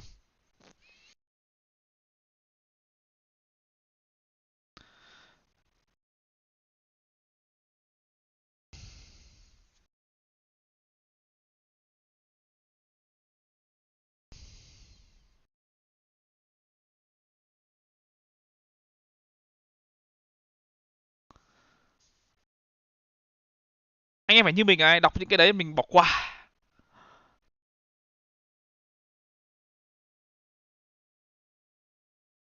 Chửi nhau chi cho mệt. Có thể người ta không hiểu thôi mà. Kệ thôi. But it's a deviation from the norm of how they've been able to maintain success whilst messing their roster around. So here's a difference maker. It's been slow all up until this point, but now our trailblazer Đánh nhanh luôn à? in the side, forcing out the snake bite.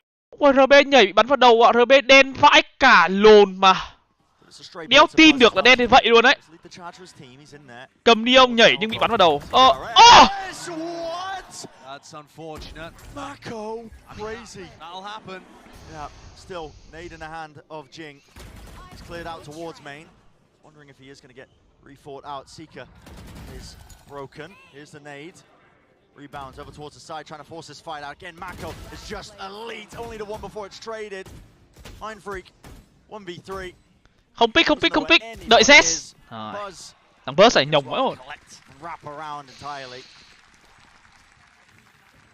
PaperX is still smiles in the camp there. 2 ahead as DRX attempt to mount a comeback. That's a fast pop. Có một fun fact cho anh em nhá. Là 3 ngày hôm nay bọn mình tập team với PaperX cũng khá là nhiều. Nhưng mà ấy, tất cả những cái trận đấy ấy, đa phần gánh team là Forsaken với cả là Cigarette. Cigarette bắn tập với bọn mình bắn vãi lồn luôn.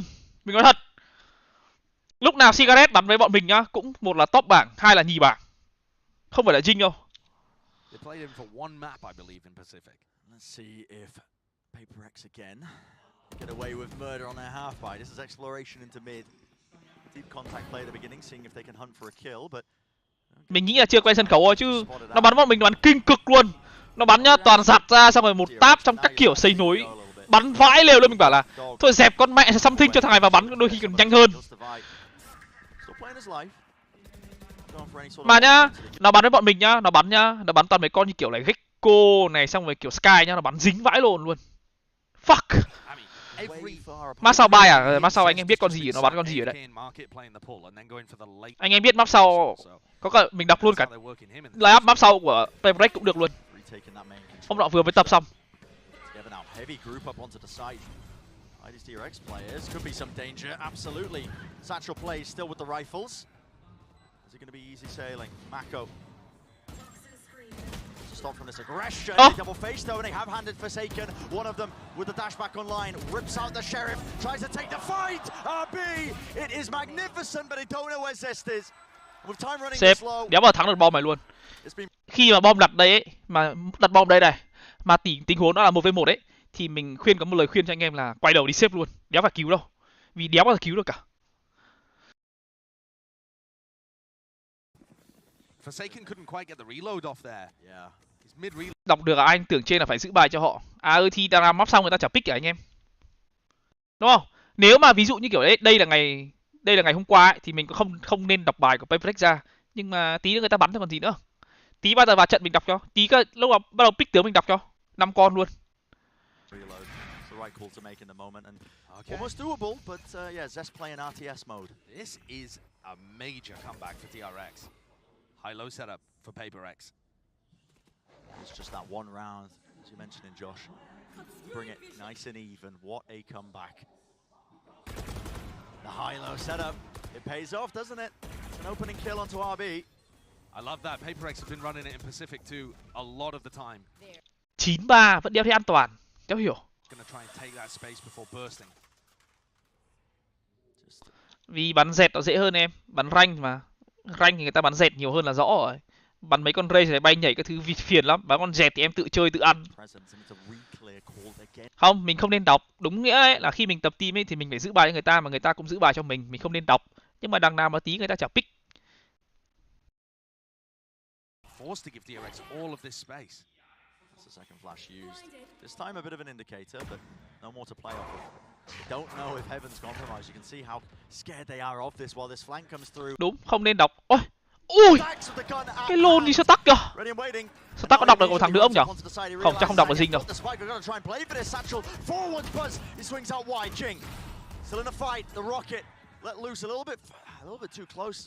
Marco có anti không? Marco không có anti. Marco giết một mới có anti. Ui. Anti!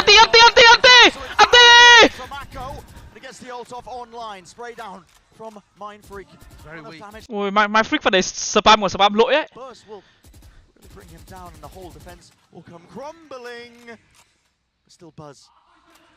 Holding down the one extremity here into elbow. It needs to be that random kill and the random spray. The last bullet finds it, isolates it, knows what Buzz is, and he wins it. Địt mẹ mày. Đùa đi, mẹ mày đùa ông boss này vãi lồn mà. These are the moments that are making the difference in this match. Ôi. And Marco's reaction says, what are you supposed to do? Mẹ mày. Địt mẹ mày. Marco nó làm hết cho rồi. Marco nó làm hết cho rồi. Địt mẹ mày 2v3 làm 2 nó bật anti lên xong hết rồi. Ông mày. Ôi. To Marco's head. And it brings them one step closer to taking the map. I mean, just ridiculous scenes. But yeah, you're right. Do love a fake comeback. Do love a fake comeback, but I want to see DyAC bring it to OT. Catching just onto the model. Yeah, Zest's cape almost just drifting away there. Playing as well with the judge. Now there's a star at his feet. There is a lot of danger here. I'm pretty sure that will pull him if they choose to use it. That's a recall. Oh, well, okay. Just a start. Propped up. Rồi, xong. Right, takes the timing. Right round the side there with RB. Follow up with the rifle. Zest containing this deep push as well. Fighting all over the place, missing the shot. Ui, Forsaken bắn trượt vào đấy á. Props up the one way. Does he really want to try and get back onto the angle? Zest has got the read on this. He's actually got his crosshair on it. He's in astral form. Yeah, star. Wow. Up, smokes. The space being gained, but that could be a play to make as well. He's going to be making the call as well that everybody's rotating away. Yep. That's going to make CGRS and Jing ready for it. CGRS has really struggled in these anchor spots before, but Jing's been excellent with it. It's one thing to be aware, it's another thing to stop it. They know the hit's coming through onto A, all that space was gathered. There it is with the flash! Re-swing from Jing! And it's up to Zest to try and extend the play. Cảm ơn Bus. Cảm ơn Bus đã dâng chiến thắng này dành cho HyperX. Địt con mẹ mày 2 round liền. 2 round liền. Vãi cả lồn ông Bus. Địt con mẹ mày 2 round liền, 2 round liên tục.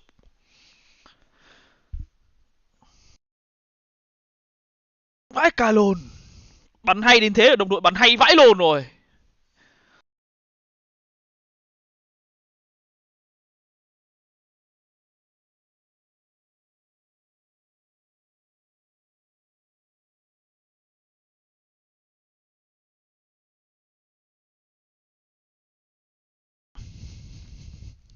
Qua buy cút á?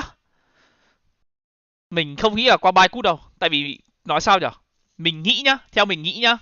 Theo mình đánh giá sau khi mình tập luyện với cả HyperX ý, thì map buy của HyperX không mạnh.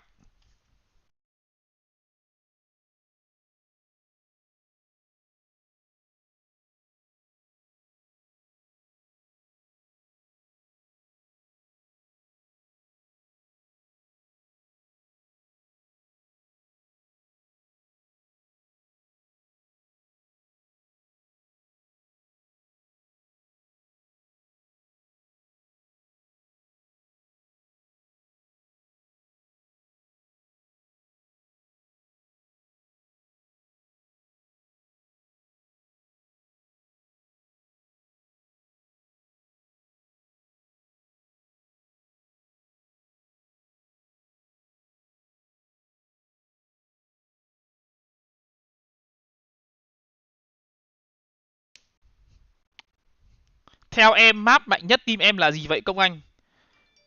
Anh có làm việc cho mấy team như kiểu là Orangutan này hay là Bonker hay là D Plus hay là Skz không anh?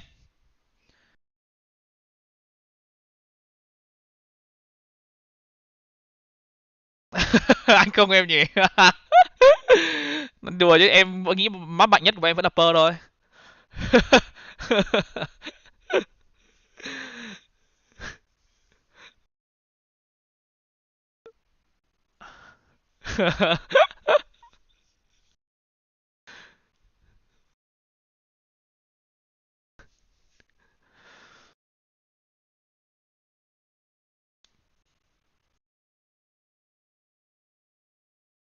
Chắc ở đây không có người Việt nói tiếng Nhật này, nói tiếng Ấn Độ này, nói tiếng Hàn hay là nói tiếng Úc đâu nhỉ? Anh nhầm nói Úc nói tiếng Anh mà.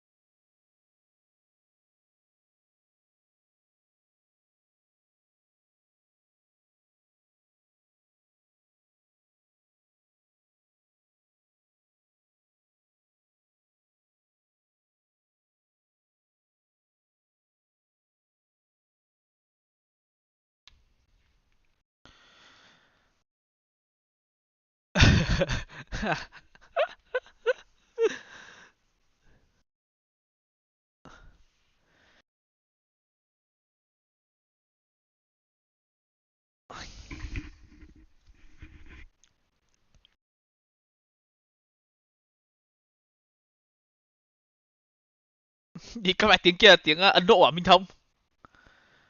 Thắng Assassin là được đi franchise năm sau em ơi. Fuck man.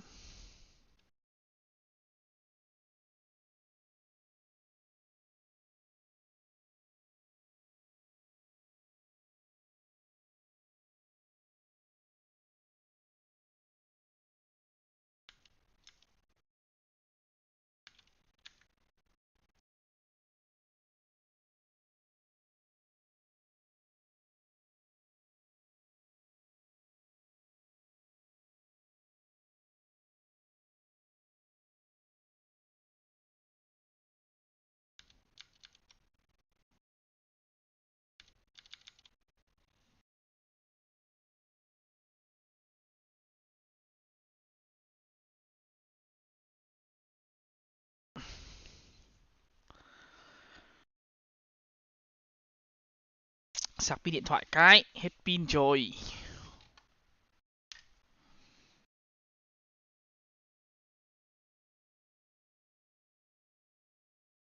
Anh em nào theo DRX thì vững tay trèo nhá.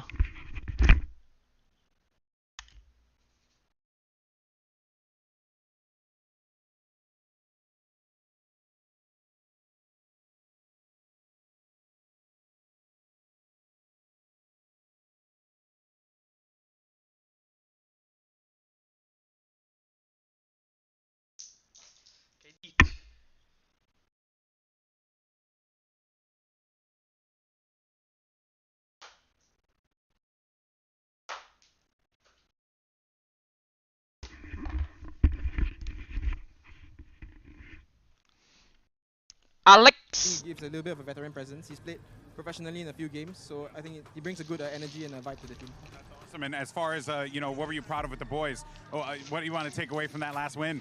I think it was very difficult to play against a comp that we've never seen before. I think nobody plays Neon in Asia on Split, so it's something very new for us. And I think I'm proud that they managed to adapt without really much of my input. You know, most of the course I actually spent calming them down rather than anything else. Wow. Well, thank you so much for the insight, brother.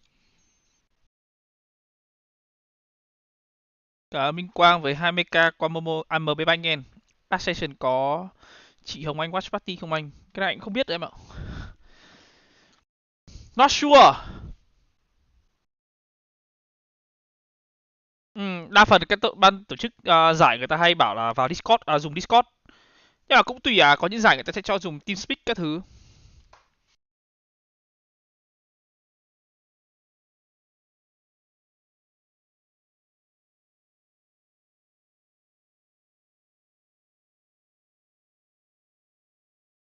Cái Assassin có quy định lineup phải giữ 3/5 không anh, hay nó là đem slot về tổ chức ạ? Anh nghĩ là slot về cho tổ chức em ạ.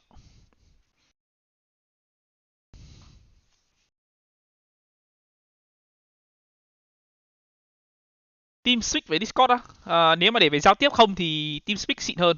Âm thanh nó không bị delay với cả nó trong hơn. Discord thì tiếng nó kiểu hơi bị kiểu vọng vọng.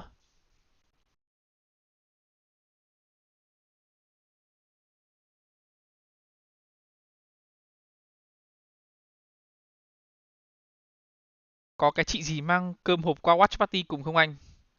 Khó thế nhỉ? Chị nào ấy?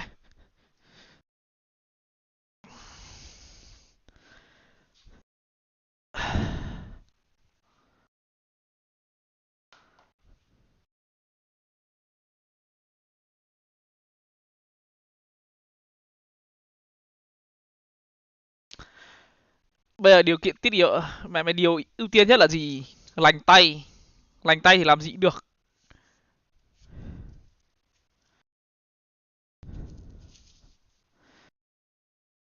Hy vọng là tay hôm đấy đi em di chuột không có một cảm giác đau nào thì thôi. Thì thôi.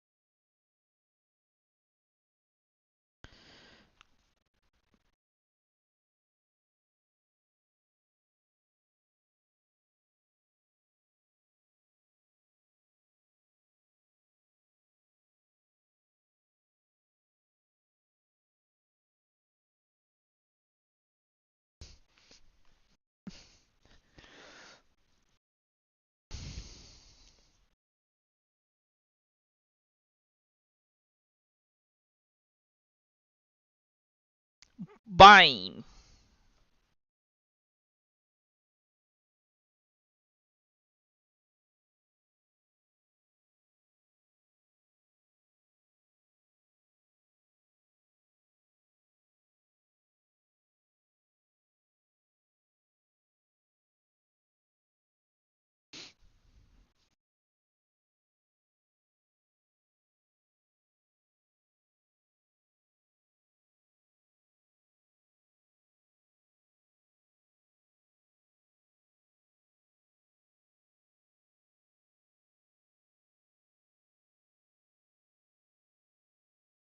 Tommy.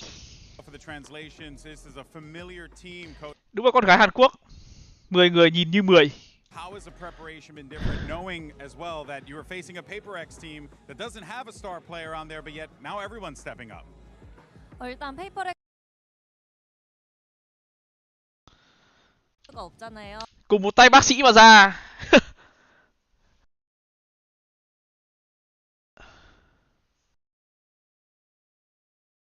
như một, 10 như một.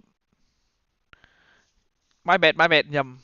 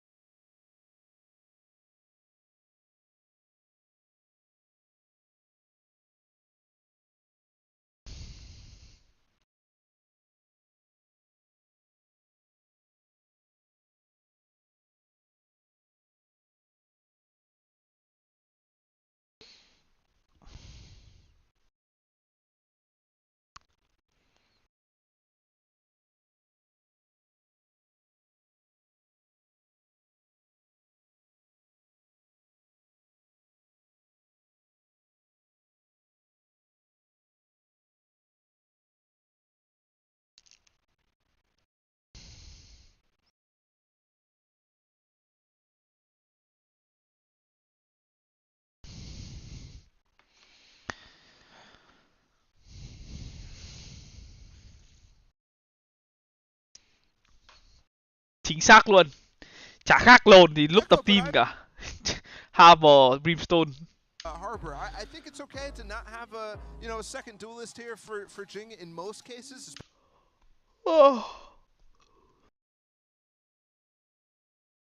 With timings of other players and without having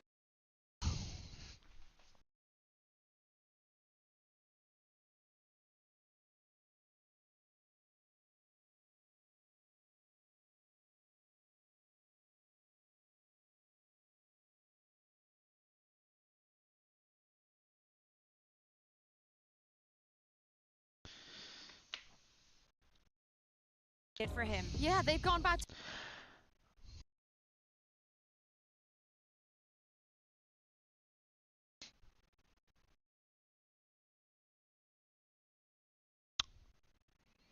Cười tươi, Alex cười tươi ấy. Tí thua lại đi mà lại chửi mấy thằng trong team.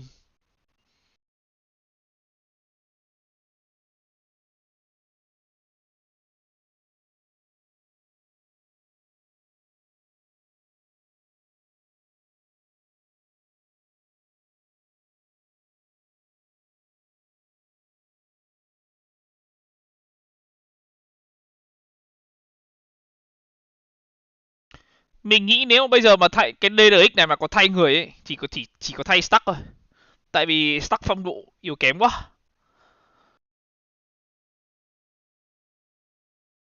Hàn Quốc đâu, mấy thằng Hàn này không biết nói tiếng Anh đâu em ơi, không bắn không nhập khẩu player C vào đâu. Mình nghĩ là Stuck, nếu mà thay thì thay Stuck. Flash pull and a satchel to take up Shao's control for DRX early on in the pistol, and there's a molly that meets them. Talking back, nobody can really scale off of it, so giving up entirely the front section of A, including lamps, has been given up. The reflank though, CGRS is already straight through the back into Shao's, and they want to try and get the squeeze onto them. Buzz is alone, surrounded on every single front. Theo hiểu, ông boss làm đéo vậy, không quay lại giúp đồng đội mà cũng chả làm đéo vậy cả. What the fuck? Wants to take the fight to them. Everybody's blinded. Hopping and skipping. Zest survives. Still, Boombot in his face, low enough. A single bullet will do it. Jing runs him down. And CGRS, what a statement. Okay. I believe he's got half the amount of kills he got on the entirety of. Bây giờ in-game leader của bọn Hàn này cũng ấy mà, tại vì đa phần ấy chúng nó có coach hỗ trợ hết tactic các thứ rồi. Nếu mà để mà chỉ cần là một in-game leader thôi thì mình nghĩ một là Z, hai là Stuck là đủ. Nhưng mà Stuck bắn mấy con như kiểu là Sky cùng các thứ dạo này phong độ quá kém luôn á.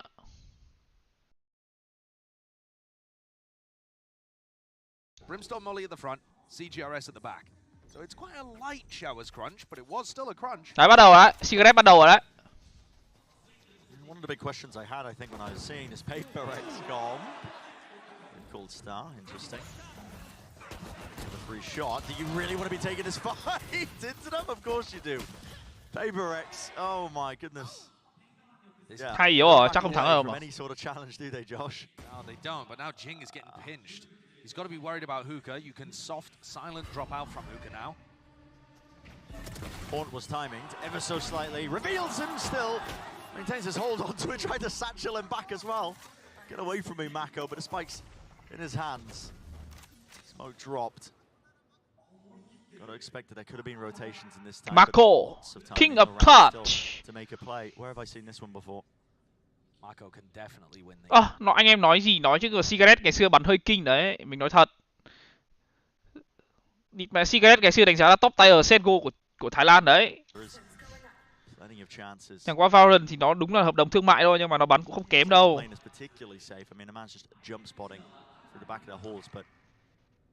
They're worried as well that he's rotated all the way through B long. Yeah, you can see the positioning. I mean, they're already playing back over towards A. At least Forsaken is. Top tier chứ không phải tier. Mako's going to assume, I would guess, that Hookah's compromised because they didn't clear that area out at all. But where do you plan for? Just inside tube? 10 seconds left. 10 seconds. All right. Back of the site. Yep. There's a plant. HyperX hoping to play this one together. Mindfreak jumped out. Oh, wow. No sound cue off that. Spam into it. Yeah, that's just unfortunate timing. Silent drop, I guess, from Mindfreak. Yeah. I didn't hear it. Yep. I mean, that is a massive meta change on Bind, really. It's a small adjustment, but It makes a huge difference to the way that you run your B holds. Tell you another thing that's like a very meta thing that PaperX do. They push sand a lot with this, you know, with their former composition that has the Reyna in it. And I'm wondering whether they're going to do that because they don't really have a player that's going to want to play in that position as aggressively as something would on Reyna. You know, take the duel dismiss out because you're confident you're going to win the fight. But he often does. Absolutely dominating DRX in the way that they want to play. Obviously, DRX don't play with the Cypher or a chamber, anything like that, that can watch behind them. And usually, your defaults are going to be slightly weak in that area. Well, we haven't had one of these in a while. No, we haven't. Technical.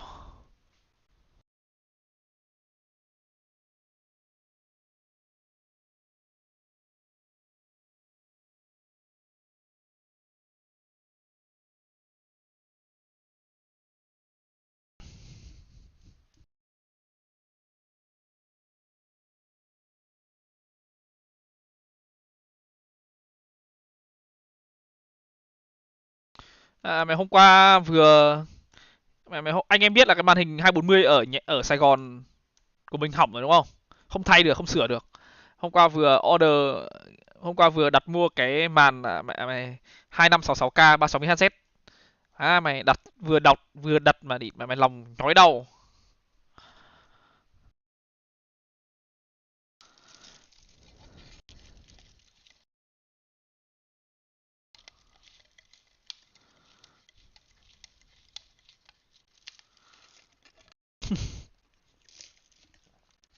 Ok Genki, yêu em.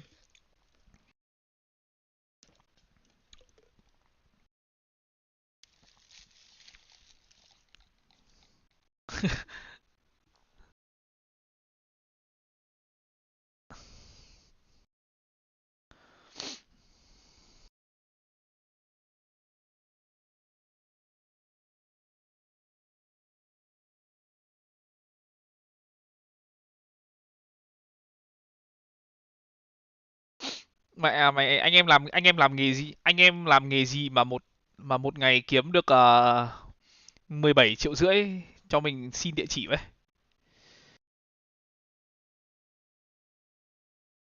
Anh em đặt làm nghề gì mà một ngày kiếm 17,5 triệu cho mình xin địa chỉ. Mình làm với.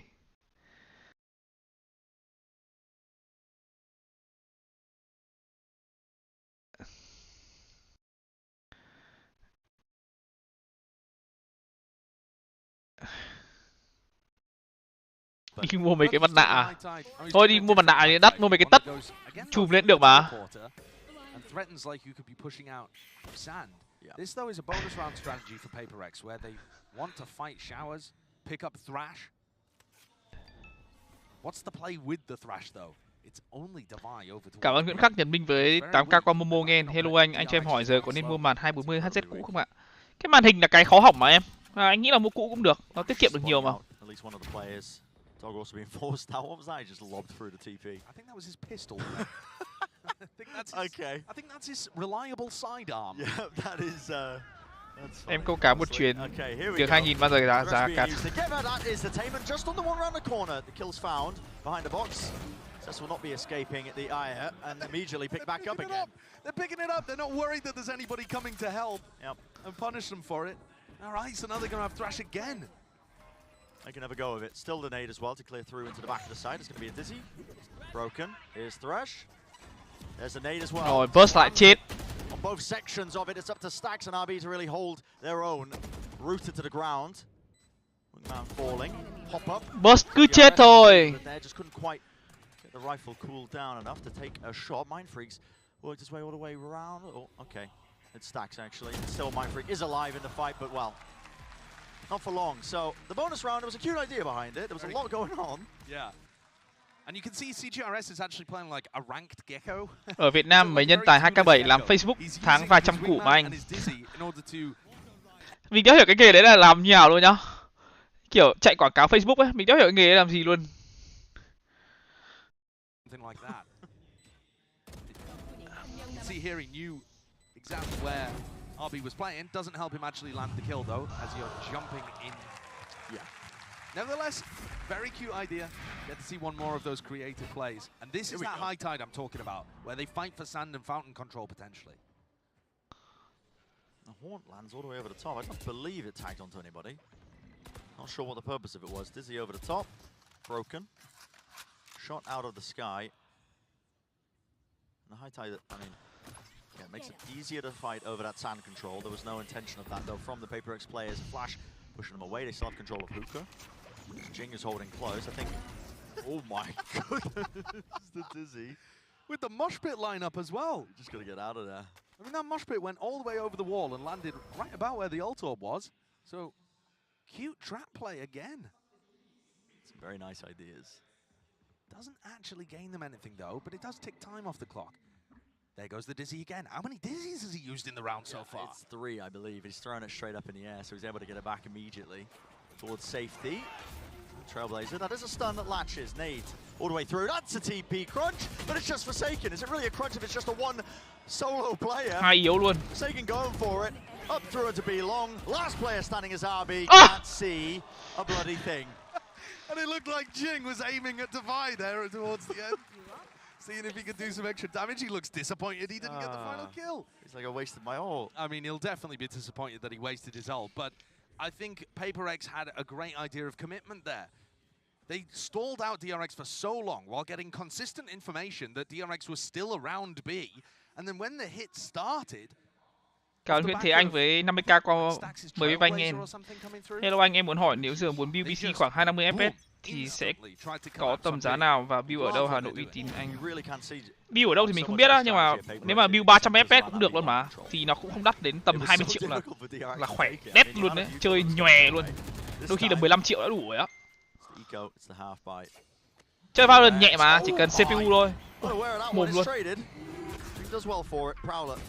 In his face, crunch through into the showers, as well right through the TP. Arby though takes care of DyAC. Mako's just running and getting right through the smoke with the judge in his hand, set up for it, close, shoulder to shoulder, running backwards. All over the place, isn't it?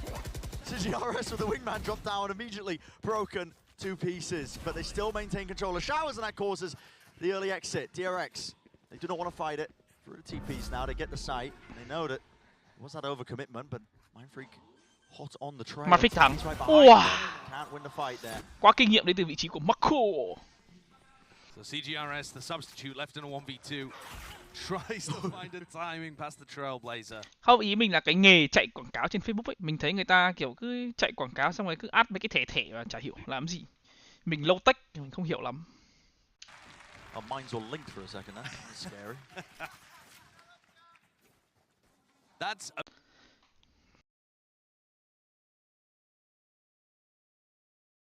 has decided to play like one and done situations. You had a player just pushed up, really aggressive, isolated in showers. That was Mindfreak. And then Forsaken was jumping around towards short. I mean, no reason for him to be playing that riskily on an anti-eco. Offers DIAC. Nó có kiểu chạy không mất tiền nhưng lại lấy tiền của khách ý. À, đấy. Nó thế dễ mình, nó thế là mình hiểu rồi. Nói chung là chơi mấy game FPS thì anh em đầu tư CPU quan trọng hơn là cả màn hình mà. Cả màn hình để chơi mấy game như kiểu PUBG ấy. Nhưng mà mình chơi máy mình nhá, 4090 mà chơi PUBG cũng không được 300 FPS mà, nên chẳng quan trọng lắm đâu. Showers control all the way through again.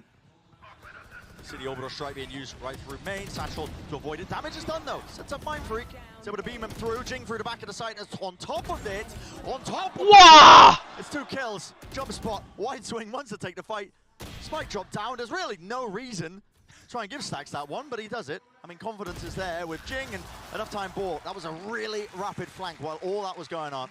CGRS and DyAC, they didn't take the TP. They opted to just run all the way from Fountain. Nhưng mà cảm giác như kiểu mấy thằng DRX để chơi game cảm giác như kiểu nó cứ bị làm sao ấy. Chơi game kiểu nó kiểu bị máy móc quá ấy. Kiểu máy móc với cả nó không ứng biến cho lắm ấy. Nếu mà để mà chơi game kiểu dập khuôn thì đúng là mấy thằng này vô địch. Of really uncomfortable positions. But they're also putting enormous pressure on DRX getting through the first choke point. They're not trying to hold the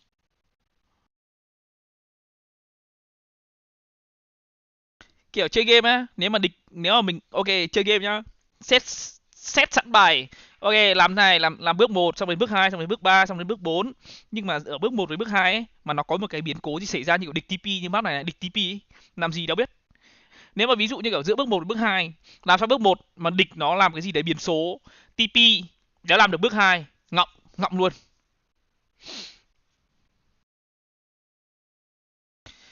Mình thấy mọi người bảo ấy là chơi cái Valorant này ấy, dùng CPU của AMD ấy là best, nhưng mà mình thì thấy nó hơi nóng nên là mình không muốn dùng lắm, tại vì kiểu không biết setting ấy nên là nó hơi mệt.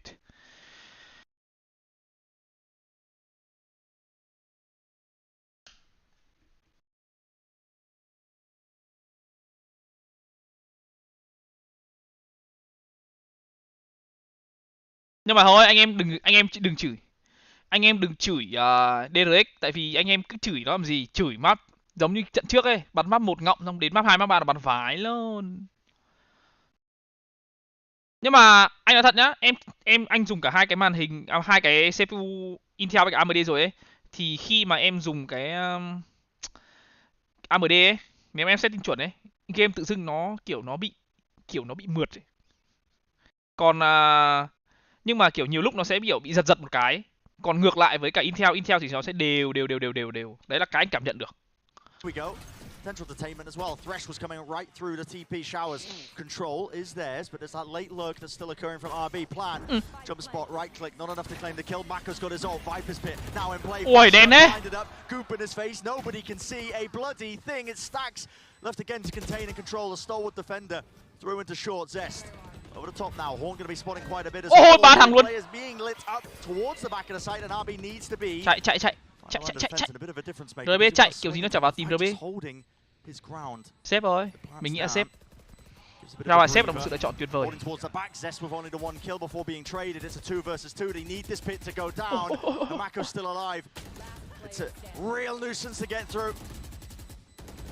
Trông kinh vãi lồn mà.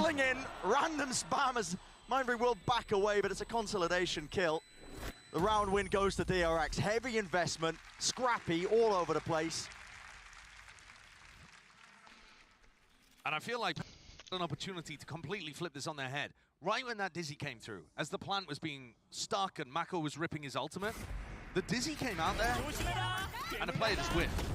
Can't exactly recall who it was, but they had their opportunity to take down Mako instantly, drop the Viper's Pit and make this a sensible retake, and they just couldn't quite land the shots. DRX get in. Chung là nếu anh em nào biết chỉnh thì mình thấy dùng AMD cũng được mà, nhưng mà như mình ấy thì mình chẳng biết chỉnh cái gì cả, nên là như mình thì không dùng được, kiểu vậy. Decided to spend them all in that round, and it has knocked the economy for PaperX. It's an important, pivotal, economic swing round. But we saw PaperX being excellent on the Thrifties in map 1. Yeah, you cannot count them out. Even with the Stingers, a rifle or two, they will make plays, they will take risks. They'll win their aim duels. Especially when they have the Reckoning to work with and Jing one away from a showstopper. Oh yeah. If Jing finds a kill, I mean, then the ultimate situation can turn the round completely on its head. DRX are holding a very strict, slow default to start this round. And now they've backed up. It's because they're scared, but the more time they waste, the worse it's going to look. Thôi, tập trung vào game đi anh em ơi. Bàn chuyện mấy cái máy móc này đến đời mày tống cũng không xong. Cao tờ luôn. Vẫn chạy vào. Đéo hiểu, vẫn chạy vào. Screen completely obscured, stuns there, can't set up Mako for the kill, and a wide swing to trade. Stacks is eventually brought down to his knees. Out to the open though, DRX might be able to salvage this as well. Zested claim control of showers with the stinger from that range. Ok. Được đấy chứ. Pulling it out of nowhere, RB round the back, spot well. Can't take the fight to him.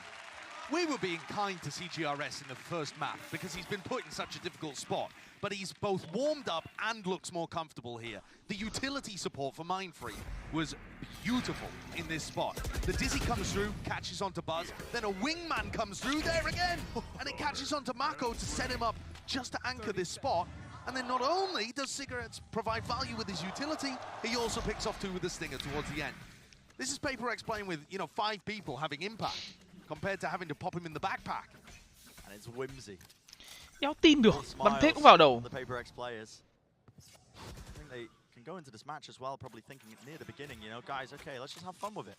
We're not playing with our active roster. We've only had 10 days of practice. Let's make the most of it. God, the fun buff goes crazy. It goes crazy, I'm telling you. Every event, there feels like a team that's just like, guys, let's just have fun with it. And they pop off, they do well. Here's an attempt from DRX. They do take that Lamps control. There's a pull. It's really mistimed a little bit. An attempt to re-clear into Showers. Orbital strike pushes Buzz really far back into it. Lined up. Zest lands that one shot with the Sheriff. Rocket up in the air. Jing. Oh my goodness. He's an easy target. The Rifles sail them away to the round win, hopefully. Mako, though, still alive with 70 health. It's a one. Sao thắng được round này trời? Setup. How many times we said that one and it does shut it down. It's safe enough. A little shake of the head there for Jing. I would have a heart attack coaching this team. I would have a heart attack being a fan of this team, Bren. The way that PaperX play the anti-ecos has got me sweating. I mean, they are Mind Freak just, again, isolated in Showers. Really weird Showers hole. Jing just bouncing around, looking like he's giving opportunities to these guys. Yeah. And yeah, they clean it up. Nice. Nice. You love to see it. Now this horn, I do want to see where this one goes. Because it was being thrown before by Zest, bit of a lineup. Oh, okay, into B long. Well, a fight gets taken by Jing alone. There wasn't really any util to set him up. Yeah, that's Ủa? nice, though. It combos Bây giờ mình bắn với cả PaperX, mình thấy nó bắn không hay, không mạnh thì mình bảo là không mạnh thôi. Đây là DRX chứ đây có phải Blitz đâu. Mình bảo là DRX bắn bay cũng không kém, còn PaperX bắn bay mình thấy không mạnh lắm, vậy thôi. PaperX have, but they've immediately rotated three of the players now over towards B. Team mình đéo có một thằng Race mà Harbor anti xong rồi Keko fast cắm đầu chạy vào shot như thế, team mình đéo có. Chắc chắn luôn, team mình đéo bao giờ có những thằng như thế luôn. It takes those fights, a bit of a timing. CGRS, when's this smoke gonna fade? Not spotted out by the dog. Haunts round over the side, a bit of spam as well. They seem to be aware of it. Where was that from? All the way back into spawn. The wallbang kill onto Buzz, and it's caused a full rotation. Backing away. They don't want to give away anything in a 2v4. CGRS is one away from Thrash as well. I think that's why they were fighting so heavily over that B-long ult orb. But now, chung là mình nhìn thấy nhiều pha xử lý của thằng Buzz nó hơi khó hiểu thôi. Kiểu vậy. Kiểu nhiều pha nó cố gắng bị nhầm quá ấy. Nó từ từ một tí thôi thì game nó sẽ dễ hơn nhiều luôn đấy. Late hold into Showers, even the pull. The Darby, he's got the star, you can see it sitting there on the spike. Lovely job showcasing that. Too many layers to get through, and so PaperX they call quits in the round. Gonna save. Không ai phủ nhận là DRX mạnh nhưng mà nó có những tình huống xử lý nó gọi là chưa được mượt mà lắm ấy. Kiểu vậy. Bao nhiêu lần mà anh em thấy Buzz cắm đầu chạy vào một mình trong bị chết rồi. Đồng ý là Duelist phải đi vào trước nhưng mà đi vào trước mà ăn một đống đồ như thế đâu có bắn được nhau đâu. Đồng đội cũng không đi theo được á. Những cái tình huống đấy không nên cố làm chi cho mệt á.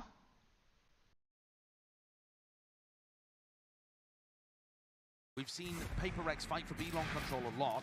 They also, on the bonus round, when they made that play off the Thrash, were fighting Showers to try and set up CGRS for the ult orb. Obviously, there's only 2 to play for on this map, but my point being that they have at various times stacked over towards them just to be able to claim that reward. Yeah, and now they've got 4 players ready to fight over it towards B-long. And DRX also have 3 players. So this might end up just getting sorted instantly. Yeah, is it going to be a coin flip round? Look at the snake bite, though. It's over the top. They just want to push right past it. Doesn't matter if there's a snake bite. Oh my God! They've just run him over! It's a firing line! Oh, that is disgusting. You walk into that one, you are not making it out alive. Not even a single player going down. Listen, there was some damage done, but it's Mako and RB. And that's the spike. You saw the same high tide being thrown there from Forsaken. Over. It's done. We've got a minute 10 to talk about whatever we want. Sếp ơi. Ra sao Mako drop cho Z. I'm afraid I'm not brushed up. I mean, what on earth do RB and Mako do? You just save. You just have to save. The spike is not retrievable here. They've got money, though. That's the weird thing for the final round. But it's just over. What an incredible play, though. I mean, PaperX want the ult orb. So DRX are going over there to try and deny it, and PaperX know that DRX are going to try and deny it, so they're like, okay, let's stack 4 people over there and run at them.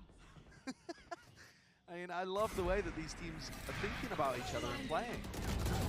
And this is a stimmied up ball of destruction. It's just prime PaperX, it really is. Meanwhile, DyAC has gone and collected the other ult orb. Yeah. So they weren't Great even decision required to use the thrash. Yeah. I do love the decision to run the replay as well when there's like 30 seconds left in the round. It's like we all know what's happening. Cái gì đấy? Bắn đồng đội luôn à? What is he playing out there? He's just scaring Forsaken. Oh, we gotta hear the comms after that. What I want to know what Forsaken's reaction was like. Oh my, he attempted to punish. Quick little reminder, Mako is still him. Mako có anti luôn. Mako bắt đầu đéo cười rồi nha, hết vui rồi đấy. Mako bắt đầu đéo thấy vui rồi đấy nha. Mako tham. Mako tham. Rao cuối rồi bạn, mất 2 súng chứ mất 4 súng cũng chả vấn đề gì mà. Rao cuối rồi còn đâu. Chill bro. Little homie. Last round for it. Fresh going forwards. Barreling into it. Right for short. There's a rocket exchange as well. Watching. Race deep. Quite taken though. Jinx still alive in it. Brings down the adversary. Seekers as well. Just pushing them back, but they have lost that shower's control. Can Zest do anything with it? Flank through cave. CGRS. There was somebody watching, and I believe that was RB for just a moment. There's a real chance for some timings to be taken. That was Fight swinging through. There was no flash to really set it up. Nightfall as well. Scattered us across. 8-4 rồi. Cigarette móc ở đâu đó. Just trying to buy time as well. Create and hold the space. Zest out in the open. It's got to be called. Jing fight close with the reload. And Mako seeks as well to win out his fights by swinging close. Trông DyAC kiểu đéo hiểu chuyện gì đang xảy ra ấy. Đéo hiểu chuyện gì đang xảy ra, cứ cắm đầu nhìn đằng trước thôi. Cứ cắm đầu vào nhìn thôi. Cứ cắm đầu vào thôi.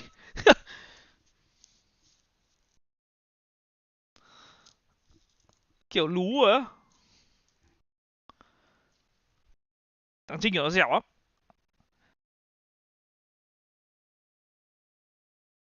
Mình thề luôn, thằng này bắn Raze nó vãi lồn, nó còn ướt Trình luôn đấy. Nó ướt con mẹ Trình luôn đấy. Không gọi là màu mè, không gì hết. Satchel hiệu quả, giết một, Satchel đổi vị trí, Satchel lại giết tiếp, bắn vãi lồn. Mình nói thật luôn. Thế mà mình thằng Raze là mẹ top thế giới mẹ rồi.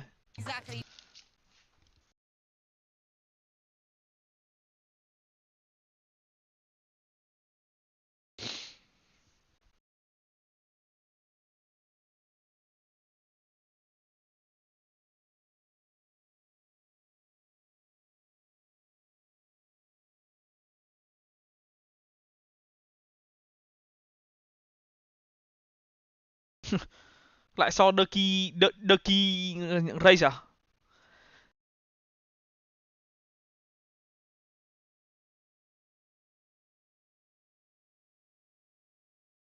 Cái mình nói ước trình ở đây ấy bạn, nó không phải là về aim hay gì.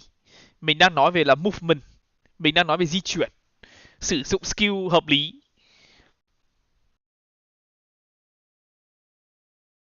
Bạn nghe thì bạn nghe cho hết câu rồi bạn hãng phản biện chứ.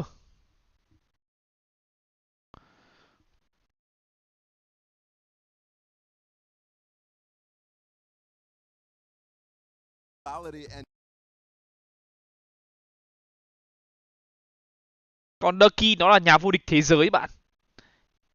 Nói về rõ ràng nó là nhà vô địch thế giới, nó phải là trình độ khác rồi. Mình đang muốn nói về cái việc mà nó sử dụng cái satchel, nó bay bủng cái thứ kiểu nó bay từ khoảng cách này sang khoảng cách khác, hay là chọn vị trí, hay là kiểu như nào đấy, nó nhanh nhạy với cái satchel á. Cái đấy là cái mình đánh giá Ducky nó không cao thôi. Thế nên mình mới nói là Fracture đôi khi Ducky cứ bắn dẹt đấy.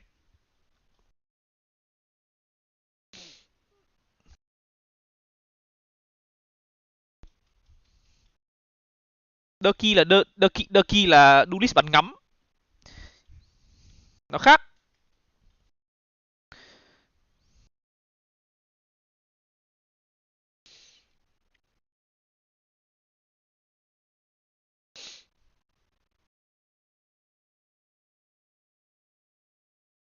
PaperX are playing, it just feels like they are Nếu mà DyAC thua lục là đi. improvising, throwing Thua out lục là đi. plays, whatever the team wants to do, making calls, playing with confidence, it's all there for them. And you're seeing it, Aspat bắn Raze cũng không dẻo. Aspat bắn Neom với cả Zed cũng hay hơn. Cove to get them in as well. Nade towards the side onto the one angle. Molly on top of it. It's all coming together. And where's the defensive utility?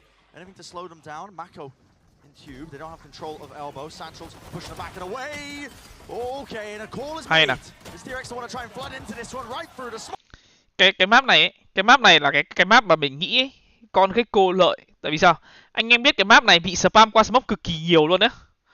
Cái map này ấy, khi đặt bom bị spam qua smoke cực kỳ nhiều luôn. Thế là cái con Wingman này ấy, nó cực kỳ có tác dụng luôn. Map này mình nghĩ là một trong những map mà con Gecko chơi được. Cảm ơn Lê Hoàng với 10k qua Momo nghe. Race Jing gặp Pikachu khác gì con gặp bố đâu anh. Alo à, em không biết à? Phai rank cùng Pikachu nhá, gặp Jing. Pikachu bảo mà Jing ơi bố tới đây mà. Nó bảo với anh là để nó cho mẹ mình Jing biết ai mới là ông chủ mà. Xong cuối cùng Jing bắn mặt nó. A boatload of players though. Got to back out of there. You get your two, and they're like, we don't even want to cross with them at all in terms of what they're putting up with the classics. Even still, give up and concede that space into shower, setting up Jing into a 4 position, but still with the weapons, it should be okay. There you go. Looks clean, in fact. Yeah, spam through the wall, left it up to just DyAC, and doesn't really feel likely that they're going to be able to get too much done. Happy to take the fight with Buzz. Yeah, looking like all 5 players surviving from DyAC. So it will be flawless. Unless ZOWIE can do a bit of damage. Ping onto the Ghost. Flash misses. There's one. Okay. Buzz taken out. Is that a Bulldog? Which won't matter if Stax is able to retrieve it. Ah, well. But if ZOWIE can do more damage, that would be huge. He's just going to save the Bulldog. Well, no, he's not. And Stax is making a beeline for it too. RB throws him his.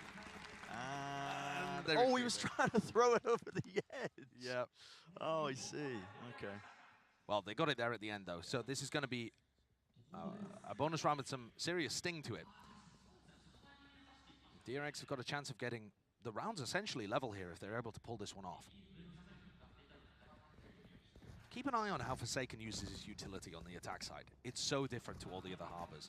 The high tides he goes for, often using his Cove, not to get the plant, but to get them out through choke points. It's very unique. Essential beginning. A bonus round conversion for DyAC would put him in contention once more. Yep, I mean, this is a weird high tide. It is, it just rips its way through. It grants them a bit of a pocket to play through, doesn't it? Oh, okay, here's the mosh pit. Over towards the top.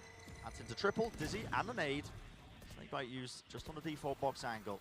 They have Shower's control as well. They're taking up pretty much all of this one. Now Wingman going for the plant. Fast flank through now.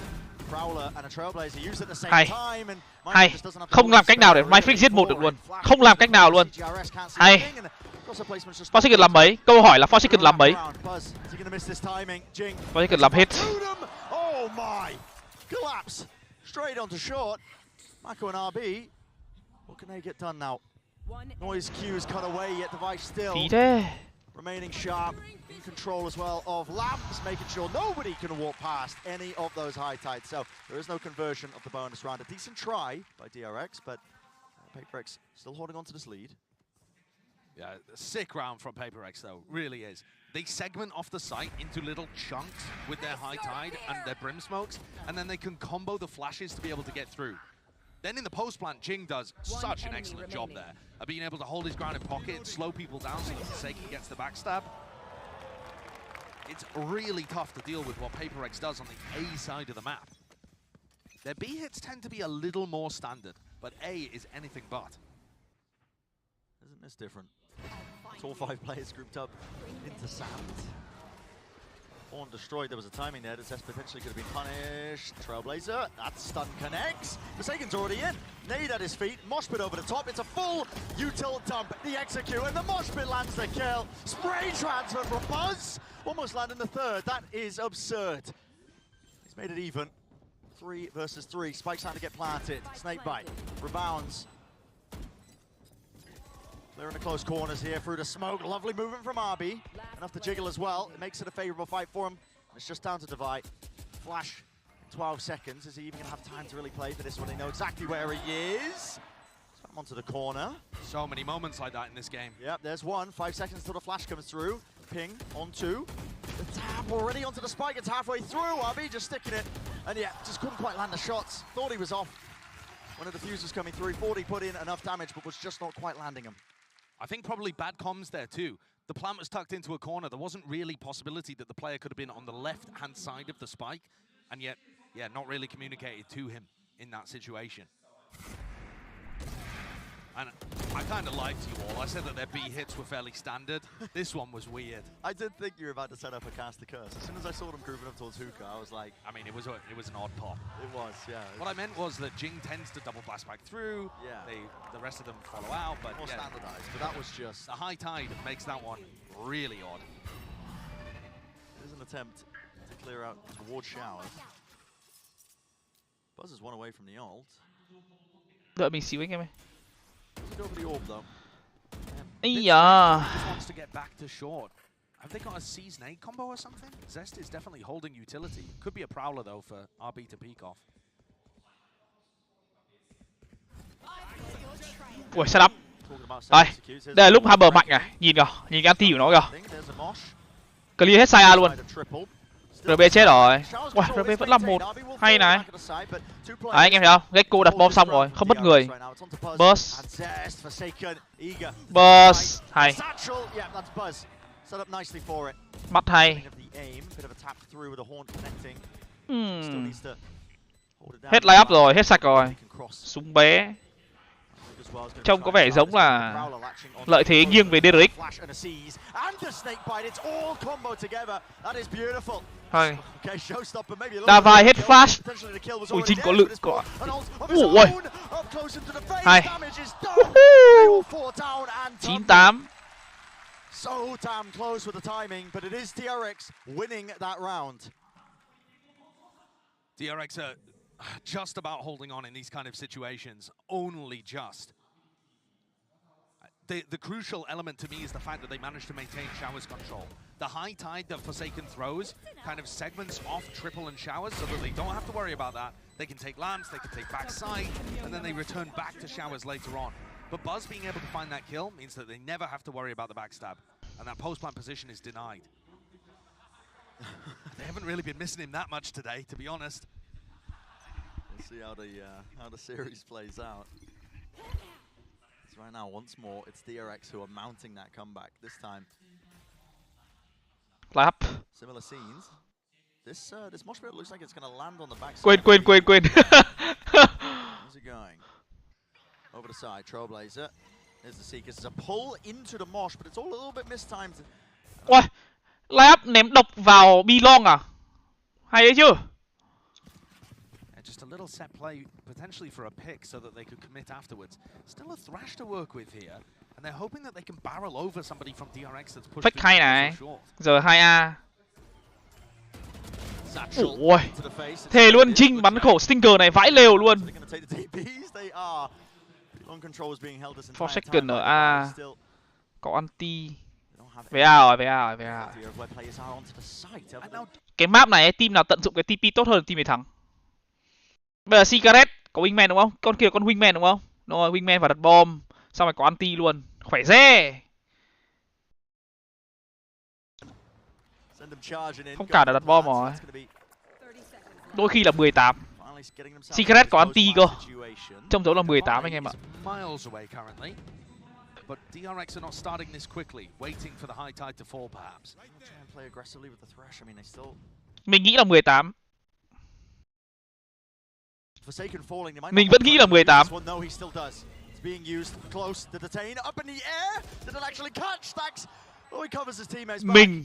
vẫn nghĩ.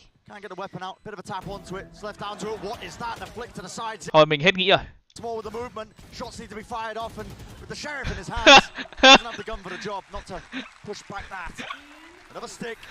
Ui, đi, mai em thằng này Heaven bắn đốt phát đầu như hôm á.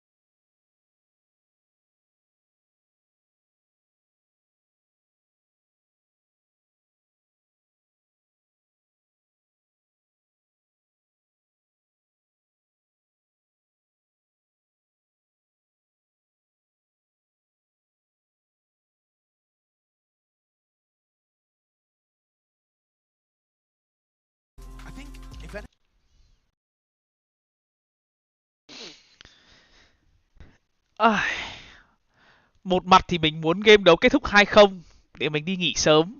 Một mặt thì mình muốn xem map 3. Đéo hiểu mình nên ủng hộ mặt nào. Trên sân khấu nóng lắm bạn. Trên sân khấu nóng lắm. Bạn nhìn nhá, đèn đủng ngay thôi, mình nhìn thì đẹp thôi đúng không? Trên sân khấu nóng lắm. Nóng vãi lều luôn, mình nói thật. Trinh bắn 22 mạng.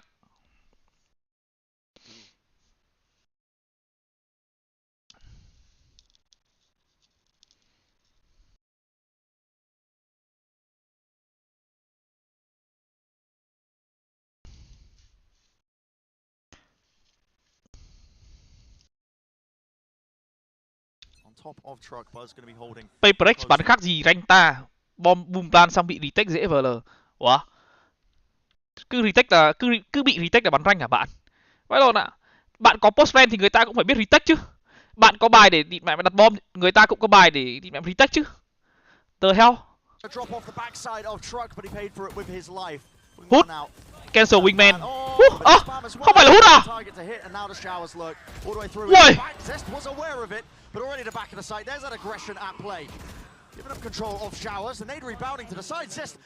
Thôi xong rồi. Đâu kết thúc rồi. Bây giờ nhá, bây giờ đẹp nhất dành cho ấy. Chắc không có hút ở A shot rồi, mình nghĩ thế. Bây giờ đẹp nhất á, bây giờ đẹp nhất cho DRX ấy là DRX làm gì? Giữ cái hút của Asha lại, cho chúng nó vào sai. Hút cái con wingman không cho đặt bom. Đấy là cái đẹp nhất mà mày DRX có thể làm bây giờ. Is there to be able to mop it up. Cool adjustment, excellent entry, and you can tell this guy's a Gecko one trick. I mean that in the best way possible. I mean his utilization and timings of his utility are really good. Crunch towards showers potentially. There was a flash there. Grouped up. DRX, they got to know there's players out here. You're going to just push right through the smoke. Nothing to set this one up. Wow. That is a bold read from DRX, and there was nobody there. I don't know what that's based off. Maybe the fact that Forsaken was throwing utility over towards B. Maybe the fact that there was, you know, no cascade used at the beginning of the round, considering that's normally how they take showers. I mean, HyperX have been playing quite grouped up, so maybe just expected to catch the late lurk player, but, well, potentially salvaging it. I mean, this was a half-buy round, remember? And the rifle was salvaged by Buzz after it fell on the opposite ends of showers. He didn't let that one fall into enemy hands.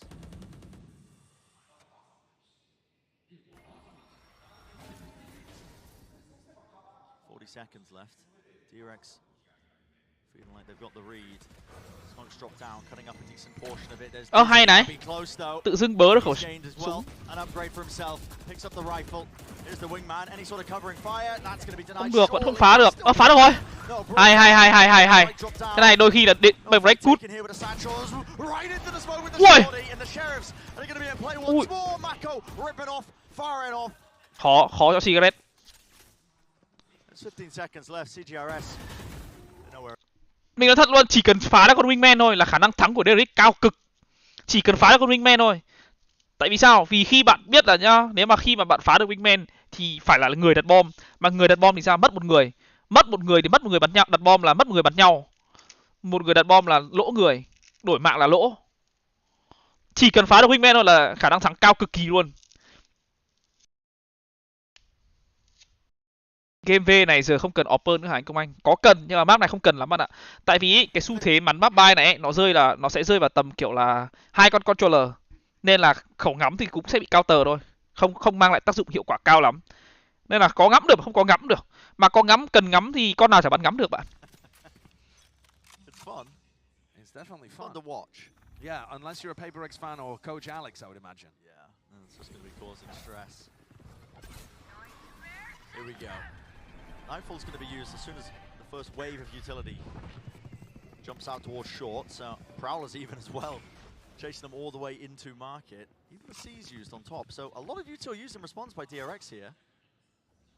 Jing's got a judge. If he decides to go for a double blast pack push out through hookah. Got the satchels for it.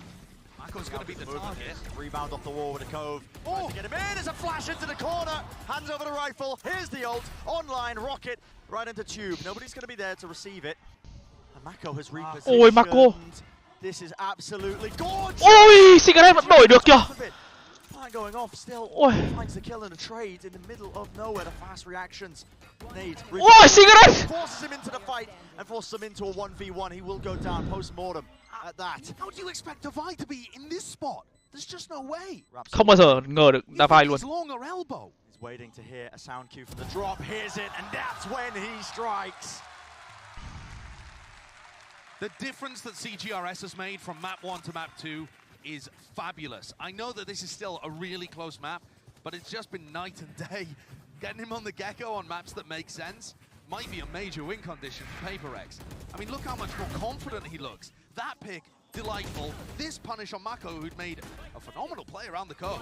And that, grabbing a third onto Buzz while he's under pressure from the nade, he's just won them the round. Nhưng mà mình không biết tại sao phát đấy RB lại đục nhỉ? Không phải là di chuyển tới mà lại là đục nhỉ? Đục là lộ vị trí luôn rồi. 2-0 rồi. Spin on things as a showstopper straight down short. They cleared all the way out through A, and a reaction from PaperX. Still, he has the fuse. Rocket right through the TP. No damage done. They're already into the site. Seekers and a Threshold used together. One after another. Even the wingman as well should be able to get that plant down and opting for it. Still watching onto the flank. My claims to kill into Zest, but will he expect to play it as late lurking up here? It is Buzz, elbow control. This is the adaptations that you start to see from PaperX. They love to change up their positioning. It's aggressive. 2-0 rồi. Towards the back, not letting DRX set themselves up nicely. Even with the Thresh picked up as well, that's going to be pushed all the way deep into the spawn. DRX, they've got nowhere safe to stand. This has got to be a save, and it's going to allow PaperX to get up to match point here. Using a substitute, playing against their rivals, who they've had the better end of in the last couple of matches. Doesn't matter which roster DRX have used, Foxy9, Zest, either way, they have fallen recently. Right there. Historically, DRX has been the best team in the Pacific region by usually a long shot. They've taken on challenges like PaperX and turned them into mincemeat with their more disciplined style. But something recently has just changed. And even without something, it's changed.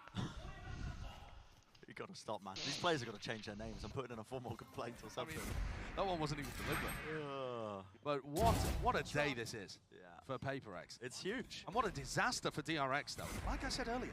Khó lắm. Haber lại có anti rồi. Khó lắm. Your wins. One more round. That's all it'll take for PaperX. And I mean, 5 players. They're grouped up once more. Towards sand, Trailblazer, high tide. Retake B, nó bắn nó rớt mẹ B luôn. Ui trông kìa. Ô kìa. Chơi game láo chưa? He was on that angle, so they do trade it out, even though they couldn't see where he was. Molly towards their feet. Nobody can get in towards the back of the site, but DRX need to salvage it. They need to find a way back in. Deep smoke, placed, Haunt, broken, pushing them off. Cosmic Divide as well. They choose to play up close. This is PaperX, making an in-the-moment call. It's agile, spray trans are not connecting shorties, and play with the rifles. It's up to Zest. One man against the world. Let's keep his team in it. The extension of play, is it there? No. GG!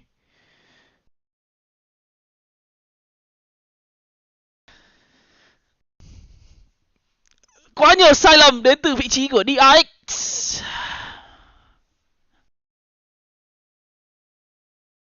Trinh mày bắn kinh quá. Trinh bắn vãi rồi. Phang ngu vờ lờ ơi. Bây giờ tao mà thấy đọc mày thấy mày chat một lần nữa tao ban mày luôn đấy Phang ạ. Phang.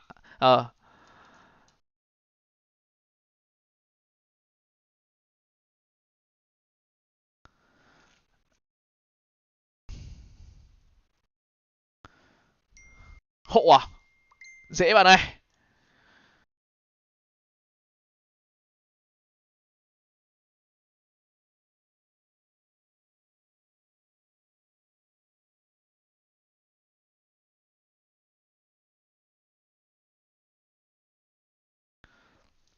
Hai o.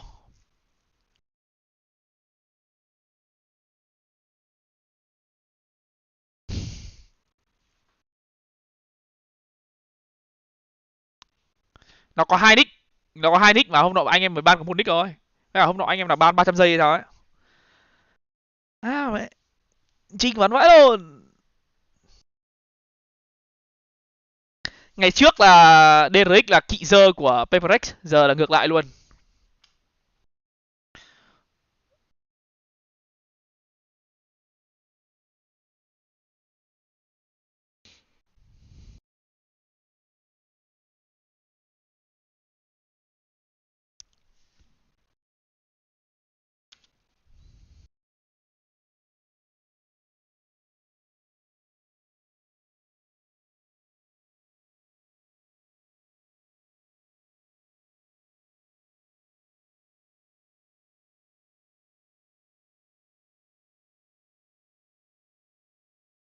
Comeback đến thế rồi, tưởng thắng lại được map 2 rồi.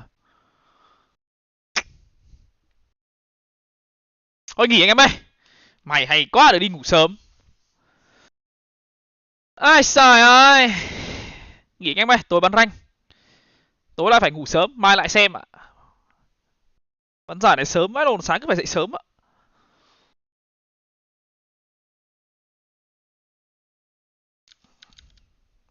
Hẹn gặp anh em vào buổi tối ha. Bắn rank là tiết mục của buổi tối anh em ạ. Nên là để tối đi. Giờ ban ngày này chơi game nó không được phong thủy cho lắm.